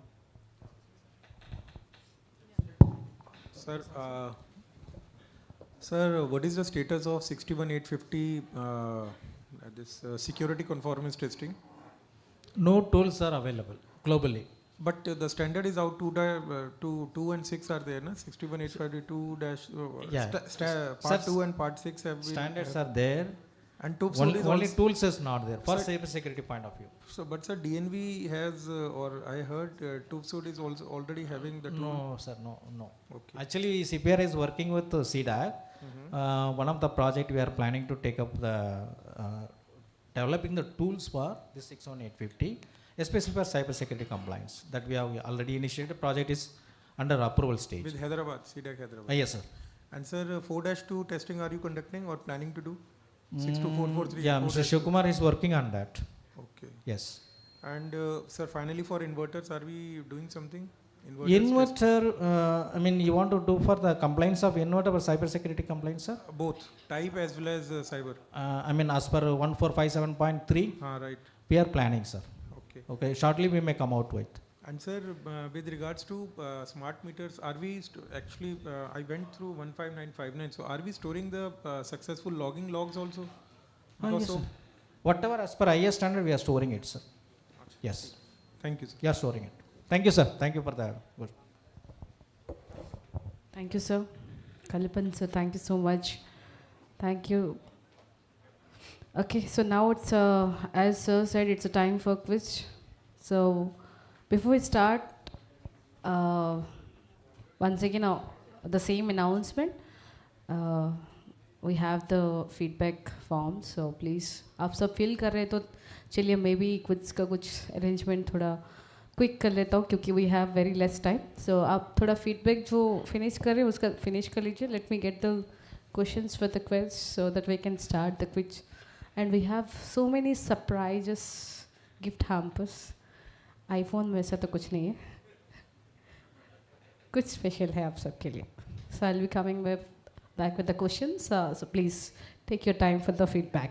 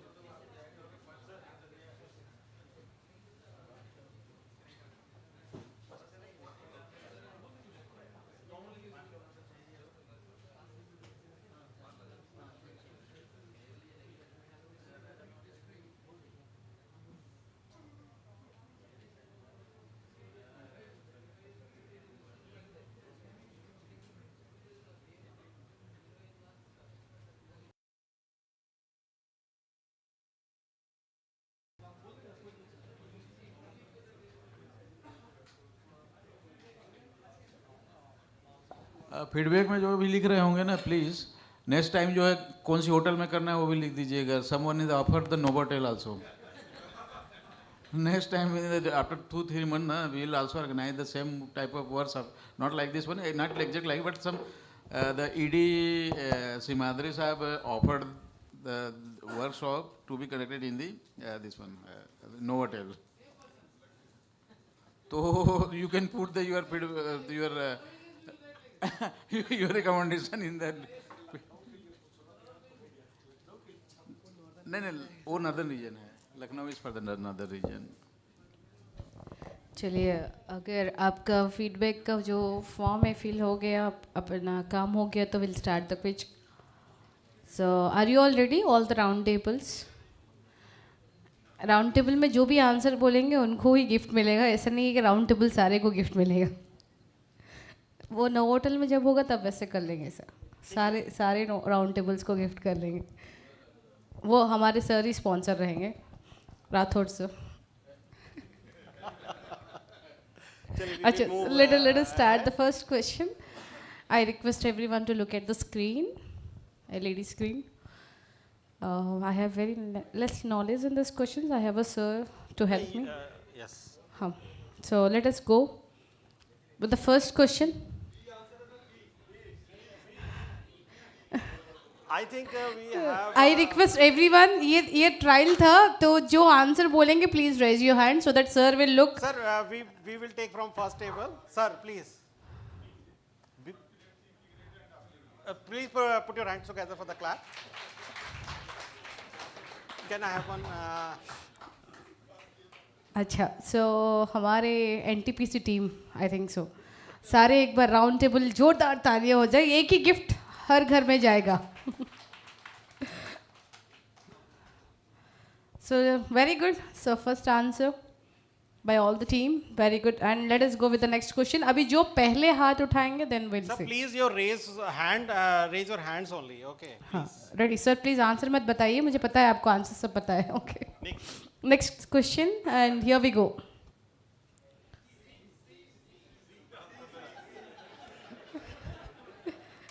Sir, we will take. Sir, very easy questions लगता है मुझे. We will take from this side. हाँ, yeah. Second round table. Second round table from this side. इस तरफ नहीं, इस तरफ.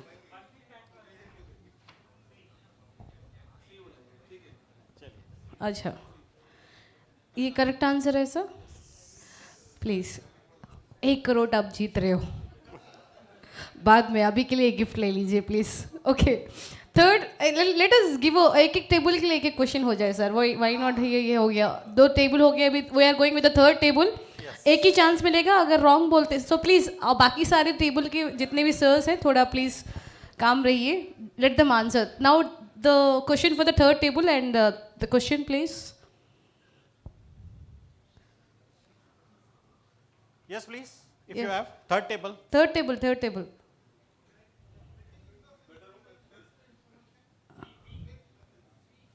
अच्छा, your answer is B. Block किया जाए. अच्छा, let us ask table 4 B sir. मेरे इधर like you are moving your head for everything.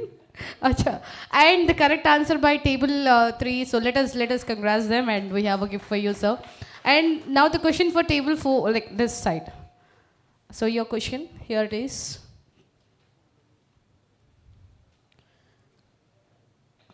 Answer पता है तो please. We will pass on to next table if they are If not able you- to हाँ. answer. Yes, we are having a yes. First please. हाथ उठाएं sir. Please. वो पीछे. नहीं, you please.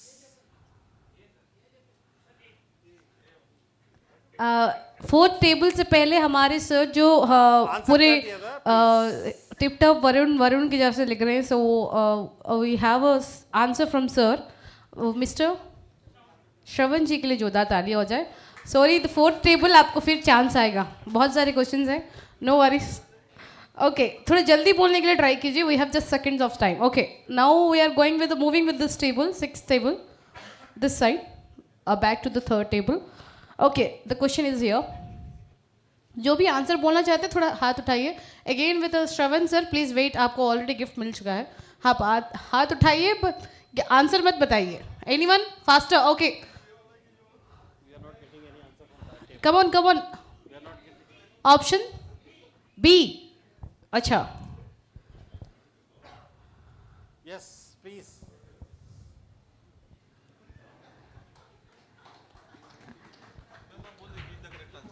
अच्छा, it's a correct answer. Gift भी दे दी है already. अच्छा, अभी एक चांस हमारे सर को दे देते हैं. हमारे सर जो बैठे हैं बेचारे सर पहले से पूरे आंसर ही बता रहे. I thought of giving the gifts to everyone, क्योंकि आप ही हमारे लिए बहुत बड़े गिफ्ट हो. तो सो ये क्वेश्चन आपके लिए sir. The 7th question. 6th one, sorry. Please, next. B sir अब. अच्छा, चलिए सर के लिए जोरदार तालियां हो जाए. वी हैव दीपक जी के लिए जोरदार तालियां हो जाए. Very good. सिंगल मैन जो हर एक काम में आगे रहते हैं. Okay, so ready. Now the 7th question for this time table. जो पीछे बैठे हैं last benches like round table वाले, come on, here we go. The question please. उनको भी चांस देते हैं. जो पहले हाथ उठाएंगे उनको. Okay. Okay, one please answer you. B. Okay. Yes, that's the correct one. अच्छा, सो जो सर हमारे, प्लीज सर प्लीज खड़े हो जाए. नाम बताइए वहां से. सॉरी, गजेंद्र जी के लिए जोरदार तालियां हो जाए. गजेंद्र जी, कंग्रेचुलेशन. ये गिफ्ट्स आपके लिए. And now will start again. We have last few more questions. So will see who are raising the hand. कौन पहले हाथ उठाते उनको मिलेगा आंसर करने के लिए chance. Ready. The next 8th question. Question आया ही नहीं सर, हाथ उठा दिए. Sir with a blue colour shirt, come on sir, खड़े हो जाइए. आप ही खड़े हो जाइए. सर को आंसर पता नहीं, but he is raising his hand. Now he is trying to read the question. Sir ये नहीं होगा, आप बैठ जाइए please. Your chance. Sir, I think. हाँ, ये 4th टेबल वाले प्लीज. B? ये आंसर बताए हैं. This side. अच्छा सर, ये चीटिंग होता है, ये कहाँ से आता है? अच्छा, कंग्रेचुलेशन सर. सर आपका नाम बताइए. 0 points to you. Okay. Now, ninth question for you all. Let's see. पहले क्वेश्चन पढ़ लीजिए, उसके बाद आंसर बताइए, नहीं तो जो गिफ्ट हम दिए वो ले लेंगे. Okay, ready. Ninth question. Let's see who are first to answer. Anyone here? We will take from that side, last one. That side, हाँ. Sir with a white shirt. Sir, white shirts. Sir, little louder. Sir, Read please. the answers a little louder. B. B. Please. अच्छा, very good. Correct answer. మీ పేరు? Sorry? Balaji garu, very good. Congratulations. Thank you. And we have the last question for you all. Let's see. कौन बनेगा 7 करोड़पति? Last question. We have so many hands. अच्छा, I can see doctor sir पहले बार answer के लिए उठे हैं, पता नहीं. सर बताइए, सर आंसर बताइए.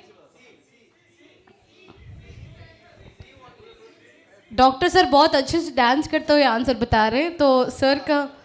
सर आप लोग श्योर हो? एक बार जरा कोई बताएगा क्या है? सर पूरा फुल फॉर्म बताइए पहले. Can we have a clap for doctor साहब? Please. सो ये गिफ्ट मिलता है हमारे डॉक्टर कलियप्पन सर को. कंग्रेचुलेशन, आपको मिलता है 4 days 3 nights गोवा ट्रिप. ये अपने आप खर्चा कर लीजिए, जो गिफ्ट है उसमें वो आप ले लीजिए please. Okay, so now will go with the next. Yeah, thanks. Thanks for participating in the quiz. And congratulation जिन जिनको गिफ्ट मिला है, जिनको नहीं मिला है. हाँ, जो हमारे next time will try to give you. Okay.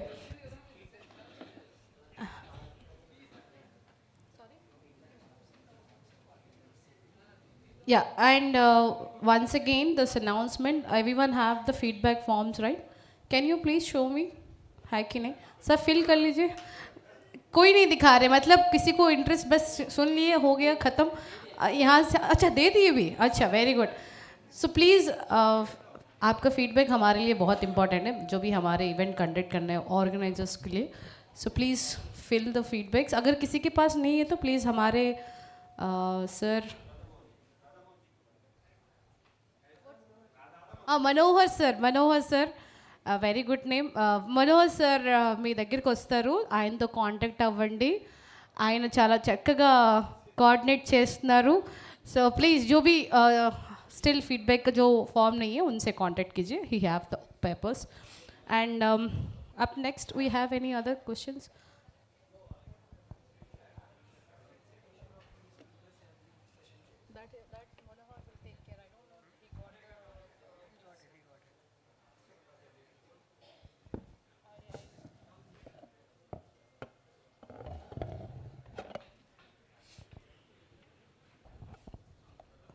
And we request Manohar sir to please join with me. We need your help now.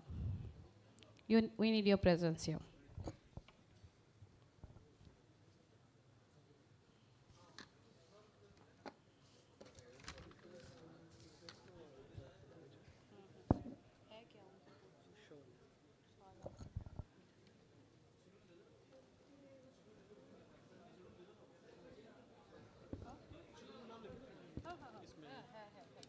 सात लोग हैं.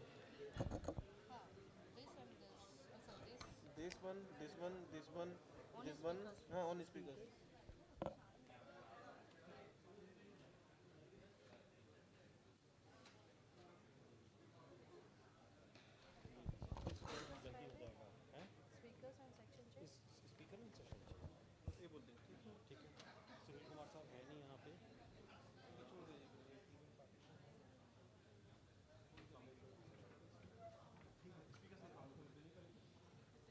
Okay, so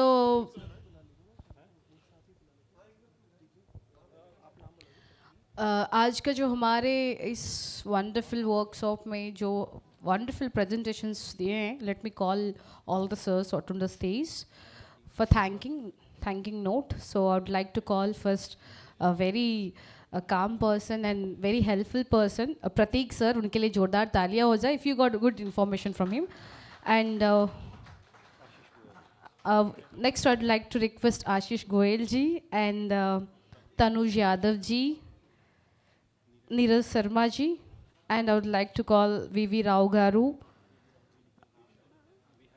and we request Kesav Kumar ji, and very active person who is dancing for all the questions, but answered one question. I would like to call Dr. Kalimpan Garu.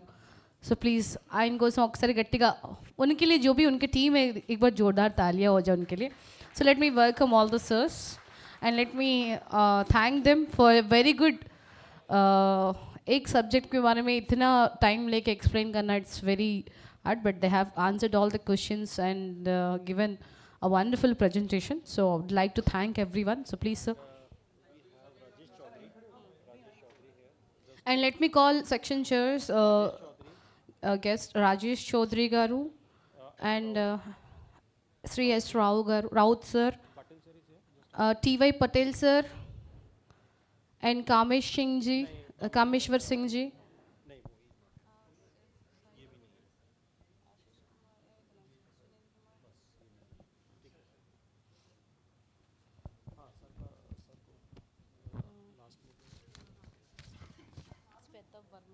And we'd like to call Sweta Verma Garu, please. So I request everyone.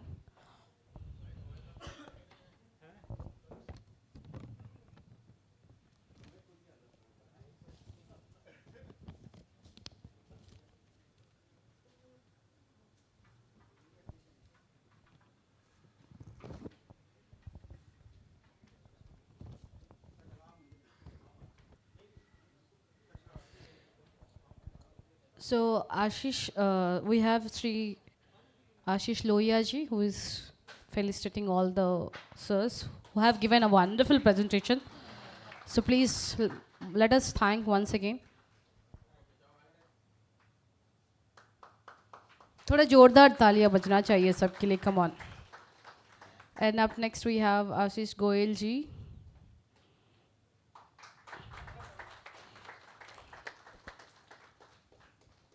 And I'd like to thank Tanuj Yadav sir. Let us thank him for his wonderful concept and the presentation. And now I'd like to request, please join us, Neeraj Sharma Garu.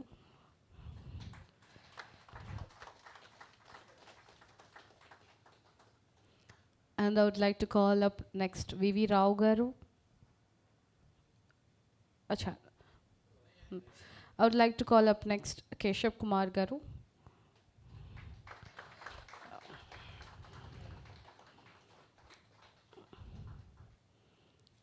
And last but not least in the presentation, after lunch इतना active रहे ना बहुत कम मैंने देखा है. हमारे doctor साहब, doctor कलिम्पन sir, उनके लिए जोरदार तालियां हो जाए.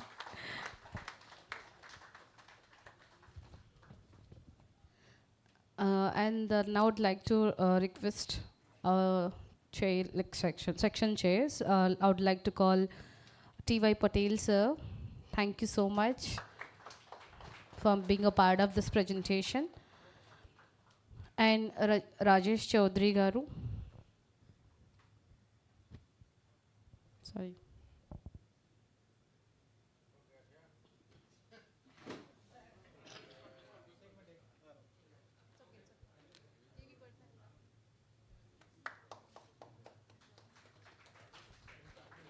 And I request Rajesh Chaudhary Garu. Thank you.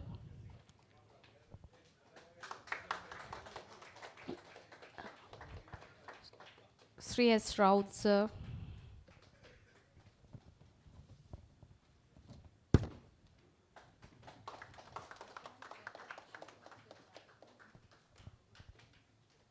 And last but not least, Sweta Verma Garu.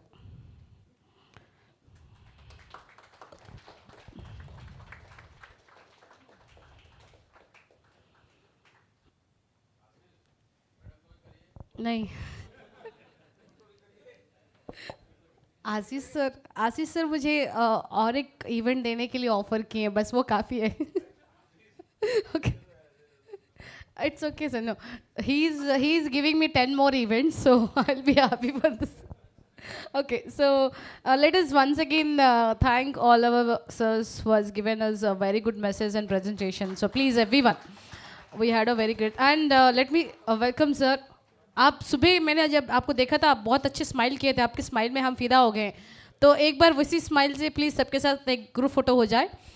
So let me request.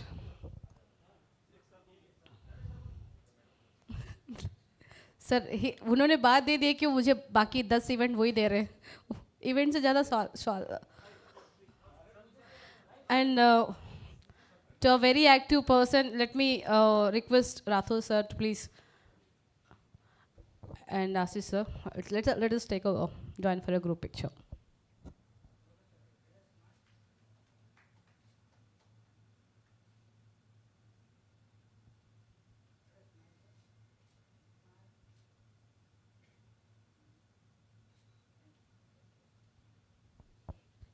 And once again, I am requesting our Ashish sir for your vote of thanks. Morning you have done, but if possible, 1-2 line for all of us. Good evening, all. Thanks to all for being here and sparing your valuable time for this workshop. I am confident that the takeaways that you will get from here will implement into your organization to make the power sector cyber resilient. Thank you. Thank you, sir.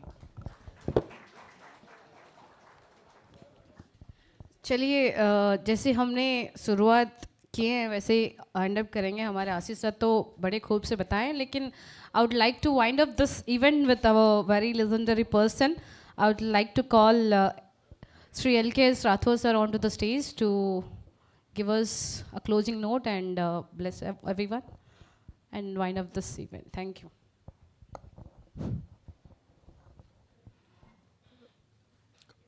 Respected participants, basically this in my opinion is the grand success, and the peoples are the still interesting at the last session of our workshop.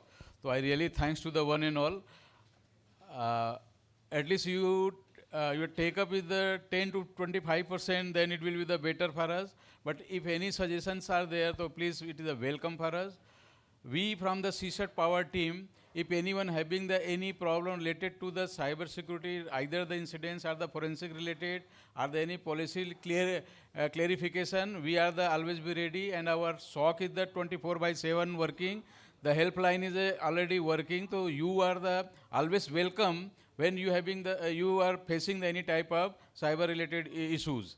So again, once again, thanks to the PGCIL, especially the Dhoman Yadav Sahab and Sunil Kumar Sahab, the IIT topper, that team, and especially the madam. Now I requested to that Radha Manohar. Where is the Radha Manohar? Please bring the one shawl and hand over to the madam. So I will not leave madam you. Oh, thank you very much, and thanks to the one and all. भाई राधा मोहन जी किधर है, कहाँ ले गए? अरे वापस लेके लग रहा है यार. चलिए, thank you very much. Thank you. Thank you. It's okay, sir. चलिए, thank you, sir. Oh, thank you, sir. Thank you. It means a lot to me, and thanks to one and all. Even I have very less knowledge in this. I'm an entertainer. I'm a social anchor, but my event manager and Manohar sir believed me that I can do this. But if I'm wrong in any situation, sorry for that. Thank you all. I hope you all had a great time in this workshop and this section. Thank you. We have a tea and snacks. आराम से चाय लीजिए. Thank you. We'll see you all in the next events. Till that, keep loving me. This is Ankita Padi from Orissa. We'll see you all, meet you all in the next event. Happy journey, everyone. Behalf of us.